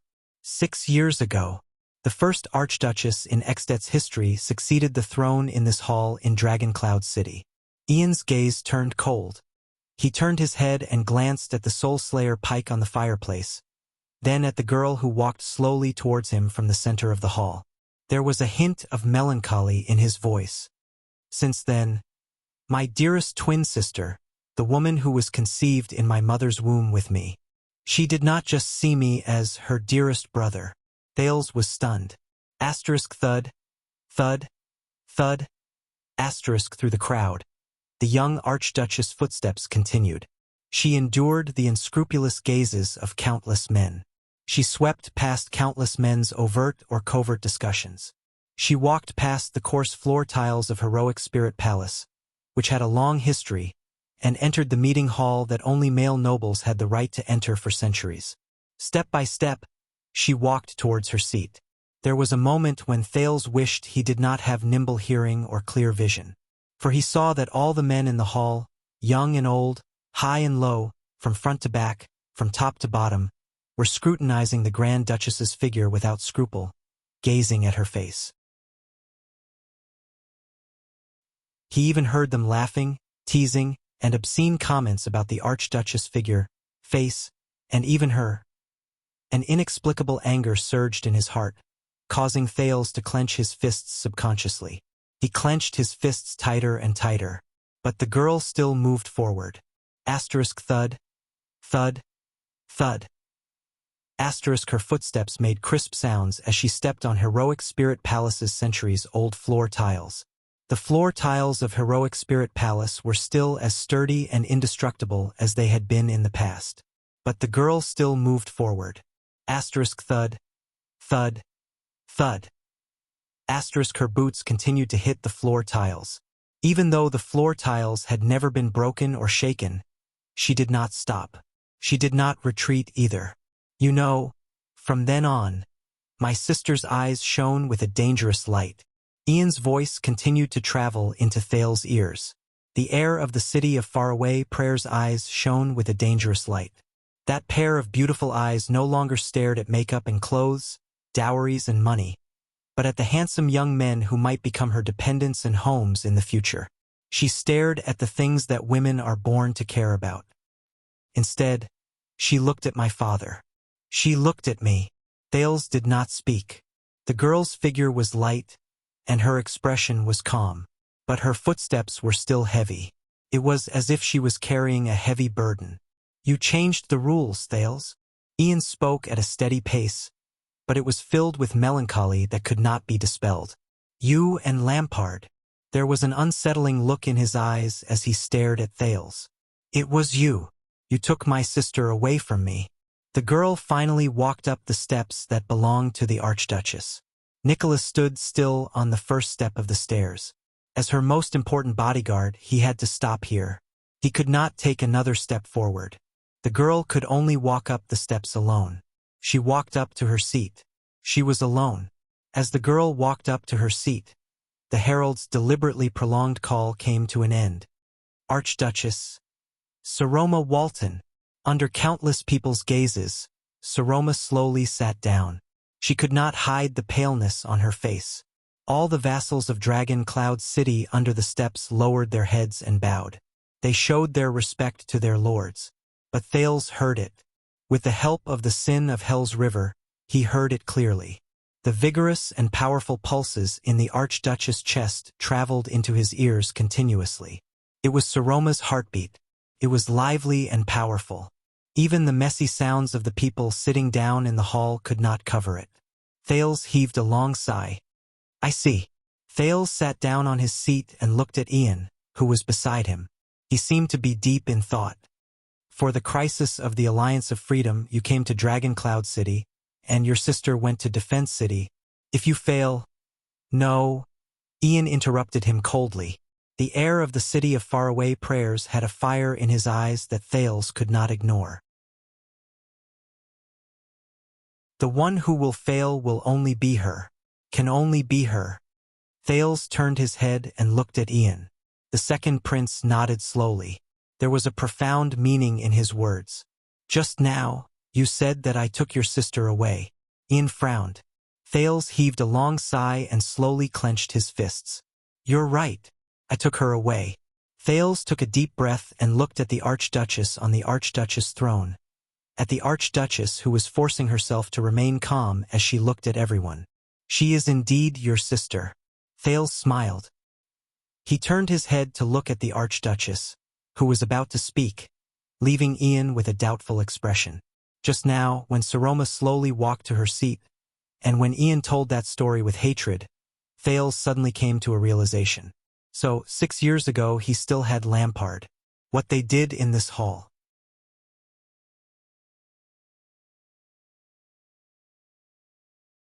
Chapter 318. In the hall, as the Archduchess sat down, the 20 or so nobles in the hall also sat down. Thanks to the Archduchess, Thales had received a lot of Northland's characteristic noble education during his 6 years as a hostage. Compared to the knowledge that Gilbert taught him in a hasty month, which was so old that it had faded, he was actually very familiar with Ekstedt's glorious history. For example, Dragon Cloud City's state affairs hearing. It originated 90 years ago from the Archduke of Dragon Cloud City, the 43rd common elected king, Nuvan VI, the grandfather of the late king, Nuvan VII. He was the one who started the heyday of the Walton family's monopoly on the throne for 3 consecutive generations. He was a king worth remembering. Under his rule, the kingdom of the Great Dragon fought against Constellation several times at the border after the death of the virtuous king. Faced with the Northern Territories' Arund family, Overwatch City's Zamunto family, and Lonely Old Tower's Fries family, the king never suffered a single defeat. He pushed Ekstedt's southern border to the front of Broken Dragon Fortress, turning the eastern and western pine forests into Northlanders' exclusive land. He supported the new Alliance of Freedom in a few wars. Faced with the sudden rise of Camus Union, he forcefully stopped their momentum of expansion and firmly controlled the eastern end of the Golden Passage. He even repaired the glacial Quaker defense line and once again banished the glacial orcs to the north of the 38th century ground. Internally, starting from the scheming Nuvan VI, it became a tradition for the vassals of Dragon Cloud City to regularly greet and report to the Archduke. The vassals would show their loyalty to the Archduke and report important matters of the territory to obtain the Archduke's permission and support. The Archduke would then display his majesty and benevolence on this occasion, listening to the general situation of his vassals and maintaining and strengthening the relationship between the king and his vassals. This was the State Affairs hearing. It's also proof of the expansion of Dragon Cloud City's ruling power, Thales thought. But now, the Archduchess' voice rang clearly in the hall, pulling him back from his thoughts. Leespan, Karkagel, Nazir, Hurst, Liner, Cotterson. Faced with so many people, even though she was pale, Saroma still called out the vassal families under her one by one according to the seating order. Every suzerain nodded slightly when they were called. Banner, Hudson. Saroma called out the names of nearly 20 families in one breath. Among them, there were 2 families with the same name, and they had to be distinguished by territory. Almost every noble who had a seat nodded respectfully or at the very least respectfully. If this was constellation, Thales could not help but recall the grand occasion during the national conference, the 6 great clans, the 13 distinguished families, and the Jade Star family's direct vassals. Just calling out the names of these families. The prince sighed. God, I hope they have a roster. Welcome, everyone. Under the sharp gazes of the Northland nobles, Saroma took a deep breath, glanced at Lisban and said slowly, once again, on the glorious day of the state affairs hearing, all the great families of Dragon Cloud City have gathered together. Because of your arrival, the Cloud Dragon Spear has become sharper. With your loyalty, the Walton family has become stronger. The crisp female voice echoed in the stone hall, gradually fading away. The moment the Archduchess finished speaking, almost all the vassals solemnly raised their right fists and smashed their chests 3 times in a row, as if by prior agreement. Dong! Dong! Dong! In response to Feng Jun, the dull sound resonated with each other in the hall. It was as if the entire heroic spirit palace was shaking. See, you understand what I mean, right? Beside him, Ian had a bored expression that said, I told you so. He made a gesture of hitting his chest and whispered in Thales' ear, Gorilla? Thales raised his eyebrows. Saroma did not move an inch in the midst of the banging, but Thales, who was very familiar with her, could feel that under the girl's calmness, there was a sense of nervousness and anxiety. The day of the state affairs hearing begins now. The Archduchess cleared her throat. Seal? Sitting to her left, Count Lisban bowed slightly in his chair and turned his head to look at the audience. The 5 counts at the forefront finally set their gazes on the regent. But Thales noticed that their gazes were not as friendly as he had imagined. 6 years ago, at King Nuven's funeral, what was the attitude of these 5 important people? Thales recalled. As a rule, Regent Lisban's steady and gentle voice rang in the hall, just like how it had been for King Nuven countless times during the imperial conference over the past 30 years. My lords, is there anything you would like to ask the lady? No one spoke. As far as Thales could see, the 20 or so vassals did not even whisper to each other. They only fixed their sharp gazes on Lisban, as if they wanted to cut the old count apart, especially the 5 most powerful vassals. Thales could not help but clench his fists. Lisban looked around the hall. Still, no vassals answered. It was as if they had planned it. His expression gradually became unsightly. Courtesy is dead. Ian's annoying voice quietly traveled into Thales' ears. There was a faint hint of schadenfreude in his voice. I guess no one wants to say hello to the Archduchess. In the silence where a pin drop could be heard, Ian's words were a little grating. Many Northlanders turned to look at him with cold gazes. Ian put on an expression of someone who was caught doing something bad and smiled at them apologetically. This was the first time Thales participated in a state affairs hearing in 6 years.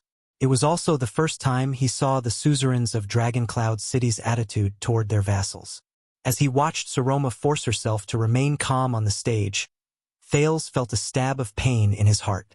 In the 6 years since he stepped into the Hall of Stars and became the 2nd Prince of Constellation, his journey had been very difficult. But at this moment, compared to her, Saroma, and the first Archduchess of Extet, all the difficulties he thought he had faced. Very good. It seems that everyone is doing well. There's no bad news, Lisban said coldly. He bowed slightly at Saroma. My lady.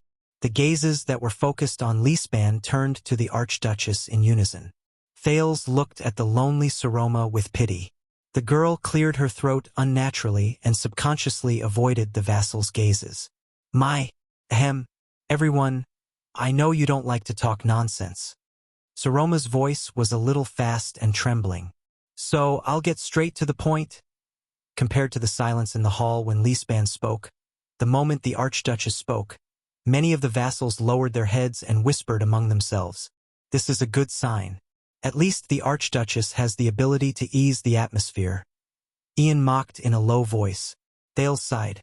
The Archduchess continued speaking. I believe all of you already know that last month, the king's envoy came from Black Sand region. A few days ago, the diplomat group from the city of Faraway Prayers also arrived in Dragon Cloud City. Someone interrupted her. Are you talking about that farcical audience, my lady? Cotterson, the Count of Phelan Castle, who was dressed in martial attire and sitting on the third seat to the Archduchess' left, said coldly. Of course, the dignified and entertaining Dragon Cloud City has been completely dominated by a young brat. Count Cotterson's choice of words was very rude. Quite a number of people laughed softly, but even more snorted coldly. Saroma's face became even paler. Thales frowned slightly. He turned his head and saw that the Viscount of Dual Wind City, who was the culprit, was laughing foolishly without realizing it. He seemed to find this very entertaining. Is it funny? Thales' gaze was as sharp as a sword. After seeing Thales' displeased gaze, Ian, who realized something, instantly put away his smile. He coughed softly in a seemingly serious manner. I'm sorry. Dragon Cloud City is faced with a choice. After the Archduchess adjusted her breathing, she continued speaking. And I respect all the suzerains who have served under my grandfather for many years. So we will discuss our choice here on the most important day of the council hearing. Just when Thales thought the vassals were going to fall silent again, a clear male voice unexpectedly rang. We respect you, my lady, just like how we respected your grandfather. The count who spoke was sitting on the second seat to Saroma's right. His tone was amiable and respectful, which was rare. His golden beard moved up and down as he spoke. So, we are here in Flatiron County, responding to your summons. Count Hurst from Flatiron County looked at the Archduchess with a gentle gaze and said, as if she had found her savior. Saroma smiled and looked at the person who spoke gratefully. Thank you, Count Hurst. Hurst, who was in his 30s, shook his golden beard and nodded with a smile. Thales frowned. He looked at the enthusiastic Hurst and shifted his butt unnaturally. This damn chair is so hard to sit on. My God, Thales, did you see the way he looked at that girl? Ian interrupted at an inopportune moment. I bet that every time he looks for a woman, he imagines her to be. Thales, who was in a bad mood, turned his head abruptly. Will you die if you don't speak? The prince replied coldly. Ian quickly raised his hands and stuck out his tongue innocently. Then he opened his mouth, maintained his smile, and silently mouthed, yes. Thales was so angry that he did not want to talk to him anymore. Count Hurst's words seemed to have stirred up the vassal's conversation. Cotterson, who had just made a sarcastic remark, touched his chin and snorted. Phelan Castle is the same, Cotterson said slowly. But I noticed that we are not the only ones who responded to the summons. Count Cotterson moved his finger and pointed at a corner of the hall. That is, everyone's gaze followed his finger. Thales' heart skipped a beat. Why is he here, my lady?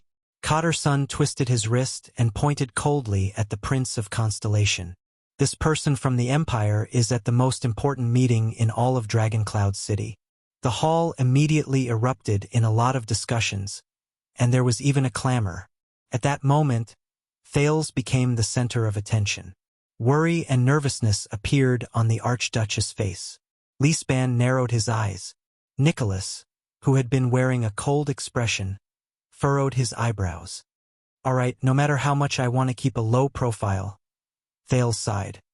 I am here at the request of the Archduchess and the invitation of the heir of the city of Faraway Prayers.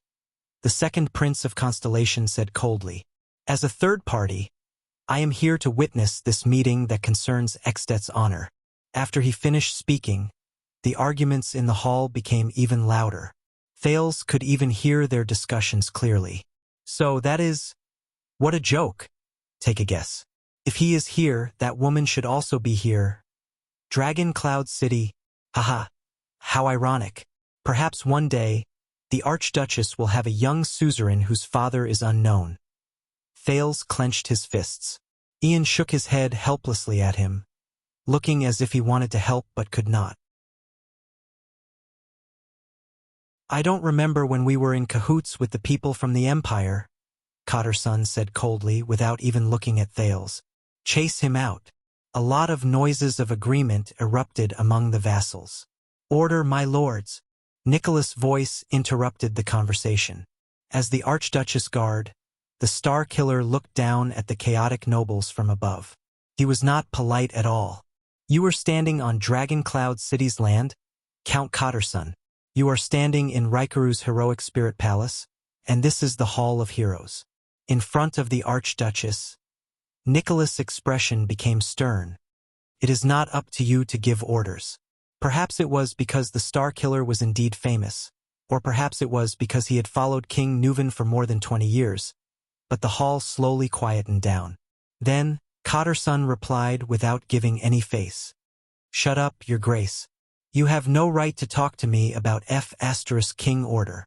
Cotterson gritted his teeth and stared at the Star Killer on the stairs, as if he was looking at an enemy.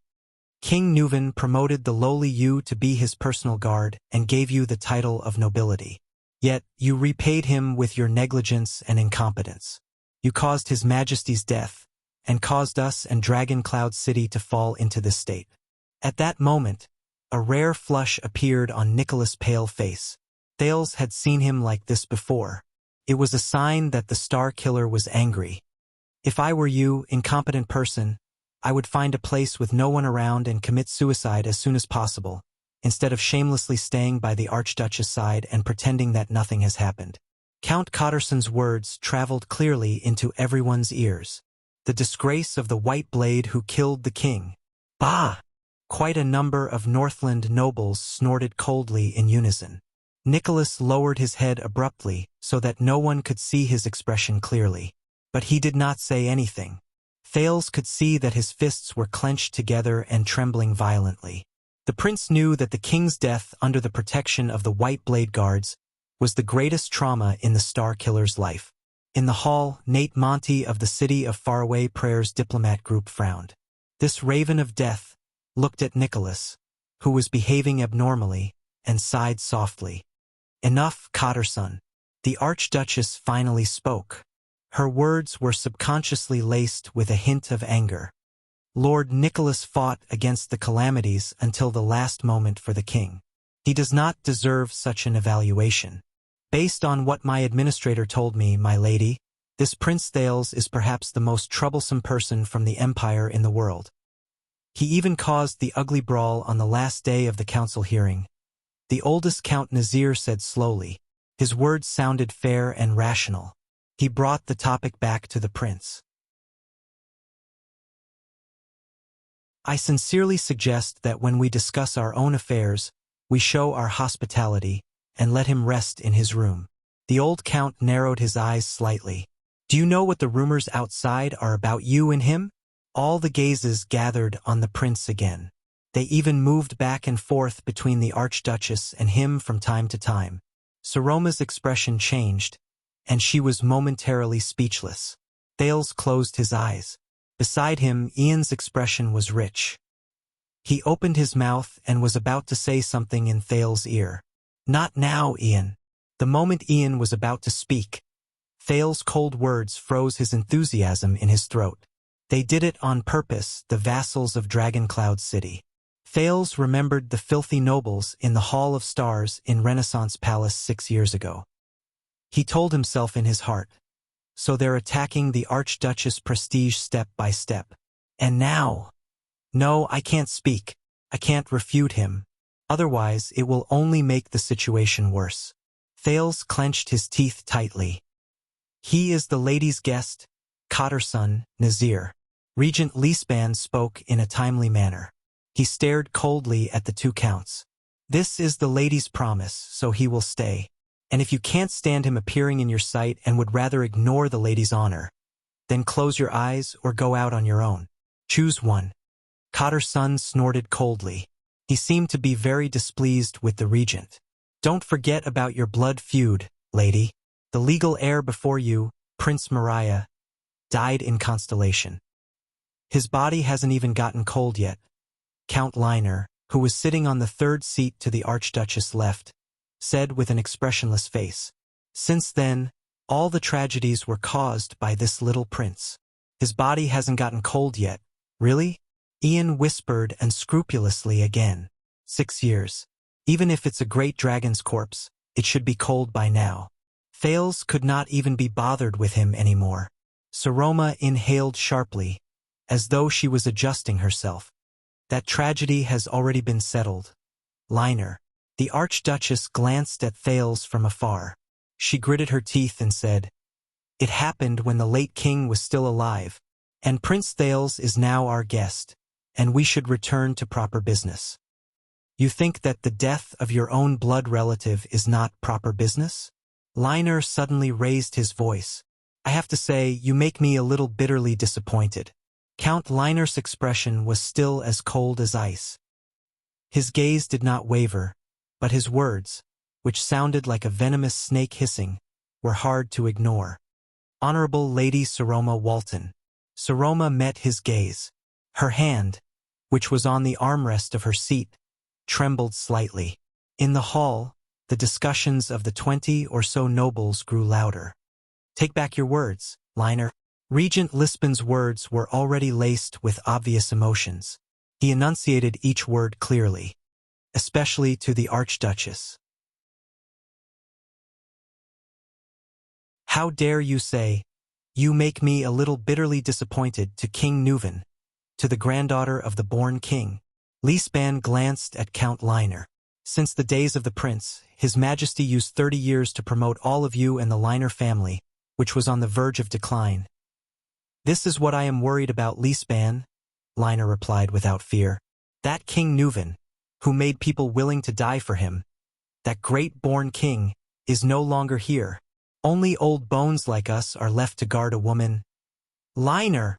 The one who interrupted him was still the golden-bearded Count Hurst. Liner paused for a moment. He glanced at the seated Archduchess. After a moment of hesitation, he changed his words. To maintain the dignity of Dragon Cloud's city. The moment he said this, Saroma lowered her head and pursed her lips. The hall was silent. Count Hurst coughed softly. My apologies, my lady. The Count of Flatiron County stared at the embarrassed Saroma and said gently, but I think that Count Liner just misses the former king too much, and values the future of Dragon Cloud City too much. But he respects you and your bloodline, just like I do. Hurst nodded slowly and respectfully. My lady. Ian put on a disgusted expression and whispered, I'm going to vomit at this hero saving the damsel in distress seducing a girl, but it really works. Look at that girl's expression. So King long-winded. For the first time, Thales found that he really wanted to strangle Ian. He wanted to make all of Ian's direct words stuck in his vocal cords. The prince fixed his gaze on Saroma. Saroma looked at Hurst, who had helped her out of the predicament, and even gave him a forced smile. Thales furrowed his brows tightly. You are facing the bloodline left behind by the born king, young Hurst. Lisban interrupted their eye contact. There is no doubt that she will lead the future of Dragon Cloud City. Hurst smiled and nodded slightly at the regent. Of course, the more you speak, the more you sound like King Nuvan, Prime Minister. Count Liner, who had been expressionless all this while but whose words struck at Thales' heart, slowly said, just like 6 years ago you, the great regent, stood beside His Majesty's corpse, and told us in an unquestionable manner that the Archduke had been replaced, and that we only needed to kneel down obediently. Don't bring your personal resentment here, Liner. Lisban's face was livid. This glorious hall should not have a place for selfishness and darkness. Liner curled the corners of his mouth in response. I'm starting to admire your little girlfriend a little. Ian sighed and patted Thales' shoulder. How did she survive among these people for the past 6 years? I don't know. Thales shook his head. He stared at the unruly counts and could not hide his worry. This is my first time attending the Day of State Affairs hearing. In the past, the important counts sent their administrators here. I guess that their presence here personally made the situation more difficult. Ian raised his eyebrows. Oh, you didn't refute me? Thales, who was observing the counts, revealed a puzzled expression. Refute what? Nothing, Ian replied solemnly and shook his head seriously. An old voice rang in the hall again. Relax, Liner, show some respect. Nazir, who was the most senior among them, sighed and said, You're facing the most powerful count in Dragon Cloud City, the Eye of the Dragon Leespan, who has controlled Dragon Cloud City for 6 years. You don't want to provoke the regent of Dragon Cloud City. He has countless ways to punish you. Leespan and Nazir looked at each other in the air. Even the air seemed to have turned cold. Ian narrowed his eyes. Oh, I think what he really wanted to say was, F*CKU. Leespan. Thales agreed wholeheartedly. Since he wants the constellations here, let him be, Nazir said softly. After all, Dragon Cloud City is no longer what it used to be. Leespan stared at Nazir, who was the same age as him, and spoke softly, but very clearly, Really, Nazir, old friend? My old friend died 6 years ago, Count Nazir said unhurriedly. He died together with His Majesty in the whirlpool of power. During the time Leespan and Nazir stared at each other, the counts did not utter a single word. It was as if this was their arena. Saroma, on the other hand, was at a loss. If I were to guess, Ian's whisper cut into the conversation at an inopportune time. When they were young, one of them slept with the other's wife? Thales shook his head slowly. He lowered his head, looked at his right hand, and sighed. The situation is very disadvantageous. We can't go on like this. Go, Ian. We need you. In the next moment, a scream suddenly rang through the entire hall. Why you? The voice was so loud that it was like a whirlwind in the silent hall of heroes. All the nobles, including Saroma and Leespan, turned their heads in bewilderment and looked at the source of the voice. Among the hall full of nobles and vassals, one person suddenly jumped up. The Viscount of Dual Wind City from the city of faraway prayers, Ian Rockney, was standing on a chair, holding his waist. His expression was contorted as he stared at the person beside him in disbelief. Beside him, Prince Thales withdrew his hand expressionlessly and sat upright with a serious expression. It was as if the person who had just grabbed Ian's waist and twisted it with all his might was not him. Ian gritted his teeth in exasperation and mouthed, How dare you? At Thales. But the prince did not move an inch, as if he did not know him at all. Ian took a deep breath and raised his head. It was only then that he noticed that all the gazes in the hall were focused on him. The Viscount of Dual Wind City revealed an embarrassed smile.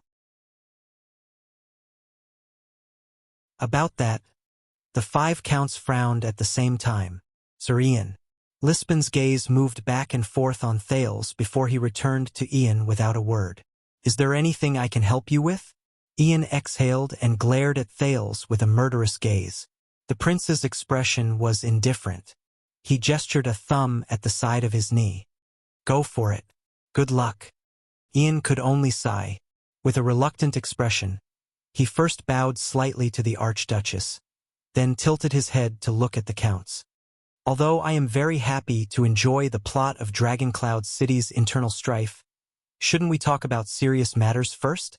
Thales' face was filled with reluctance. Ian flashed his pearly white teeth and smiled faintly. Lunchtime is very important. Cannot be delayed. The attendants of the City of Faraway Prayers diplomat group who were sitting together had ashen faces. The vassals of Dragon Cloud City stared at him in surprise and bewilderment. It was the first time many of them had seen Ian in person. And where did you come from? Count Cotterson looked as if he wanted to eat someone alive. He cast a sidelong glance at Ian and sneered. Clown? Ian blinked. In the face of this insulting title, the smile on his face became even wider. Where did I come from? The Viscount spread his arms and smiled like a child. From the circus, of course. At that moment, Count Cotterson's cold smile froze on his face. Thales exhaled. He felt that the oppressive atmosphere was instantly relieved. I have come to remind all of you that it is time. Everyone take your positions. Ian glanced at the Archduchess on the stairs, then at Thales beside him. He shrugged and announced loudly to the hall full of vassals in high spirits. We are about to begin. On the other side of the hall, the people from the city of faraway prayers, led by Nate Monty, lowered their heads and let out a long sigh. Their expressions were sorrowful.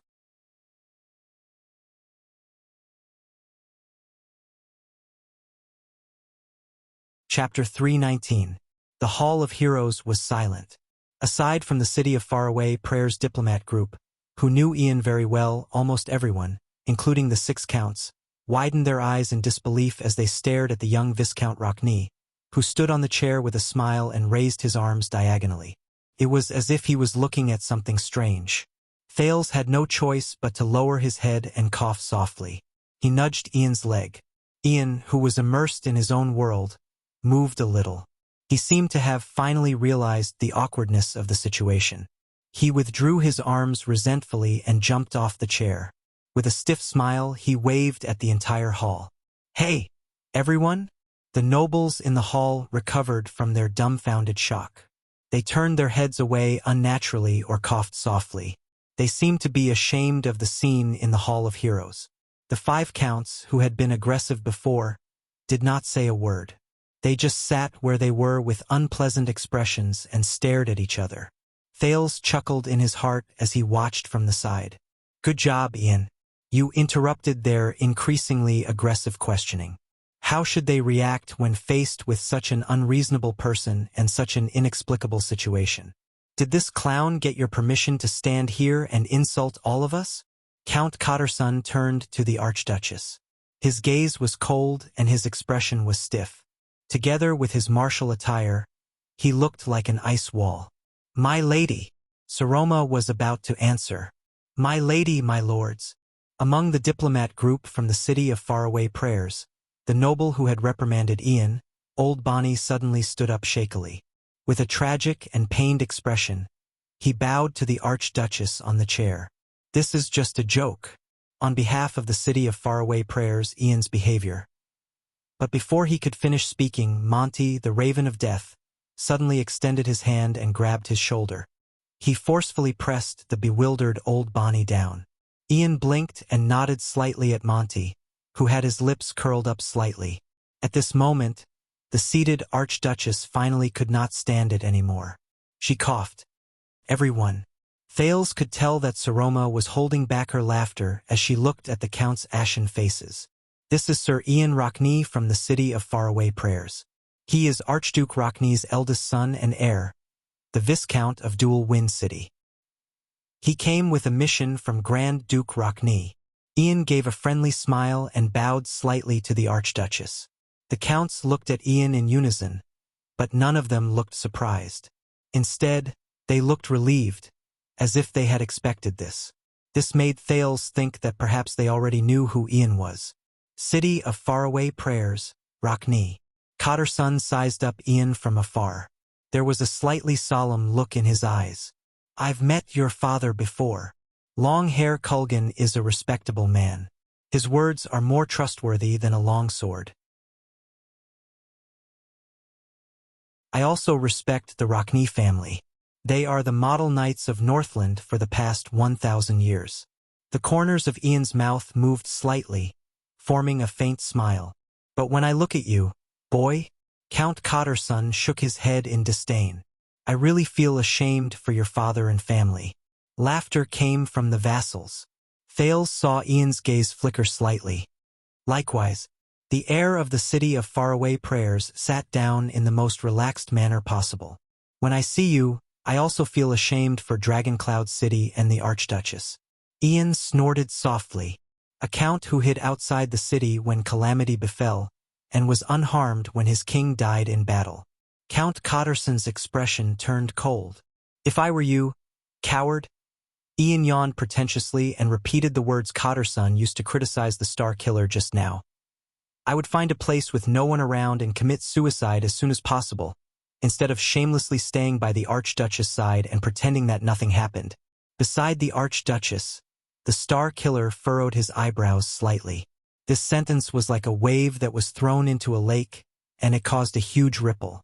The nobles in the hall instantly burst into an uproar. The nobles, especially the 5 earls, stared at Ian, who had a nonchalant look on his face, as if he was their father's murderer. Thales breathed a sigh of relief.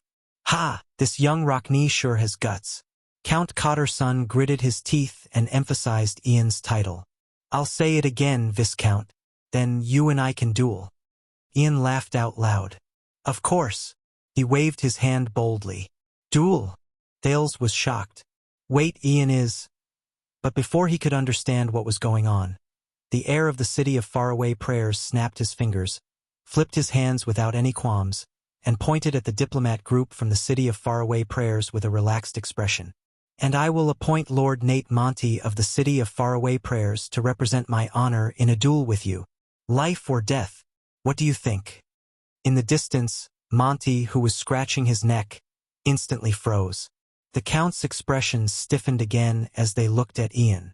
Ian maintained his smiling expression. Looking for a representative in a duel? Is this guy really a Northlander? Thales exhaled. Fortunately, Ian is still Ian. He won't suddenly become a heroic man who is unafraid of death. You're hiding behind the Raven of Death in the face of a duel? Count Cotterson looked at the resigned Monty, then at Ian. His voice was filled with unbearable anger. Coward! You're a disgrace to us Northlanders. The nobles in the hall snorted disdainfully, sneered, and even cursed. But Ian gladly endured these gazes, as if he did not feel anything. You flatter me. Ian crossed his legs, crossed his arms, and shrugged. It's my honor to bring shame to you. The atmosphere in the hall exploded again. The Northlanders' protests and curses surged forth like a tidal wave. Thales sighed softly and patted Ian's shoulder. You're really something, bro, at this moment. When the order was about to go out of control, the Archduchess' clear and pleasant voice suddenly rose in the buzzing hall. Everyone, everyone! Saroma's high-pitched and shrill female voice stood out among the row of men's protests. Now is not the time for us to fight amongst ourselves. Asterisk thud. Asterisk Nicholas punched the wall beside him fiercely. The noise in the hall gradually became softer. Following the Star Killer's actions, the Archduchess guards in the hall raised the weapons in their hands and smashed them against the wall beside them with straight faces, as if they had rehearsed it. Asterisk thud. Asterisk the dull but deafening sound resonated in the hall, causing all the enraged nobles to quieten down. They could not hide the expressions on their faces. They all looked at the highest seat. Saroma glanced at Regent Leespan. After receiving his affirmation, she tried her best to finish what she wanted to say. No matter how we view this, Sir Ian, we cannot ignore the most important matter at the moment. The city of faraway prayers has brought bad news from the Golden Passage. The Archduchess inhaled. 20 years ago, the Alliance of Freedom, which bowed to the late king's army, recently tore up the agreement they signed with my grandfather. Everyone, the dignity we took back for Ekstedt with our own hands 20 years ago has been violated again. The Archduchess' voice faded away. Ian snapped his fingers. Under the disdainful gazes, he spread his hands and made a gesture that said, "That's how it is." No one spoke. Thales closed his eyes. It's here. The real drama. They seemed to be thinking. Then the old Count Nazir spoke slowly. The cowards in the West have finally become strong-willed for once. The Count of Rubble Mausoleum and Harding Countyside. However, history always repeats itself, and people still don't remember their lessons. Perhaps the state affairs of Ekstedt seemed to have attracted the Count's attention a little, or perhaps it was related to the war they once fought. In any case, the Counts no longer bothered about the disgrace of the city of faraway prayers. Even Count Cotterson only snorted coldly and turned his head around. It seems like... Thales observed everyone's expressions, and his heart sank. They all knew what was important and what was not. However, for the Counts, the truly important matter might not just be the Alliance of Freedom. The Alliance of Freedom. Those cowards would not dare to do this alone. Who is supporting them from behind? The one-armed Count Carcagel, who had been silent all this while, as if this matter had nothing to do with him, furrowed his brows. Those long ears again? No. Ian seemed to have regained his composure. This made the diplomat group from the city of faraway prayers feel much more relaxed. White Mountain is very peaceful. We have not received any abnormal information about the White Elves. I still remember 20 years ago. Count Liner's expression did not change. Those cowards in the Alliance only had mercenaries to fight for them. Tearing apart their battle formation was easier than tearing a piece of paper. Breaking through their city walls was as easy as climbing a ladder. The city of faraway prayers can completely solve this on their own. As long as they don't send clowns to fight, Count Cotterson added in disdain. Ian flashed a smile. The regent of Dragon Cloud City, Count Leespan, clapped his hands and spoke with a solemn expression. His words were powerful and resonant. I believe that all of you are not fools. You know very well what the key to this game of chess is. You even know who the person behind the Alliance of Freedom is. The 5 counts narrowed their eyes and stared at Leespan. Ian coughed. Everyone, I believe that all of you know. King Chapman is oppressing and abusing the nobles in his domain. The Viscount from the city of faraway prayers sighed. The city of faraway prayers and our like-minded companions, such as Defense City and Elifure City, are working hard because of this misfortune. Ian raised his eyebrows. And now, we need Dragon Cloud City's support to tell the whole kingdom that the king cannot do whatever he wants. The incident with the Alliance of Freedom is an interlude, but it cannot be ignored. That is why I am here. The hall was silent for a moment, and everyone looked at the 6 earls at the front. But the answer that Ian received was not so positive. Count Liner said coldly, "Then go to the king. Perhaps if you give the king what he wants, the Alliance of Freedom will obediently lower its head." Ian frowned slightly. "Don't bother Dragon Cloud City." Cotterson snorted coldly. "This is not our war, at least not now." Thales frowned. Thales furrowed his eyebrows. "They can all see it. They are just—" Count Leespan spoke in a timely manner. "But this is our war. We cannot run away from it." The former prime minister, who had accumulated decades of prestige, made everyone look at him solemnly. Leespan said solemnly, 20 years ago, Dragon Cloud City responded to the Alliance of Freedom's rebellion with blood. This is the Dragon Spear family's glorious past, and proof of the late King Nuven's authority. We are the leaders of Exdet, and we are duty-bound. Count Nazir stared at Leespan, who spoke sternly. He could not help but narrow his eyes. "Old friend. Besides, this concerns the Walton family's dignity and the born king's honor," Leespan said coldly. "When the West changes again, the Walton family cannot sit by and do nothing. Don't forget we are Northlanders, and Northlanders of Dragon Cloud City. We never run away, because we value honor more than lives and interests." The hall fell silent. Thales saw from the corner of his eye that Ian snorted disapprovingly. A smile finally appeared on the stressed Saroma's face. She looked at Leespan gratefully. "You're right, Seal. We need to dispatch troops to the west, just like we did 20 years ago, and restore Dragon Cloud City's illustrious reputation." The Archduchess seemed to heave a sigh of relief. As for King Chapman, at this moment, of course, across from Count Leespan, Count Nazir, who was the first to the Archduchess' right, spoke. "Of course we are willing to fight for Exdet's honor, and for your honor, madam." His old voice did not diminish his dignity. For a moment it even reminded Thales of the former ascendant king. Nazir was like an experienced elder. He said patiently, "But as a vassal who has received the late king's kindness and is loyal to the Walton family, I have the responsibility and obligation to remind you to think one step further." Saroma's face tightened. Thales clenched his fists. An ominous premonition rose in his heart. "Following in your father's footsteps and dispatching troops to the west, perhaps you can indeed be praised by others, and even become a good story. But after we go to war, after we win and tear down the walls of the Alliance of Freedom, what will happen? Nazir looked around the hall and said softly, "We, Dragon Cloud City, are nothing more than a chess piece that swings back and forth between the city of faraway prayers and Black Sand region, used by others." Ian raised his eyebrows. Saroma's face tightened. She was a little anxious. She was about to speak. But, yes, perhaps you protected Dragon Cloud City's dignity, and people praised you as not bad. Nazir interrupted his vassal calmly.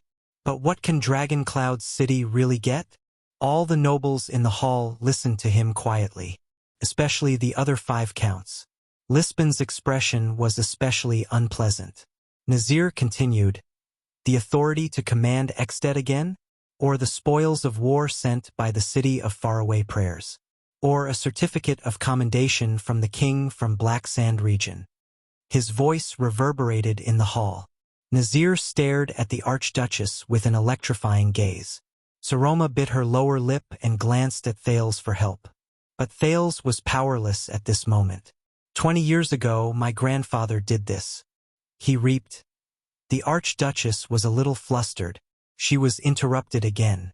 At that time, he was the king.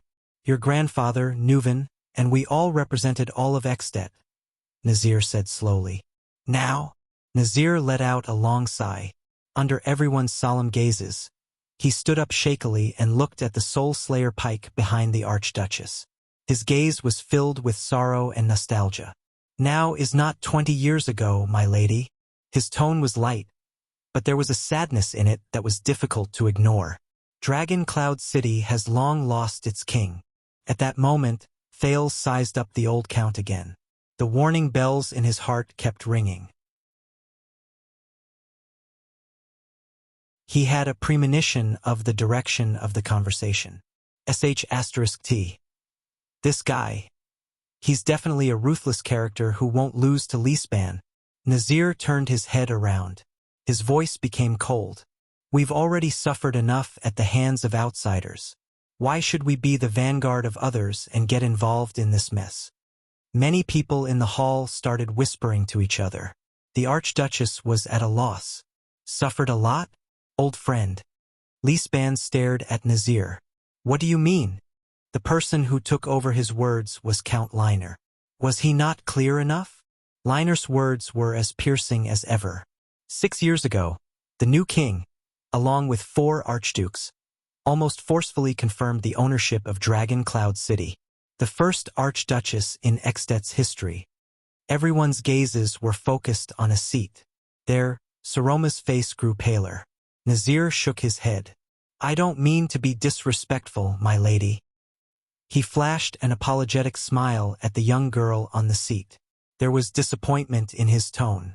"But we are no longer the powerful Dragon Cloud City. In the past 6 years, the morale of the vassals was low, the morale of the army was low, and the nobles were in a state of disunity. It was difficult for them to unite. And now, opponents like Black Sand region and the city of faraway prayers can swagger into the city to spy on us and humiliate us in Heroic Spirit Palace." Ian was about to say something, but Thales grabbed his shoulder. "No." The prince frowned. "It's not time yet." Count Nazir clasped his fists tightly. His expression was solemn. "From that day onwards, all of Extet looked down on us. A girl sat on the Archduchess' throne with us, powerlessly watching the dilapidated and desolate Dragon Cloud City after the calamity, the death of the king, and the invasion of foreign armies. The Archduchess bit her lip hard and did not say a word. Opposite her, Lisbon's gaze was so sharp that it could almost shoot lightning. "You want us to send troops, protect the Walton family's dignity, restore Dragon Cloud City's prestige, and win back our place in Extet. Of course we can. It is also necessary." Nazir nodded, regaining his respectful and indifferent demeanor. "But you may have overlooked the greater crisis we are facing, and also the way to truly restore our prestige and stabilize Dragon Cloud City." "What are you talking about?" Under the gazes of the entire hall, the Archduchess said with difficulty, "The real way." Nazir shook his head and did not say anything. "I think the Count is saying that it has been 6 years. In other people's eyes, the Archduchess of Dragon Cloud City is a young and weak orphan girl. She has neither a husband nor children, and the Walton family is on the verge of collapse, Cotterson said sarcastically. Even we, the vassals of Dragon Cloud City, feel that we are like the setting sun in the west. The atmosphere in the hall became more and more unbearable. Thales stared at Saroma, whose lips were wriggling weakly on the stage, like a powerless fish on a chopping board. He clenched his teeth tighter and tighter. "Are all of you criticizing me?" Saroma said with difficulty. Asterisk clap. Asterisk Nazir clapped his hands. "No, we care about you. We care about you, my lady," Nazir said in a gentle tone. "Just like how we love Dragon Cloud City and are loyal to the late king. That is why we need you to become strong. Dragon Cloud City can no longer waste away in a state of weakness and unrest, and I am also tired of fighting against Seal endlessly. We were once friends who trusted each other through life and death, but now, because of you, we have become enemies." Nazir and Leespan exchanged glances. Both of them saw the wariness in each other's eyes, and disappointment. "You, Count Nazir, are you saying?" The Archduchess' words were a little intermittent. She lowered her head and pressed her arms tightly against the chair. "Yes, madam." Nazir turned around. Unhurriedly, like the most competent advisor, he calmly and rationally suggested, "I believe you need a husband. For Dragon Cloud City."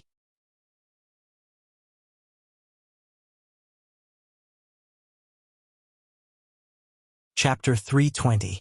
The moment Nazir uttered the last word, the entire Hall of Heroes sank into a strange atmosphere. It was not the silence of dead silence, nor was it the liveliness of the crowd. Instead, the nobles at the side of the hall were whispering to each other in groups of twos and threes.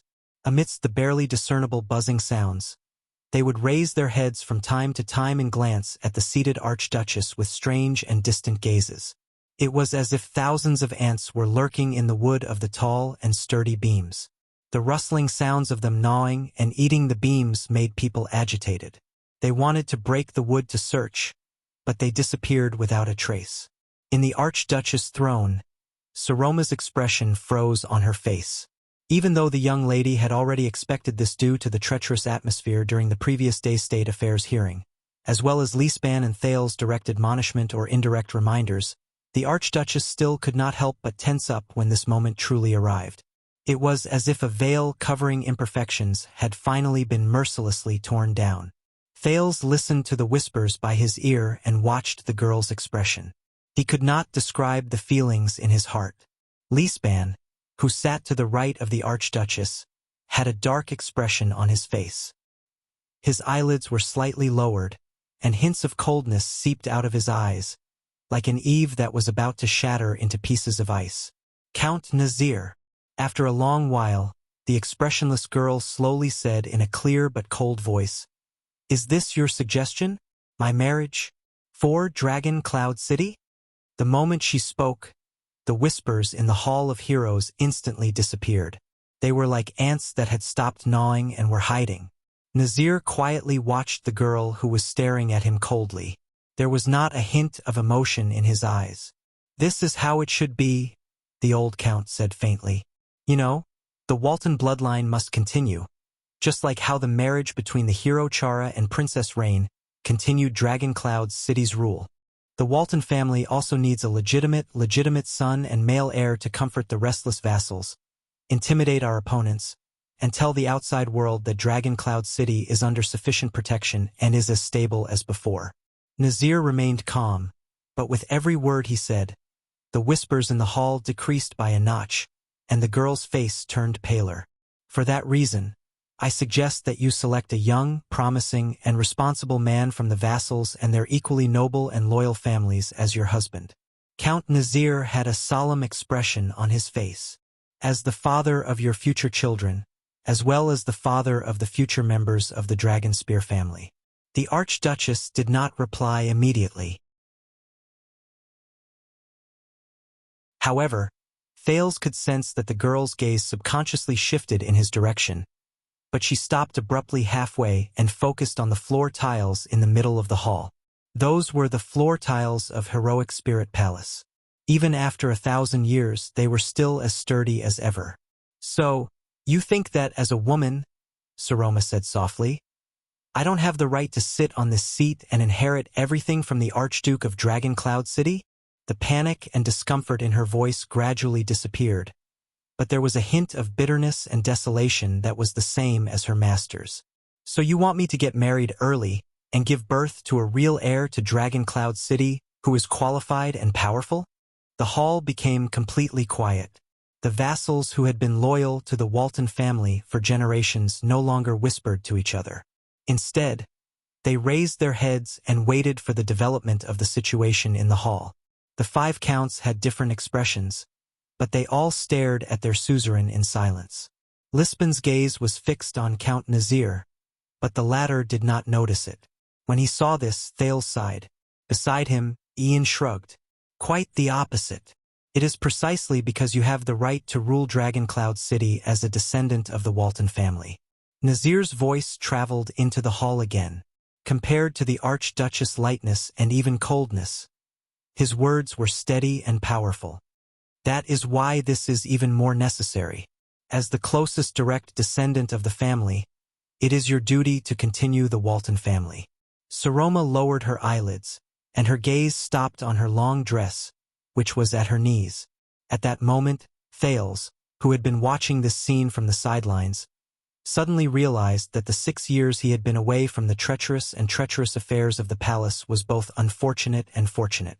Finally, a low, cold, and angry bellow echoed in the hall. "As far as I know, we are talking about responding to the lady's summons. We are talking about dispatching troops to the Alliance of Freedom." Regent Lisbon's voice was like a blizzard during the day before the bitter cold. It instantly swept away the last traces of smiles on the faces of the nobles in the hall. Not rudely changing the agenda and rudely interfering with the lady's private affairs. This is practically no different from a rebellion. Lisban finished his words coldly. Across from him, Nazir turned his head and looked at Lisban, as though he was his greatest enemy today, and as though his earnest teachings to the Archduchess just now were just a careless reminder. The old count fixed his gaze on the regent. His gaze did not shift for a long time. "We are talking about the future of Dragon Cloud City, Lisban." In the next second, as though he intended to go against Lisban, Nazir used the calmest language to say something that caused Lisban's expression to change drastically. "This concerns the fate of Dragon Cloud City. Do you think that we will be so muddle-headed as to allow it to be controlled by some powerful minister with ulterior motives?" Aside from the 2 of them, the other 4 counts also reacted slightly. Among them, Liner and Cotterson snorted coldly without bothering to hide it. Only the silent Archduchess continued to stare at the long skirt between her legs. It seemed that the pattern on it was very pretty. Lisban stared back at Nazir, no longer hiding his displeasure. The regent sneered. "So, you forced the Archduchess to marry the person you liked? Holding Dragon Cloud City firmly in your hands is not called muddle-headed, right?" The argument between the 2 lords echoed in the hall, but no one dared to interrupt them. Thales listened to their conversation coldly. Lisban and Nazir were 2 Northland families with equally long histories. When it came to achievements, they did not even lose to the 9 Knights of Raikaru. Since the era of the King of Dragon Knights, they had been the Walton family's left and right arms. Together, they supported the flag of the Cloud Dragon Spear in Dragon Cloud City. And now, a second later, Nazir and Lisban averted their complicated gazes from each other. No one has ever been able to force an archduke to do anything, not even the king. Nazir lowered his voice slightly and changed the topic of the conversation. "But the reason why the archdukes have the right to stand in this position and accept the vassals' loyalty is precisely because they know where their responsibilities lie." Nazir no longer looked at Lisban. On the contrary, he was staring at Saroma with a strange gaze. Her face was livid, and her gaze was unmoving. "My lady, remember, you are not just yourself, not just Lady Saroma, and not just a lady from the Walton family. Count Nazir snorted softly. You are also Dragon Cloud City. His enunciation was especially clear. His emphasis was clear and unquestionable. Yes, don't always think about yourself, my lady, Nazir said sternly. More importantly, think about Dragon Cloud City. Saroma, who had already clenched her teeth, could not help but move. I am, she repeated laboriously. I am Dragon Cloud City? Nazir did not say a word. Lisbon's face was livid. In the hall, the whispers of the other dozen vassals rose again. It was louder, more arrogant, and more presumptuous than before. Nicholas frowned. He wanted to raise his hand a few times to reach for the weapon on his back, but every time he put it down. Thales bit his lower lip. His eyelashes trembled slightly. From the corner of his eye, he saw that the former little rascal had her head lowered and was trembling slightly. Ian gave him a strange look and whispered, Hey, don't let your mind wander. When are we going up? But Thales only pursed his lips tightly and said nothing. Ian soon stopped paying attention to Thales. Because in the next moment, almost everyone did not expect. The young girl raised her head abruptly. What if I say no? The Archduchess' voice, which had always been clear but weak, suddenly rose with a short, breathy tone that was rarely heard. Slight astonishment appeared on the faces in the hall one after another. With a tone filled with rejection, Saroma's eyes flashed with anger that had not been seen for a long time. She looked around the entire hall, especially the 6 counts. This surprised Thales. Saroma, do you remember? Choose who you want to be. If you don't want to be a vase that is manipulated by others and can be casually traded, then reject them. On the Archduchess' throne, the young girl revealed a beautiful but cold face. She said in a sonorous voice, What if I say, I don't want to?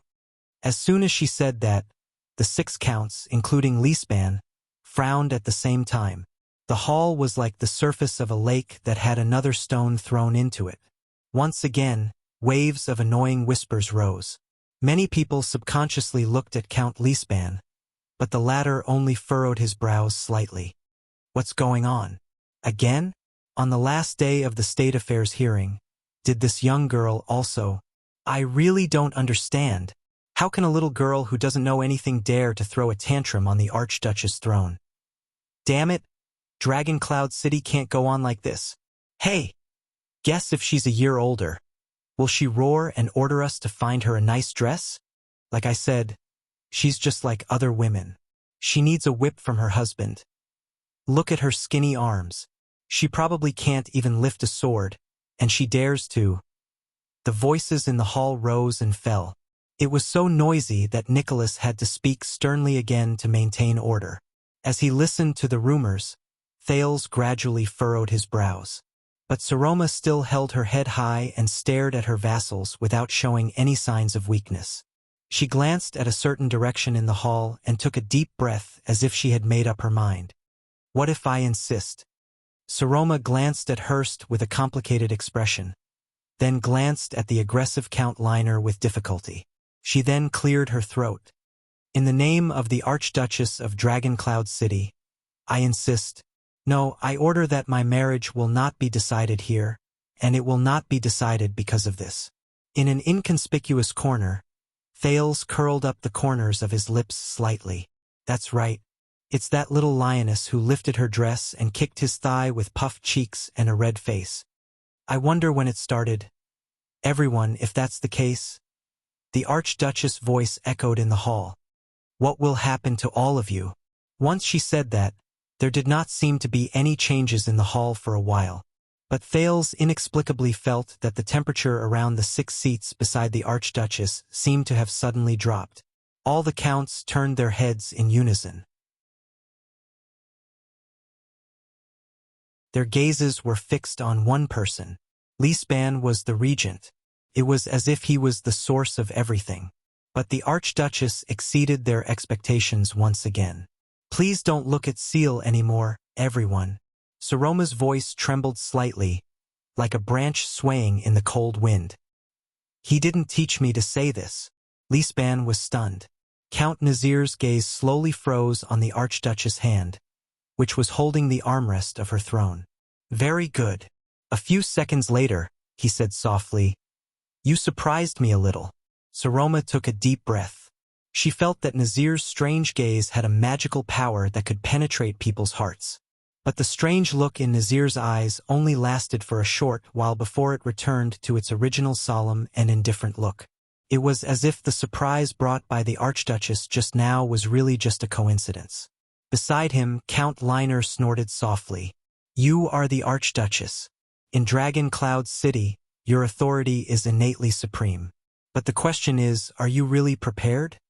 Count Liner's tone was devoid of any emotion, but every word he said was crucial.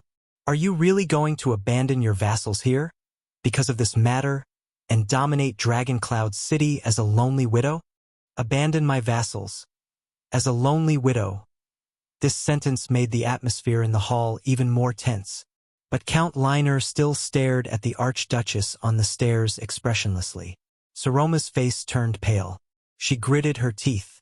"Count Liner, what are you?" Seeing that the atmosphere was not right, Count Hurst, who had always been very friendly, spoke. He raised his hands at both sides and took the initiative to speak first, as if he was trying to mediate between them. "My lady Count Liner, I think we should all be cold." This time, Count Hurst was interrupted by Liner's merciless words. "We all know about your blind thoughts, Count Hurst, but don't teach me what to do anymore. That right only belongs to the late King Neuven." Thales sighed. Even though Liner said those words to Count Hurst, his gaze was still fixed on the Archduchess. This made the pressure on Saroma even heavier. Hurst's golden beard trembled. A few seconds later, the Count of Flatiron County, who had been rebuked, put on a cold expression and did not continue the conversation. The hall became quiet again. Thales and Ian were the only ones who were paying attention to the development of the situation with completely different emotions. The Archduchess' expression was as calm as still water. The vassals' gazes were as sharp as swords. Soon, Count Nazir sighed and rejoined the conversation. "That is truly regrettable, my lady. Of course, as a count, I am powerless to oppose or even stop your decision." Like a slightly disappointed old man, Nazir shook his head and said softly, "But I, of course, only I will still advise you and even advise you with my actions." In the face of the crisis of the Alliance of Freedom, in this battle between the City of Faraway Prayers and Black Sand region, it is best for us to put our own safety first. Without realizing it, Saroma held her breath and frowned. Advise? Action? Put our own safety first? The Archduchess' arm stiffened. "What do you mean?" Nazir looked at her indifferently and did not answer. Thales exhaled through his nose subconsciously. "Well done, Saroma. We are close. We are close. In this game, we have completed the most important connection, war and marriage. We will win." Lisban chuckled disdainfully. "So, you, Nazir, and even many of the vassals who are dissatisfied with not being able to intervene in the marriage of the king, in the face of the crisis of the Alliance of Freedom, you must refuse to be summoned by the lady, refuse to gather your armies, and even, like many of the vassals of Black Sand region and the archdukes of other territories, refuse to pay taxes to the lady, just like how they rebelled against King Chapman?" Nazir did not pay any attention to him. Count Cotterson, who had always been straightforward, narrowed his eyes and stared at the Archduchess. He arched an eyebrow and said, "Of course I hope that it won't become like that, lady, but there are many times when we have no choice." Saroma's expression changed. "Sending troops to the Alliance of Freedom is to protect the honor of the Walton family. It is the person your ancestors swore loyalty to. If we watch the war of the Alliance of Freedom with folded arms and refuse the City of Faraway Prayer's request for help, then we, as the Archduchess of Dragon Cloud City, and all of you as the Dukes of Dragon Cloud City." The Archduchess gritted her teeth and said coldly, "We will all become laughingstocks. Whether it is a weak woman who is powerless to protect the name of her father and ancestor, or a Northlander who is cowardly and does not dare to face the enemy she defeated years ago. The other four counts, whether it was the merciless Cotterson, the sarcastic Liner, the taciturn Carcagel, or the gentle and polite Hurst, all averted their gazes and avoided Saroma's gaze. Only Count Nazir stared at the Archduchess with a spirited gaze. He sighed softly in resignation. During the 6 years of internal strife and disasters, Dragoncloud City is already on the verge of collapse. Refusing to send troops may damage the reputation of the Walton family and us, but it is a good way to ensure that we do not sink in this whirlpool. By the side, Leespan snorted coldly. He was rather disdainful. The Archduchess seemed to be gnashing her teeth. Count Nazir and all of you know that we must send troops, even if it's not for the Dragonspear family or to assist the city of faraway prayers, but only to suppress the king's ambition and prevent us from drifting along with the waves in the internal whirlpool of the kingdom. This is also for Dragoncloud City. But in the next moment, old Nazir's voice rose abruptly and interrupted Saroma's words. Then, for Dragoncloud City, why can't you understand? Saroma was startled. Below the stage, Thal's fists loosened and clenched. Close, Saroma. Just one more step. Count Nazir's gaze on the Archduchess suddenly changed. There was a sharp glint in his eyes. If you can choose your husband with an open mind and sober mind and stabilize the future of the Dragonspear family, then all the problems can be easily solved. At that time, as the Archduchess, you will be stationed in Dragoncloud City. You will raise the Walton family's flag of honor in a justifiable manner and give the order to send reinforcements to the city of faraway prayers. Your husband, who is also in the Walton family, will lead the army and join us, the vassals, in an expedition to the west to clean up the chaos in the Alliance of Freedom. The Count said coldly, while reviving the family's prestige and protecting Dragoncloud City's honor, we can also win the City of Faraway Prayers Alliance. We can even dampen the king's arrogance and show off our existence and strength. Isn't this a better solution? The Archduchess bit her lower lip. She seemed to be a little flustered in front of more than 20 vassals. At this moment, Saroma's regent, Count Leespan, spoke in a timely manner. Deal with the king? Is that true? Regent Leespan snorted softly. At this juncture where the city of faraway prayers and the king are playing chess, all of you are deliberately using the suzerain's marriage to obstruct us. Why? Are the benefits offered by Black Sand region and the bones left behind by King Chapman that easy to lick? At that moment, Nazir was like a fierce beast whose tail had been stepped on. He turned his head abruptly and glared at Leespan. Be careful with your words, old friend. Lampard did come to me. Count Nazir's words were cold, as if he had an irreconcilable grudge against Leespan. But the Nazir family of Dragoncloud City is not something that a rotten piece of trash like him, who kills his own family and seizes the throne, can order around, no matter how glib his tongue is and how sinister his intentions are.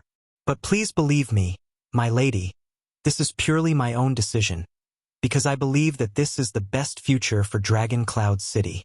Nazir continued, your rights will not be interfered with in any way. As long as you are a noble and handsome man in Dragoncloud City, how you choose, and which one you choose as your husband, is still up to you. This is Dragoncloud City's. Unable to take it anymore, Leespan shouted angrily again. That's enough, Nazir, the regent said coldly. All you can do is talk about is for Dragoncloud City. But, to let the Archduchess marry one of you? Is this your solution? Leespan shook his head slowly. His eyes looked as if they were about to shoot out sharp blades. Do you really know what this will bring to Dragoncloud City? The center of the battle seemed to have returned to the two counts. Of course, my lady. Nazir's voice became low, but his eyes did not leave Leespan. I know what seal, Count Leespan said to you. It was nothing more than the Archduchess needs to keep the upper and lower ranks in check and maintain the balance of power in Dragoncloud City. A suzerain marrying a vassal rashly is detrimental to the internal governance of Dragoncloud City. You cannot entrust your identity and power to Dragoncloud City, and other such excuses as the reason why you refuse to marry him. Indeed, it is not without reason. I have worked with Seal for many years, and I know better than anyone else that he is not a fool. These worries do exist. Nazir stared at Lisban with a complicated gaze, but when he turned to the Archduchess, his gaze became even more peculiar. I originally did not want to say these words, my lady, Nazir said softly, but you made me suddenly realize that perhaps I should not treat you like a young child who knows nothing. You are, after all, the Archduchess. Saroma thought of something. Lisban furrowed his eyebrows. So, do you think that your marriage is really just like what some people said, to bind the Walton family's power to a certain family in Dragoncloud City and seize it into our hands? No. Count Nazir spoke softly with slight exhaustion. This is for a higher and more important purpose? Everyone, the next chapter has been coded and edited. It is scheduled to be published at 12:30. I am going to eat. Oh.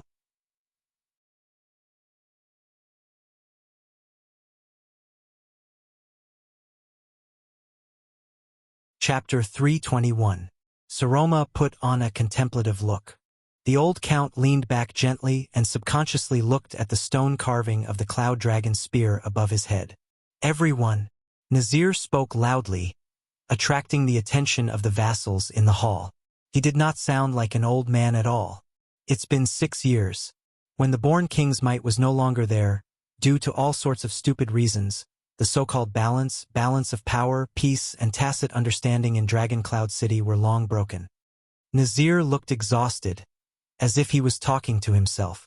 The hall fell silent. His words made many people sink into contemplation. The 6 most powerful vassals broke off one after another over the vacant position of power left behind by King Nuven. The other 4 counts moved in unison. Other than Count Carcagel, the other 3 subconsciously avoided Lisban's gaze. On one side, we, the counts, suspect that the powerful Lisban monopolized the political situation, isolated the Archduchess, and attempted to overrule the great legacy left behind by King Nuven. On the other side, Lisban sat in the position of regent. He hated us for not listening to orders after the late king passed away, and for our selfishness and self-preservation. Saroma was stunned. Nazir stared coldly at Lisban, whose face was as cold as ice. There was disappointment and hatred in his eyes. The slightly smaller families ruled conservatively in their own territories. They trembled in fear in this kind of confrontation. They benefited from both sides and were afraid of taking a wrong step. The buzzing noises from the vassals quieted down for a moment, and the arrival of the calamities and the Queen of the Sky, the sudden death of the born king, and King Chapman's strange coronation in this place. How much of a storm have they stirred up among the people, causing them to panic? Saroma bit her lower lip gently and subconsciously looked at Thales. Nazir turned to the Archduchess. His tone was rather awkward. You are single and unmarried, and the Prince of Constellation, who has a sensitive status, often accompanies the palace. Who knows how many rumors have been stirred up, and how many people have been corrupted? Saroma stared at Thales without moving, but Thales only looked down at the tiles, even though Ian winked at him a few times to hint at it. Pain and anger flashed in Nazir's eyes, making it difficult to tell whether he was telling the truth or not. What's even more distressing is that, over the past 6 years, what the people outside Dragoncloud City saw was the fact that the once powerful and unparalleled Walton family's direct bloodline no longer had anyone to inherit it, except for an orphan girl. Hence, after the common elected throne left Dragoncloud City, ambitious people like Chapman Lampard gradually became greedy. The long-haired Kulgan Rockney of the City of Faraway Prayers became arrogant and unruly. Beacon Illumination City, which had always been on good terms with us, turned a blind eye to us. Defense City and other places treated us ambiguously. The conflicts between the local nobles under the Archduke's rule and our vassals only increased. Count Nazir raised his head indignantly and rose from the back of his chair. He said coldly, not to mention the Empire's neighbors in the south. Who knows how many times they've secretly celebrated the decline of this city? Thales scratched his head, still pretending that he did not know. Nazir's tone became harsher. My lady, it's been 6 years. Without King Nuven, Dragoncloud City can no longer be united. As an archduchess, can't you see the awkwardness, indignation, loss, and pain we experienced when we fell from the clouds to the bottom of the valley? Our so-called balance of power and power has long been completely shattered along with the late king during the world-shaking upheaval 6 years ago. The atmosphere in the hall turned from strange to somber. Lisbon's face darkened. Thales exhaled deeply. This Count Nazir, as expected of a hero who served King Nuvan for many years. If only he wasn't standing against them. Under the Archduchess' pale face and the contemplative gazes of the vassals, Nazir shook his head with a pained expression. Now, my lady, do you understand what your marriage means? Do you understand what it means for you to have a strong and powerful husband? Do you understand what it means for you and your family to have a healthy and reliable heir? Nazir's expression was stern. His hair and beard flared up in anger. His words caused the Archduchess to freeze on her last expression. She was rendered speechless. Is this a sacrifice and price that is disadvantageous to you? Perhaps. Nazir swept his gaze over the vassals in the hall. But is this something that must be done? Of course. Saroma stared at Nazir in disbelief, as if she did not know how to react. We respect you, my lady. Old Count Nazir's expression became respectful again. He bowed to the Archduchess. But I believe that the best way to show this respect is to truly treat you as the ruler of Dragon Cloud City. We show you the facts that an Archduchess of a city should face, the price that should be paid, and the sacrifices that should be made, no matter how unpleasant and uncomfortable it is, no matter whether it is a predicament or an obstacle. Marriage is just one of them. Rather at a loss, Saroma stared at Count Nazir, who seemed to be sincere. Instead of treating you like a puppet on strings, and locking you up in the depths of the palace after you are fully decorated. Instead of using the excuse of, for your own good, claiming to be a tree that can shield you from the wind and rain, and cutting off all connections between you and the cruel side of the world in a righteous manner. Nazir cast a scornful glance at Regent Lisban, whose face had turned green. What we need is an archduchess who can protect and control Dragon Cloud City, my lady, and not an archduchess who is used to decorate Dragon Cloud City. Nazir! Lisban's gaze became fierce. What did you say? He only spoke our minds, Prime Minister, Count Liner replied coldly. I really can't think of any regent who would treat our suzerain and vassal as a princess for 6 years. Even if she is a girl, she is still the last direct descendant of the Dragonspear family. Lisban clenched his fists tightly. Behind him, the Star Killer, who was guarding the Archduchess, blushed. Thales felt a weight on his shoulder. Ian had leaned over. I can finally see the relationship between these 6 vassals, Ian whispered into Thales' ear. But this Regent Lisban, for the past 6 years, has he been staying in Heroic Spirit Palace for your little girl? Is he acting as a shield for her, or is he acting as a bait for her? You've asked the most critical question, Your Grace. Thales took a deep breath and forcefully suppressed the conjecture in his heart. Now it is time to break that vase, my lady. Count Nazir ignored Lisban. He bowed to the Archduchess again, his eyes sparkling. The shattered tiles may sting your skin, but only fresh blood can cleanse the heart of a Northlander, even if you are just a girl.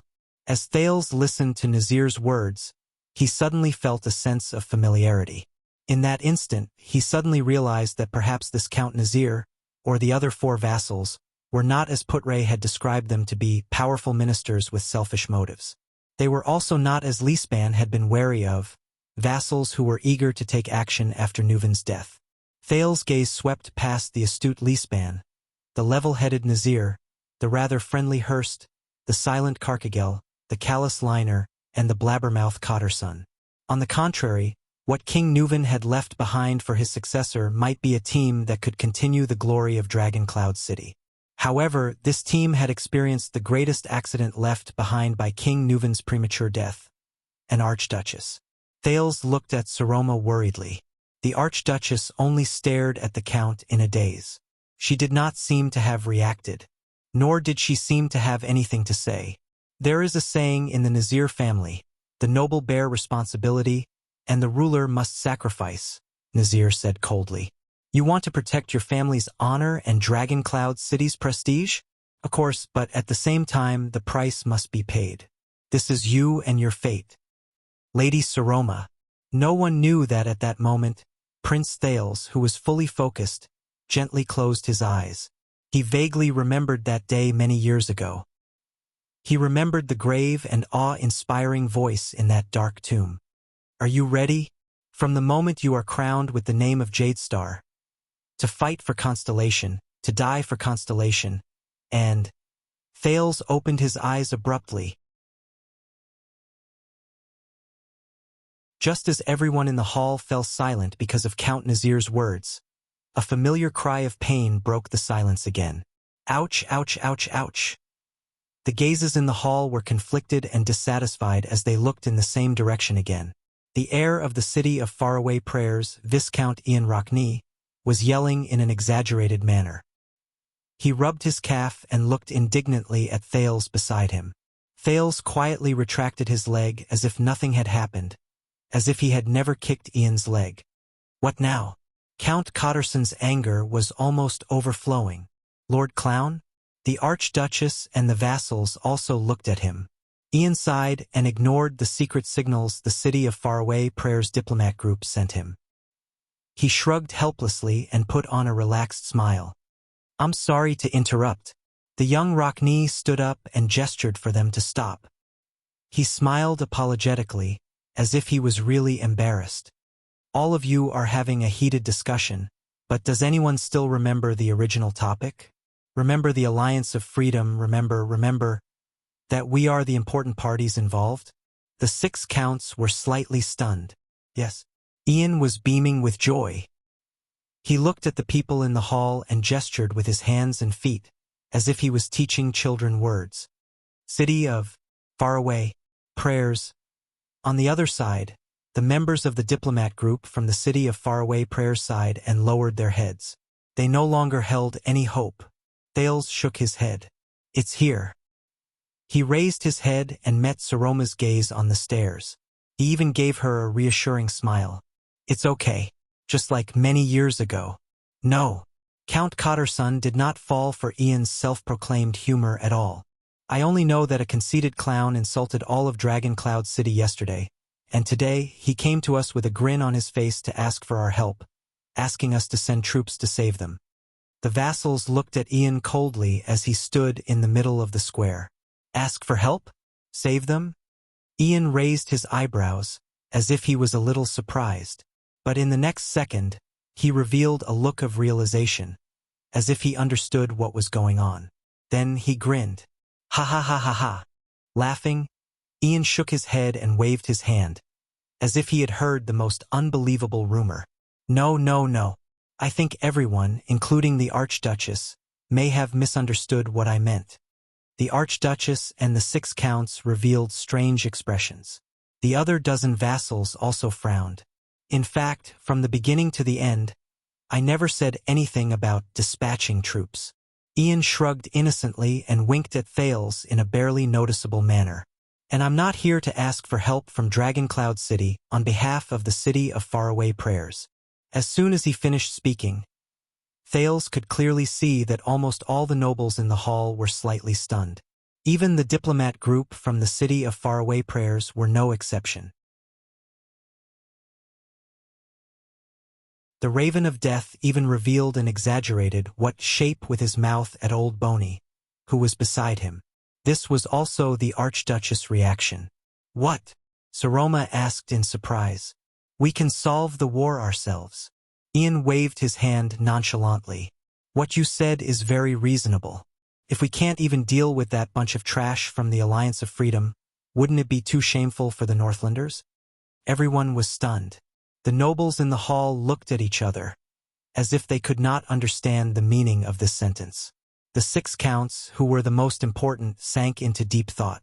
But all of you are gathering allies from all over the territory and isolating the king. Count Nazir seemed to be deep in thought. Once you fall into a war that cannot be resolved quickly, The Archduchess of the city of faraway prayers appeal to fight against the king together will become empty talk. Oh, I'm really just here to ask the Archduchess to sign a letter of condemnation against the king. Ian was still smiling. He raised a finger and waved it in the air. But believe me, we don't need you to send troops. Nazir subconsciously looked at Lisban, but he realized that his old friend and opponent was just keeping quiet. Something's not right. Then, the city of faraway prayers. The seated Archduchess furrowed her brows slightly. Why did all of you come here? Ian took a deep breath. The smile on his face slowly disappeared, and his entire being became solemn. He turned his head and cast a glance at the puzzled vassals. 20 years ago, when my grandfather was seriously ill, the feudal vassals were suspicious of each other, the fiefs were unstable, and my father was in a terrible situation. Ian sighed slowly, then said in a sonorous and forceful tone, "In the face of the Alliance of Freedom's rebellion, under the heavy pressure of White Mountain and even the Camions brazenly intervening, King Nuvan made a wise decision. Without hesitation, he sent Prince Soria to lead an army to the west to help the city of faraway prayers in the war." Ian's expression was sorrowful. He bowed deeply to Saroma, who was seated. The Rockne family will always remember this kindness. The vassals stared at the Viscount's unusual behavior, and endless puzzlement arose in their hearts. Saroma swept a glance at Thales. Ian straightened his body.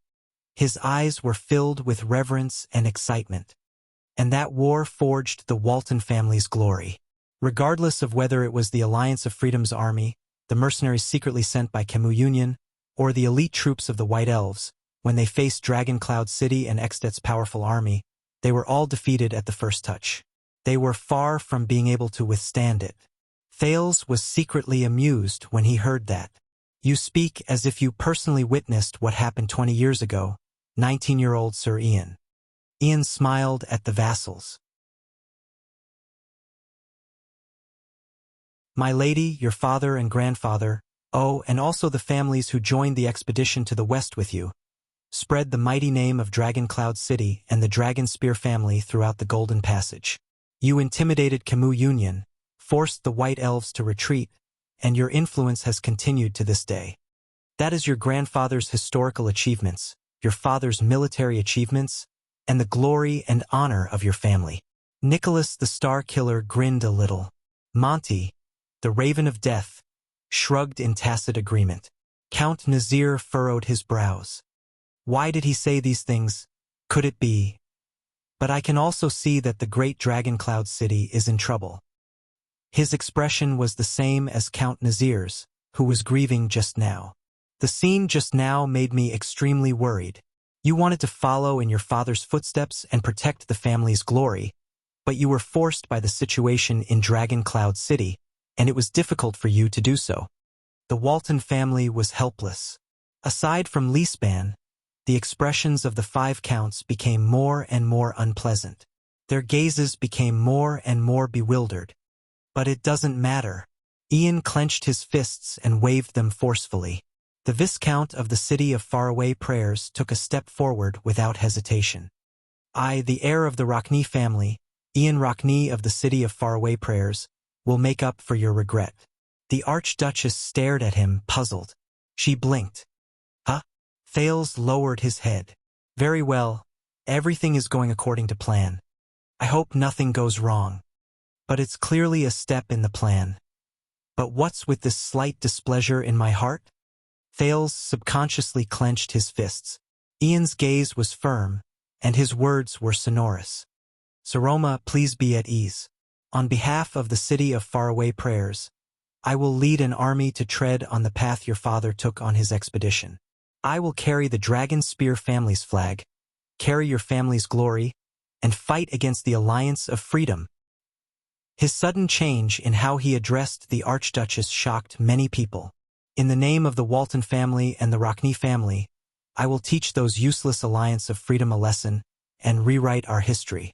I will plant the Cloud Dragon Spear flag and the Knight's Law flag on top of Fort Liberté once again, and let all bards recite the great victory that belongs to us and Extet.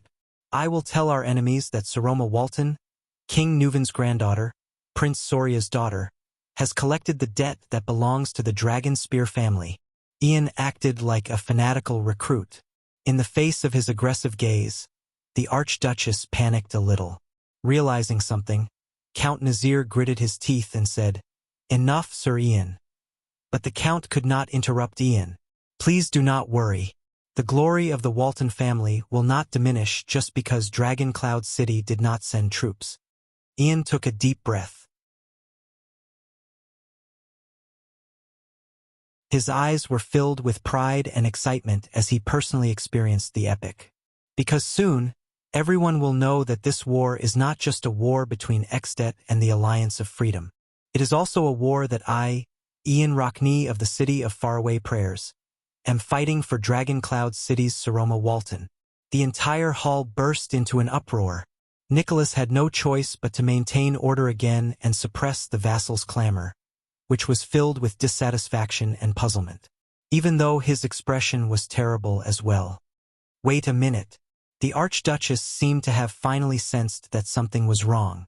She stuttered and said, "Sir Ian, you are..."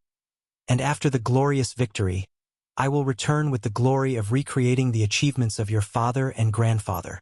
Ian did not pay any attention to the stunned Saroma. He only immersed himself in his own world. He exhaled, and in an instant, he turned from a fanatical fighter to a gentle poet. "Of course, when the time comes, please kindly agree to a request of mine, a request that makes me feel humble and unbearable." "Pure request." Saroma's face turned pale. For the first time, she exchanged glances with the 6 counts who also had unpleasant expressions on their faces. It was as if they were only standing together at this moment. Ian extended his hands and gestured gently at the seated Archduchess. "This is the repayment of the City of Faraway Prayers, and also my sincerity, Saroma. I will use this great war to win the right to approach you. At this moment, when the vassals are at odds with each other and the territory is filled with internal strife, I am the only one who can protect your family's glory, and also the only one who can protect your prestige as an Archduchess." Saroma exchanged countless glances with the counts, who were also caught off guard. She raised her head with great difficulty and awkwardly said, "You mean?" Beside Ian, Prince Thal's expression was stiff. He clenched his fists tighter. "This is just a plan." "Nothing. This is just a plan." "Calm down. Calm down," he said to himself. Ian took another step forward and stared at Saroma from afar. A dreamy longing appeared on his face. It was as if that was his only pursuit. "Let me continue to protect you from now on with glory, good lady." The young Rockney stated his intentions in a gentle and tactful manner. "Let the City of Faraway Prayers become your strongest and most powerful backing and trump card." At this moment, the hall truly sank into a dead silence. The counts' faces were ashen. Please let the Rockney family and the Walton family truly stand together and restore their glory. With the most longing and gentle gaze, Ian's words trembled with excitement. "From now on, we will protect you and your family's glory together. The beautiful and noble Lady Saroma Walton." The young Ian tried his best to suppress his passion, but it was difficult for him to conceal it. He stroked his heart and said softly, "Marry me." At this moment, in the Great Hall of Heroes, from the Archduchess and the 6 counts to the rest of the vassals and even the guards, everyone was dumbfounded. They were inexplicably shocked, as if they had seen the most unbelievable scene in the world. Except for Thales. The Prince of Constellation stared at Ian's legs with a cold expression and clenched his fists. He almost clenched his palms. "Forget it, I'll just send it out." Clenched fist. "From today onwards, I will be a diligent person who writes."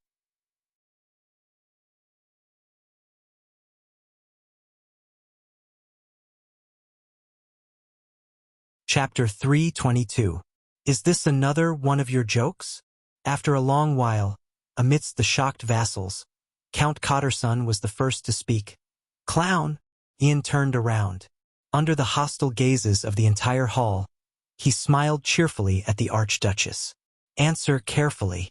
Cotterson's tone was filled with anger and malice. Without waiting for the other party to reply, he said. Because it might cost you your life. The silent Thales noticed that even though most of the vassals were surprised, there were still a few people who stood out. Regent Leespan, who knew the most inside information, furrowed his brows. The old Nazir's gaze was unfocused. Carkigel, who had always been silent, stared at the Archduchess this time. He remained motionless. Thales thought of something. Beside the Archduchess, Nicholas glared at the Prince of Constellation in the corner with a cold expression. His murderous gaze seemed to be saying, "You. I know it's you, young prince. What are you planning to do now?" In the face of the Star Killer's vigilance and hostility, Thales had no choice but to give a friendly and weak smile. "These are my most sincere thoughts." Ian's words interrupted his thoughts. "I came here to—" Ian did not finish his arrogant words. "How dare you?" This time, the one who spoke was the golden-bearded Earl Hurst. In his 30s, he was clearly not as composed as his colleagues. He leaned forward, clenched his knees tightly, and gritted his teeth. His gaze kept moving back and forth between the Archduchess, who was at a loss, and the smug Ian. "In Dragon Cloud City? Insulting our king in front of us vassals? I don't see how it's an insult." Ian rolled his eyes at the ceiling and spread his hands helplessly and casually. 600 years ago, the truth-seeker Kulgan was King Rikaru's most capable and trusted knight. That's why he was sent to conquer the most remote and untamable West. Is it strange that their descendants, the Rockney family and the Walton family, are married? Quite a number of nobles snorted disdainfully and hatefully. Thales could even hear the sound of their knuckles cracking. Thales swept his gaze over the vassals in the hall and came to a conclusion. Ian has probably incurred public wrath. Count Nazir, who had been leading the conversation, coughed loudly, and the ministers fell silent. "I believe that Archduke Rockney did not give us any relevant reminders," the old count said slowly. "So, this is just your personal impulse?" When he faced Nazir, Ian put away his disrespectful expression, which was a rare sight. He nodded gently. "Oh, about my father. I think he won't object." Count Nazir's gaze shifted, and he glanced at the Archduchess, intentionally or unintentionally. Saroma only stared blankly at the conversation on the field. She seemed to be lost in her thoughts. "Madam, I think we should call it a day."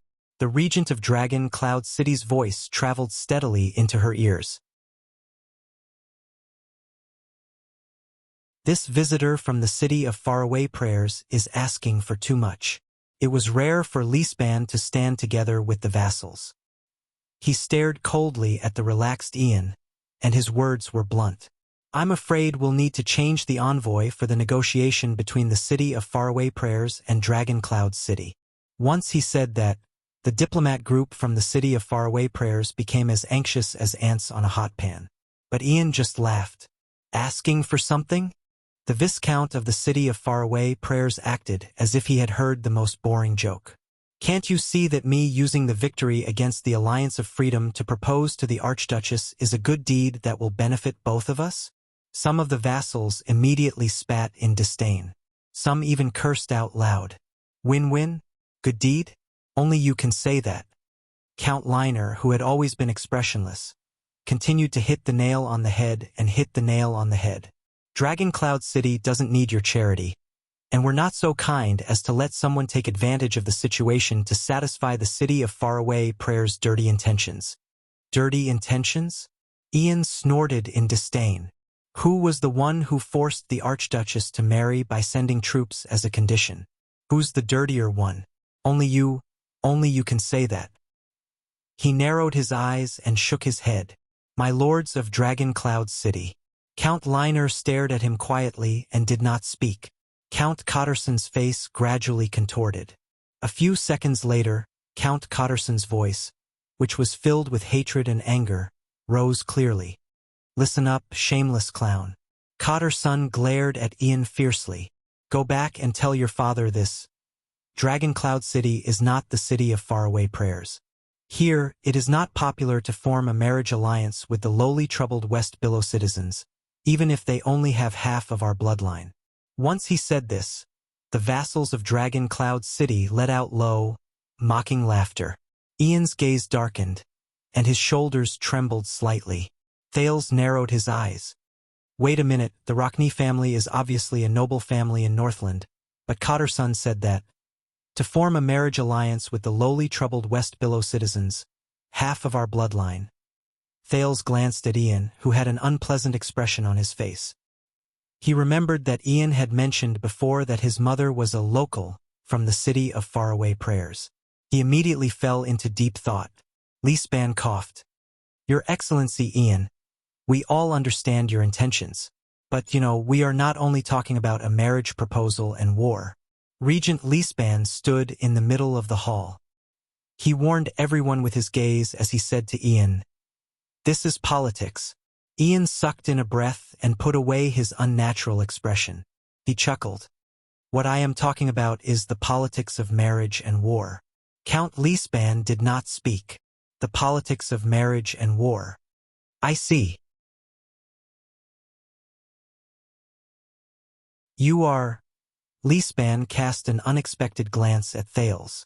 The prince's heart skipped a beat. This old man seems to know what we are up to. Forgive me for my rudeness, Count Leespan. But, Ian shrugged and slowly said, I'm sorry, Count Leespan. Why are all of you so anxious to speak up for the Archduchess? The expressions of the vassals in the hall, including Lispan's, changed again. Many gazes shifted back to Saroma, but the latter only pulled a long face and did not say a word. The gaze of the heir of the city of faraway prayers became stern. It was as if he had turned from a frivolous young master to the cold and aloof Viscount Ian. Just now, weren't you the ones who claimed that you wanted to show her the cruel side of this world? Ian raised his head and stared at the Archduchess on the stage seriously. Saroma, I am speaking to you as the heir of the city of faraway prayers. I will only accept answers from you. His voice was cold, clean and decisive. Saroma subconsciously bit her lower lip. Count Cotterson, who was furious again, was about to speak, but Leespan and Nazir raised their hands at the same time to stop him. Cotterson understood their gazes. This is not their turn. Leespan and Nazir raised their heads at the same time and looked at Saroma, waiting for her response. The air in the hall seemed to have frozen. It no longer flowed. On the steps, Saroma, whose face was pale and breathing quickened, swept her gaze over the people in the hall, until she met Thales' gaze. Thales understood the look in her eyes. It was a gaze he was once familiar with, one that was filled with panic and anxiety. The Prince of Constellation smiled faintly. He raised his fist and clenched it gently over his heart. You can do it, Saroma. You can do it. The vassals still stared at her closely. Their gazes were filled with judgment and sizing up strangers. In the chaotic hall, Saroma and Thales' gazes met for a moment before they looked away. Thales lowered his head and sighed in his heart. Of course, Saroma, if you can't... He looked at his right palm. There were 2 scars left by a dagger when he was young. He took a deep breath. It's okay. I'm here. And me. A few seconds later, the Archduchess relaxed her lower lip. The corners of her mouth curled up slightly, and she nodded slightly. Her tense face finally relaxed a little. My vassals. Their intentions are very clear. Saroma exhaled and said with a serious expression, Your Grace, she slowly said, enunciating each word clearly. The marriage between us is impossible.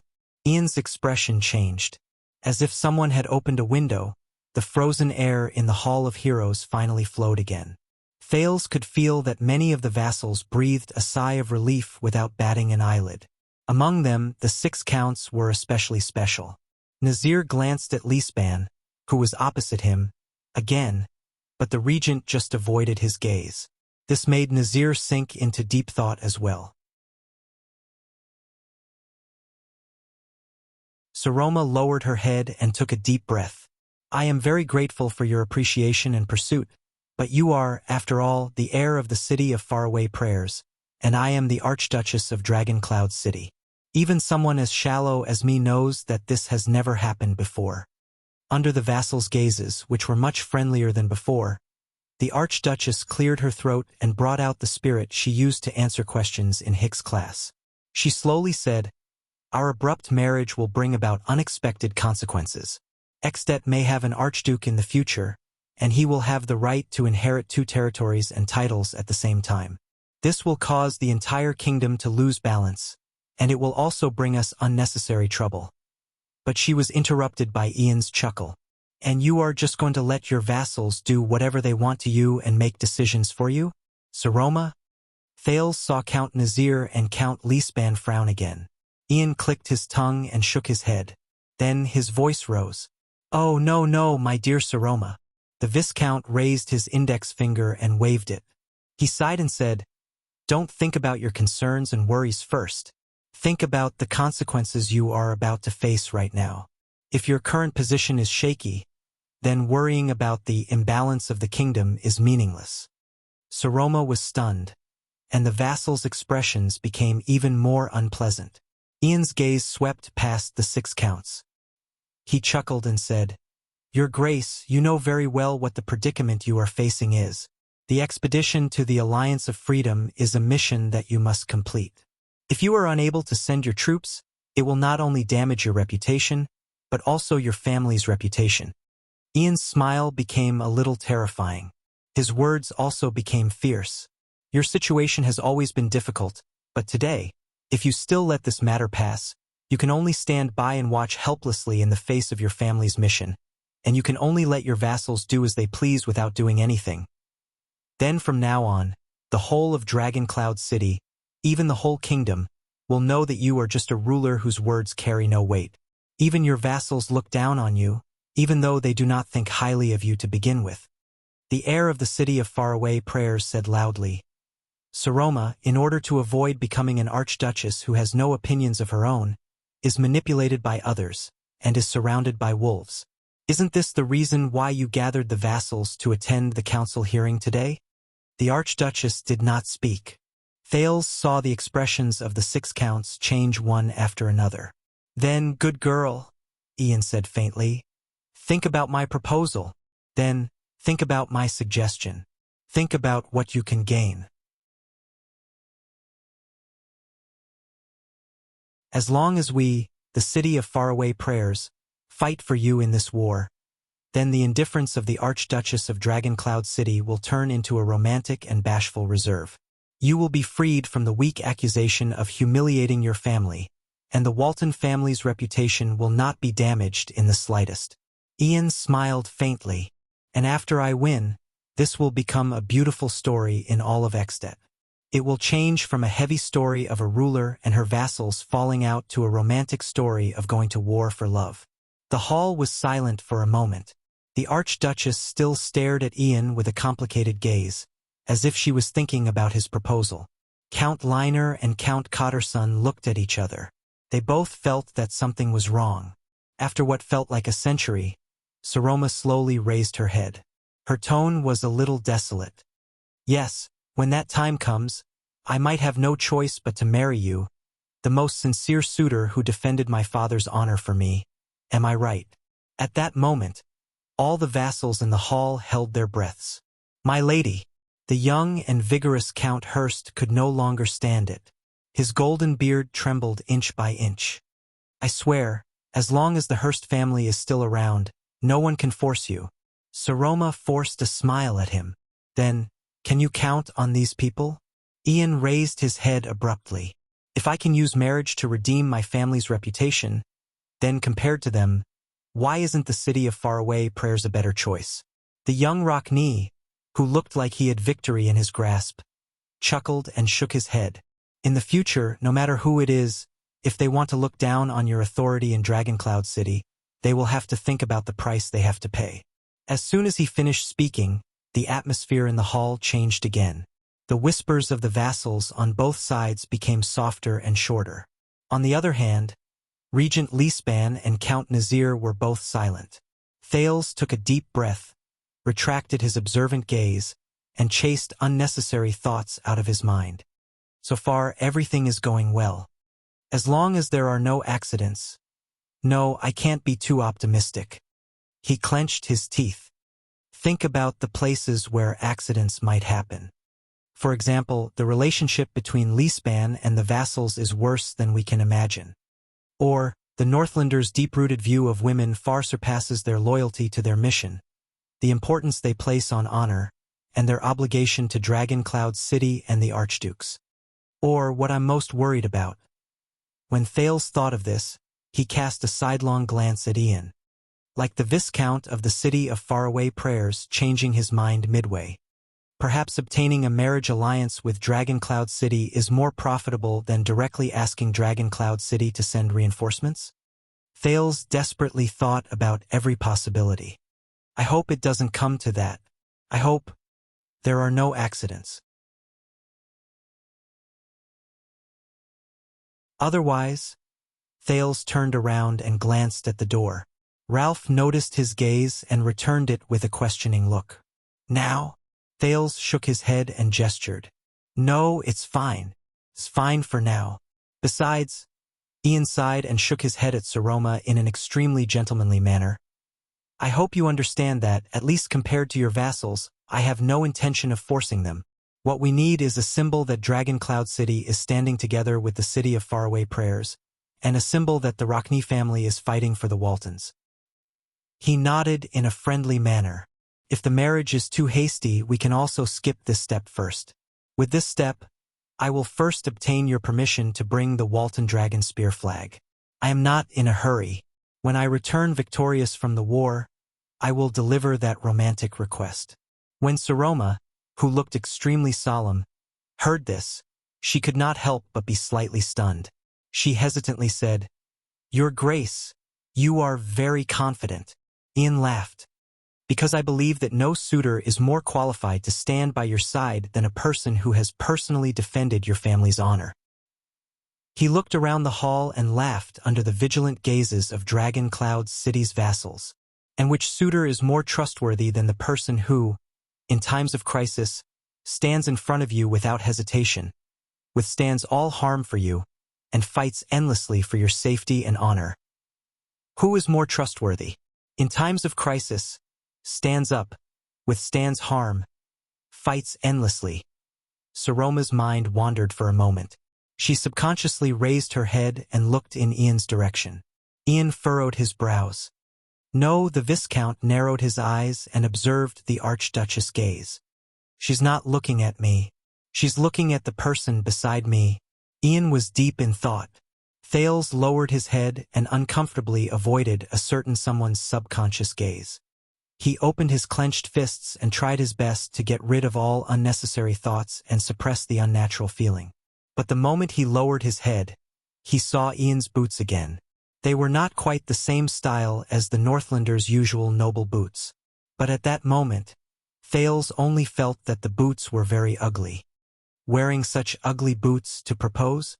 Damn it, I really want to step on them. That's an easy choice.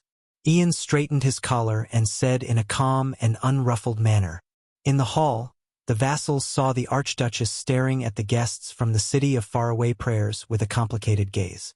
Their expressions changed. The disgust in Count Cotterson's eyes had escalated to hatred. Count Hurst gritted his teeth so hard that they made cracking sounds. He desperately suppressed his anger. No, my lady. Count Hurst's panting grew louder. Please consider carefully. But the Archduchess only extended her hand and shook her head to interrupt Hurst. Count, I'm sorry. She put away her contemplative expression, cleared her throat, and turned to Ian again. Saroma said, So, you will fight this battle in the name of proposing to me, protect my reputation and authority, and then we will be connected by marriage? Ian's eyes lit up and he nodded. Yes. With this reason, I will bring the Cloud Dragon Spear flag to Fort Liberté. Not only will you not need a single soldier to spread your prestige in Extet and restore your family's reputation. Ian continued to speak slowly. You can even obtain the most powerful support. The vast and magnificent territory of the City of Faraway Prayers will be your backing. You do not need to be controlled by, if you know what I mean. He shrugged. At that moment, The entire hall was like eternal oil flowing in a world of ice and snow. At the moment it was ignited, the flames of anger and the chill of hatred rose at the same time. The expressions of the vassals of Dragon Cloud City dropped to the freezing point. Thales could even hear the cracking of some people's fists. The envoys of the city of faraway prayers had been confused by their young master, who did not play by the rules, since the beginning of the journey. This time they all sank into deep thought. Thales furrowed his eyebrows. He suddenly knew why Ian had purposely sat near him. To protect the Prince of Constellation, Lord Justin had arranged sufficient manpower in this corner to block off most of the vassals. Otherwise, the tragedy of a noble from the Rockney family dying a violent death in Dragon Cloud City would probably spread throughout Extet tomorrow. Thales exhaled. At this moment, the Prince of Constellation was probably no longer the most unpopular person in Dragon Cloud City. But will they succeed? Nazir, who had not spoken for a long time, cast a profound glance at the Archduchess, then turned to Ian. Kulgan Rockney actually has a son like you. The old Count coughed. Marrying a local as a wife, he really profited. Ian's expression froze, but he then forced a smile. Enough, Count Liner said coldly. If it's for a marriage alliance and to prove Dragon Cloud City and the city of faraway prayer standpoint, I believe we can find a suitable candidate among the Walton family's collateral bloodline. But the Archduchess has important responsibilities in Dragon Cloud City. It's impossible for her to marry you. Ian snorted softly. Here we go again. You're speaking up for the Archduchess again, as if you're her father or husband. The Viscount swung his arm, his gaze sharp. But can you really protect her? Asterisk thud. Asterisk Count Hurst punched the chair with a fierce look on his face. His golden beard trembled slightly. Why are we still wasting time here? Count Cotterson snorted in agreement. Guards, chase this Westerner out. But the Archduchess guards only stared at him sternly and did not move. Ian smiled nonchalantly. At this moment, everyone. The Archduchess' clear voice interrupted the conflict that was about to erupt. As masters, we must maintain our demeanor. Thales raised his head and, together with the vassals, turned his gaze to Saroma. Is here. The final blow. I hope there are no accidents. Your Grace, I have to say, you've given me a very interesting suggestion. Saroma sighed. It's even quite tempting. The vassal's expressions immediately became very unpleasant. Without sending a single soldier, I can solve the problem of the Alliance of Freedom, restore my prestige, my family's dignity, and even obtain the support of the city of faraway prayers. Saroma forced a smile with great difficulty. Her voice was filled with exhaustion. I only need to pay the price of a so-called romantic story. Ian bowed respectfully. That's right. Saroma looked at him quietly and nodded. The vassals could no longer sit still. Hurst could not help but exclaim in surprise, Lady! Count Liner narrowed his eyes and looked at the regent. Leespan, as the leader, as the regent, you have the duty to stop the lady's blind behavior. But Count Leespan was indifferent. He continued to look at Saroma. There was a hint of unfamiliarity in his eyes. F***ck, Cotterson was furious. Leespan, we all know that the lady listens to you. Don't play dead. Say something. Nazir was also frowning, but his gaze was on Leespan. Only Carcagel, who had always been silent, did not say a word. He watched the situation in the hall quietly. The other vassals had different reactions. Some were worried, some were anxious, and some were gnashing their teeth. Thales stared at the vassal's expressions and clenched his fists. Saroma smiled and continued to stare at Ian. So, my dear Saroma, Ian waved his hand excitedly. Have we reached a consensus? The great alliance between the Waltons and Rockney? Saroma's smile grew brighter, and there was even a hint of relief in it. Thales closed his eyes.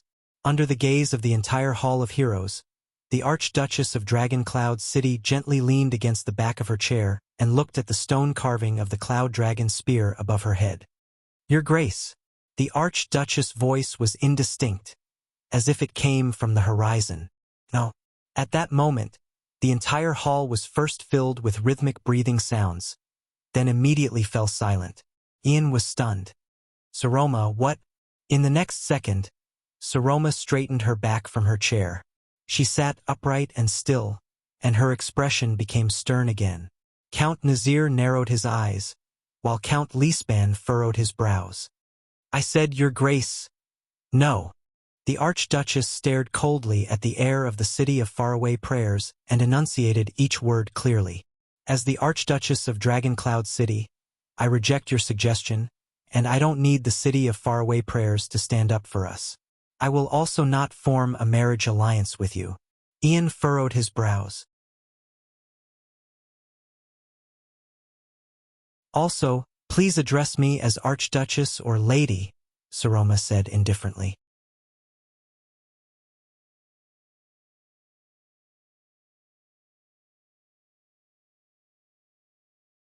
Chapter 323. The hall was so quiet that one could hear a pin drop. The nobles watched the confrontation between the Archduchess and the envoy from the city of faraway prayers with different expressions. Ian widened his eyes in surprise, as if he could not understand the Archduchess' words. Almost everyone in the hall stared at him with hostile expressions. Ian took a deep breath and raised his head with a puzzled expression. But the war with the Alliance of Freedom is right before our eyes. In her seat, Saroma's lips twitched slightly. She nodded slowly. Yes. Ian raised his hand in puzzlement and contradiction, as if he wanted to express something, but he put it down halfway. The air of the city of faraway prayers gritted his teeth and frowned deeply. You know, right? This is a war that means a lot to you and your family, especially after Dragoncloud City lost its king. His tone was slightly anxious. Do you also know that the person sitting at the other end of the chessboard is King Chapman, who hates all of you to the core? The vassal's expressions became even more tense. Saroma lowered her head weakly and sighed as she said, Yes, I know. Her voice was weak, like a whimper. Ian seemed to have received encouragement. His gaze became lively, as if he was looking for support. He smiled in a rather relaxed manner. Very good. Then you should know your current situation. You know that your prestige is far from enough to support you, especially. Ian paused for a moment. He looked around and sighed in a seemingly regretful manner. Especially since you are a woman, a female archduchess. At that moment, the prince felt the nobles in the hall adjust their expressions unnaturally. In the seats of the 6 counts, Liner tilted his head and ground his teeth gently. Carcagel stared at the Archduchess without blinking. Hurst's eyes looked as if they were about to spit fire. Count Cotterson's eyebrows were almost knitted together. Lisban and Count Nazir looked at the Archduchess with complicated expressions. The meaning in their gazes was difficult to decipher. The Archduchess raised her head. Thale's heart tensed. The girl exhaled and put on a relieved expression.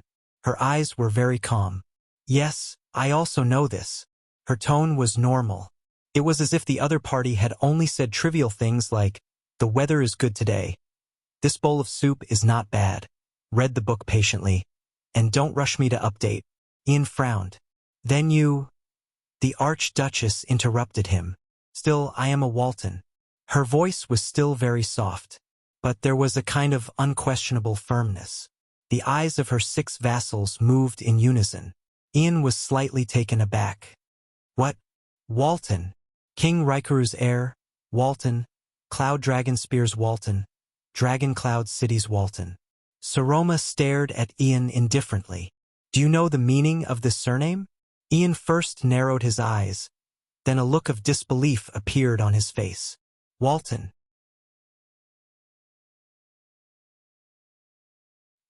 He exhaled impatiently. Saroma, wake up. Think about the scene just now. Think about the attitude of your vassals. Then, think about my suggestion. Ian waved his hand in exasperation. This is the only way for you to salvage your predicament. The Viscount's words echoed in the hall. The vassal's expressions became unnatural again. Saroma smiled. Her gaze met with Ian's in the air. "No," the Archduchess said softly. "It isn't. The Waltons are the Waltons." Saroma turned her gaze and looked at each of the vassals with different expressions. Cloud Dragon Spear has never fought alone. 700 years ago, Raikaru stood in the sky with his spear, and the young Waltons followed closely behind him. And under the clouds parted by the dragon's wings, behind the 8 knights on the ground, Lisban, Nazir, Karkagel, Hurst, countless Northland knights, whether they are famous or nameless, charged forward without hesitation. They stood together, and together, they cast the battle that reversed the cold wind, tore apart the darkness shrouded by the calamities, and won a future for the world. Under her seat, Count Hurst's expression changed. "My lady." The other vassals' expressions became increasingly solemn. 700 years ago, Thales sighed. He could not help but think of the portrait of Tormund in Mindy's hall. The sorrowful king of Renaissance also charged forward with his spear, and the 6 knights beside him, riddled with wounds, raised their reins and charged forward without regret. He also thought of the madness of Giza and Asda's duel. Asterisk thud. Asterisk at this moment. Saroma slapped her seat and unexpectedly stood up. The entire hall was slightly startled. But nothing was more shocking than the Archduchess' next move. Everyone today at this time, and in this place, I, the Archduchess of Dragoncloud City, Saroma Walton, officially issue Dragoncloud City's wartime enlistment order. The girl's light and clear voice rang in the Hall of Heroes, echoing between the thick stone bricks. Dragoncloud City declares war on the Alliance of Freedom. Thale's breathing froze. "It's here." Before everyone could react to the stupefied and horrified scene, the Archduchess took a step forward with a determined expression. Her voice was cold and harsh, but it was filled with an unprecedented sense of power. "In a few days, the Walton family will take the initiative to send troops to the west to assist the City of Faraway Prayers and fight against the Alliance of Freedom. With the blood of those who repeatedly betray their faith, with the heads of those treacherous villains, we will once again prove Dragoncloud City's honor." The hall instantly fell silent. Ian stared at Saroma in a daze, his mouth wide open, as if he could not close it. The vassals were not much better. Their eyes were filled with shock as they stared at the Archduchess. The 6 counts were much more composed, but their body movements were enough to show that they were abnormal. Hurst almost broke his seat. Cotterson clenched his fists tightly, and Karkagel's broken arm was firmly pressed against the armrest of the chair. Regent Lisban and Count Nazir, the most senior among them, stared at each other without saying a word. No one seemed to be able to give an appropriate response to the Archduchess' words. Then, Ian suddenly gasped, like a drowning man who had finally surfaced from the water. He rubbed his chin and said anxiously, "Don't worry, Madame Saroma. As I said, we don't need you to send troops to aid us. What we value is only a stance and stance." What greeted him was Saroma's stern reply. "This has nothing to do with you, Your Grace." Ian's words were cut off at the tip of his tongue. He spread his arms in disbelief and stared at the Archduchess in a daze. "This is just my determination," the Archduchess said coldly. "It is also something that Dragoncloud City must do." Everyone was stunned by the young lady's sudden unyielding stance. Only Thales, who was in the corner, curled up the corners of his lips slightly as he stared at his partner of 6 years.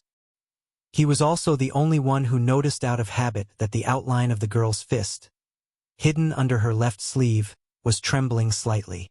"Good job, Saroma. Continue," he said in his heart. "And I need everyone." The response of the 23 noble families seated here. The Archduchess slowly turned her gaze around and swept her gaze over everyone in the hall. "Just like 20 years ago, and just like 600 years ago, you and your ancestors stood by the 2 King Nuvan's side with unwavering loyalty and without complaint." Her voice was still clear, and there was a hint of reckless determination in it. But there was no response as expected. No one spoke. All the vassals stared at her quietly. After the initial shock, Suspicion and caution gradually appeared on their faces, and as they stared at each other, it slowly deepened. The hall was still quiet. Even Lisban was silent. Saroma's face turned pale. Thales shut his eyes in his seat. Not enough. Saroma, this is not enough. The Archduchess swept her gaze across the hall with an unpleasant expression. Every vassal whom she swept her gaze upon turned their gazes away unnaturally. Everyone. Saroma gritted her teeth and said, "The war horn has sounded. Dragon Cloud City needs you." But still no one responded. Thales extended the tip of his foot and poked Ian without anyone noticing. The Viscount of the City of Faraway Prayers moved a little. Ian turned around nervously. When he saw that no one in the hall spoke, he heaved a sigh of relief and put on a calm smile. "Lady Saroma, I hate interrupting you." Ian clicked his tongue, turned around, and shrugged. "But your vassals have already made it very clear just now. You want their response? Then give up your right to marry." The Viscount nodded slightly, his eyes sparkling. You can't ask for a deal without something in return. Many of the vassals' expressions darkened. Some of them stared coldly at the Viscount. "And since it's a deal, why don't you choose the most practical?" Saroma gritted her teeth and raised her head indignantly. The young lady spoke again and interrupted Ian. "Everyone, this is not a deal nor a compromise, and it has nothing to do with my marriage. It's just my will." But in the large hall of heroes on both sides of the oval stone hall, no one answered. It was as if someone had isolated the sound. The observant Ian furrowed his eyebrows. On the stairs, Saroma looked at the silent hall with difficulty, as if she was bearing 1,000 pounds of pressure. Pairs of confused, suspicious, scheming, and dissatisfied gazes were directed at her. But there was no response. It was as if this was just her one-woman show. Saroma immediately felt her legs tremble slightly. "No." She clenched her teeth subconsciously, and her heart raced. "No." Panic surged in her heart. What should I do?" At this moment, Saroma suddenly noticed that among those gazes, only a pair of eyes remained unperturbed and as calm as ever. They only stared at her quietly from afar. Just like always. Just like the past 6 years. The owner of the gaze smiled at her, raised his left hand, and tapped his thumb. Saroma trembled slightly. She suddenly felt a weight on her thumb, which was tucked under her left sleeve, due to her nervousness and absent-mindedness. It was a ring. 6 years ago, that guy had personally put the ring on her finger. That pair of eyes blinked gently and immediately looked elsewhere. But that one blink seemed to have given the young lady strength. Saroma's cheeks trembled slightly. She took a deep breath. The young lady did not look at the entire hall aimlessly. Instead, she turned to the most senior count at the lower seat. "Honorable Count Nazir, thank you for your speech just now." Count Nazir had been staring at Lisban. When he heard this, he slowly shifted his gaze. "My lady." Saroma's expression became solemn. With great difficulty, she said the following words. "You allowed me to see what kind of predicament Dragon Cloud City is in right now. We can no longer wallow in the regrets and misfortunes of the past. But this also makes me even more certain that the future of Dragon Cloud City cannot be protected by the suspicions and schemes between the ruler and the vassals." At that moment, Count Nazir's gaze flickered. "So, I will not use my own marriage in exchange for your compromise. Dragon Cloud City is not so divided and weak that we need to rely on internal marriages to free up our hands and unite against a foreign enemy." Nazir slowly leaned against the seat behind him. He was still silent. "The honor and victory left behind by my grandfather and father can only be protected and won by us with our own hands." The 6 counts at the head of the table reacted differently, and their expressions varied. The Archduchess glanced at Ian before she looked at her group of vassals again. Only by doing so can we truly prevent external forces from interfering with Dragon Cloud City, no matter what method they use.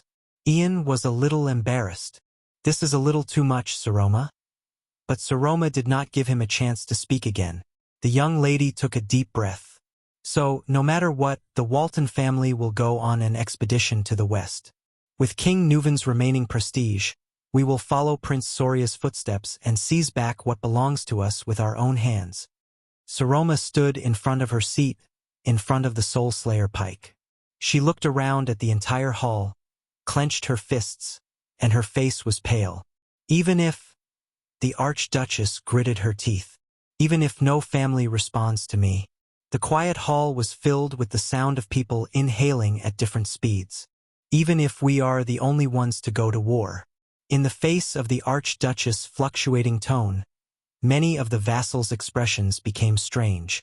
Even the guards, who had no right to speak, could not help but look at her frequently. Inside, Saroma, you don't have to do this. This will be very ugly. The Viscount's eyes began to become solemn and vigilant.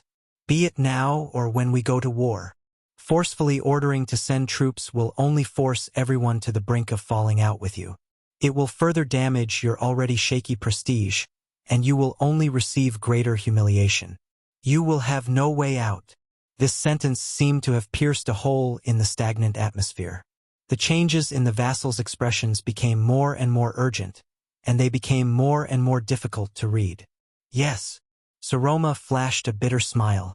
I know. The Archduchess then looked at her vassals, who had complicated expressions on their faces. Her gaze was unfocused. I know that I am far from being comparable to the former King Nuven. Perhaps in this lifetime, I will never be able to compare to him. Everyone, perhaps you don't think highly of me or this little girl on the Archduchess' seat. Perhaps you resent me, perhaps you have your own plans. Count Cotterson tilted his mouth, as if he was deep in thought. The Archduchess sighed and said, But I still hope that at this moment, all of you can bring your warriors and glory and stand with me and Dragon Cloud City. Count Hurst's beard trembled slightly. To prove to the outside world, to this guest from the city of faraway prayers, who claimed that she could save me from my predicament with just a marriage, that Dragon Cloud City is still powerful and united, and that I do not need to bend my knees to outsiders to protect myself. Count Liner clenched his fists in an unnatural manner, twisting his knuckles back and forth. In the next second, Saroma raised her left hand with a solemn expression. Her sleeve slid down from her forearm, revealing her fair wrist. She also revealed the ring on her thumb. Everyone, I believe that no one in this world is more qualified and capable than all of you, my vassals, to fight for me and obtain victory for me, because I am Dragon Cloud City. When they saw the ring, everyone in the hall frowned. They seemed to have remembered something. But Dragon Cloud City is not just me. It is all of you sitting here. Before everyone's eyes, the Archduchess gently took off the large ring inlaid with a black stone and raised it high. Everyone, in the name of the Walton family, I am going to war. The Archduchess' gaze turned cold, and she shouted, Are you coming? Thales trembled slightly. Are you coming? The girl's voice echoed in the hall again. But this time the vassals stared at the black ring. They stared at the people and things it represented. Lisbon's expression was complicated. The one-armed count closed his eyes. Count Nazir's face tensed up, which was rare. The vassals looked around in bewilderment and whispered to each other. Saroma took a step forward and said coldly, Everyone, I also believe that as vassals, all of you will not allow a foreign guest to happily snatch away your responsibilities and obligations, and then flaunt his prowess in front of you. Ian was startled. The girl raised the ring on her hand and pointed it at the stone carving of the Cloud Dragon's spear at the top of the hall. The most loyal vassals of the Walton family, King Nuven's brothers and sisters. The girl's voice rang again. Are you coming? As he listened to the Archduchess' words, Thales was a little dazed. He seemed to have returned to 6 years ago, to the days when he fled in despair. In the shelter of Bright Moon Temple, he was also like this, desperately shouting similar words at Nicholas, who was about to flee. But this is my decision. Northlanders? Are you coming? The noises of the vassals became louder. Thale's gaze met Nicholas, who was on the stairs. The prince saw similar surprise in the Star-Killer's eyes. Saroma? You little rascal. An indescribable emotion surged from his heart, and he could not suppress it. He could only recall what happened 6 years ago over and over again. That's right, we are going to commit suicide. Northlanders, are you coming? Are you coming? Dragon Cloud City. In the hall, Saroma's voice was raised to the limit. Her youthful, high-pitched voice echoed in the ancient palace. Are you coming? The hall gradually quietened down. Many of the vassals had already ended their anxious conversations. Their gazes were all raised, and they looked at the most important people. They were waiting for their decision. The Archduchess gritted her teeth. The arm that held the ring trembled slightly, and the rims of her eyes were slightly red. Northlanders! She was practically roaring at everyone in the hall. Are you coming? Clang. A guard, who was suppressing his emotions, accidentally pressed down on the hilt of his sword. The blade collided with the wall and let out a sharp, piercing sound. This sharp sound made everyone even more tense, and the atmosphere became even more oppressive. But there was still no response from the hall. The Archduchess was the only one who gritted her teeth. Her gaze trembled as she raised the Ring of Triumph, which symbolized the Archduke of Dragon Cloud City. She stood alone in front of the Soul Slayer pike and faced the anxious men in the hall. Among the 6 counts, Cotterson, Hurst, and Liner's abnormalities could no longer be concealed. They exchanged anxious glances with each other, as if they could not reach an agreement for a long time. 1 second. The one-armed count still had his eyes closed and was silent. 2 seconds. Ian narrowed his eyes and exhaled rather gloomily. 3 seconds. The silent confrontation between Leespan and Nazir seemed to have come to an end, but they still did not say a word and waited quietly for the situation to unfold. Time passed. The atmosphere in the hall became increasingly unbearable, until a suppressed laughter rose from the crowd. It was low and piercing to the ears, and it spread to the entire hall. You're tuning in to the Legend of the Vagabond YouTube channel. Don't forget to subscribe and join us on this journey to catch the most captivating stories.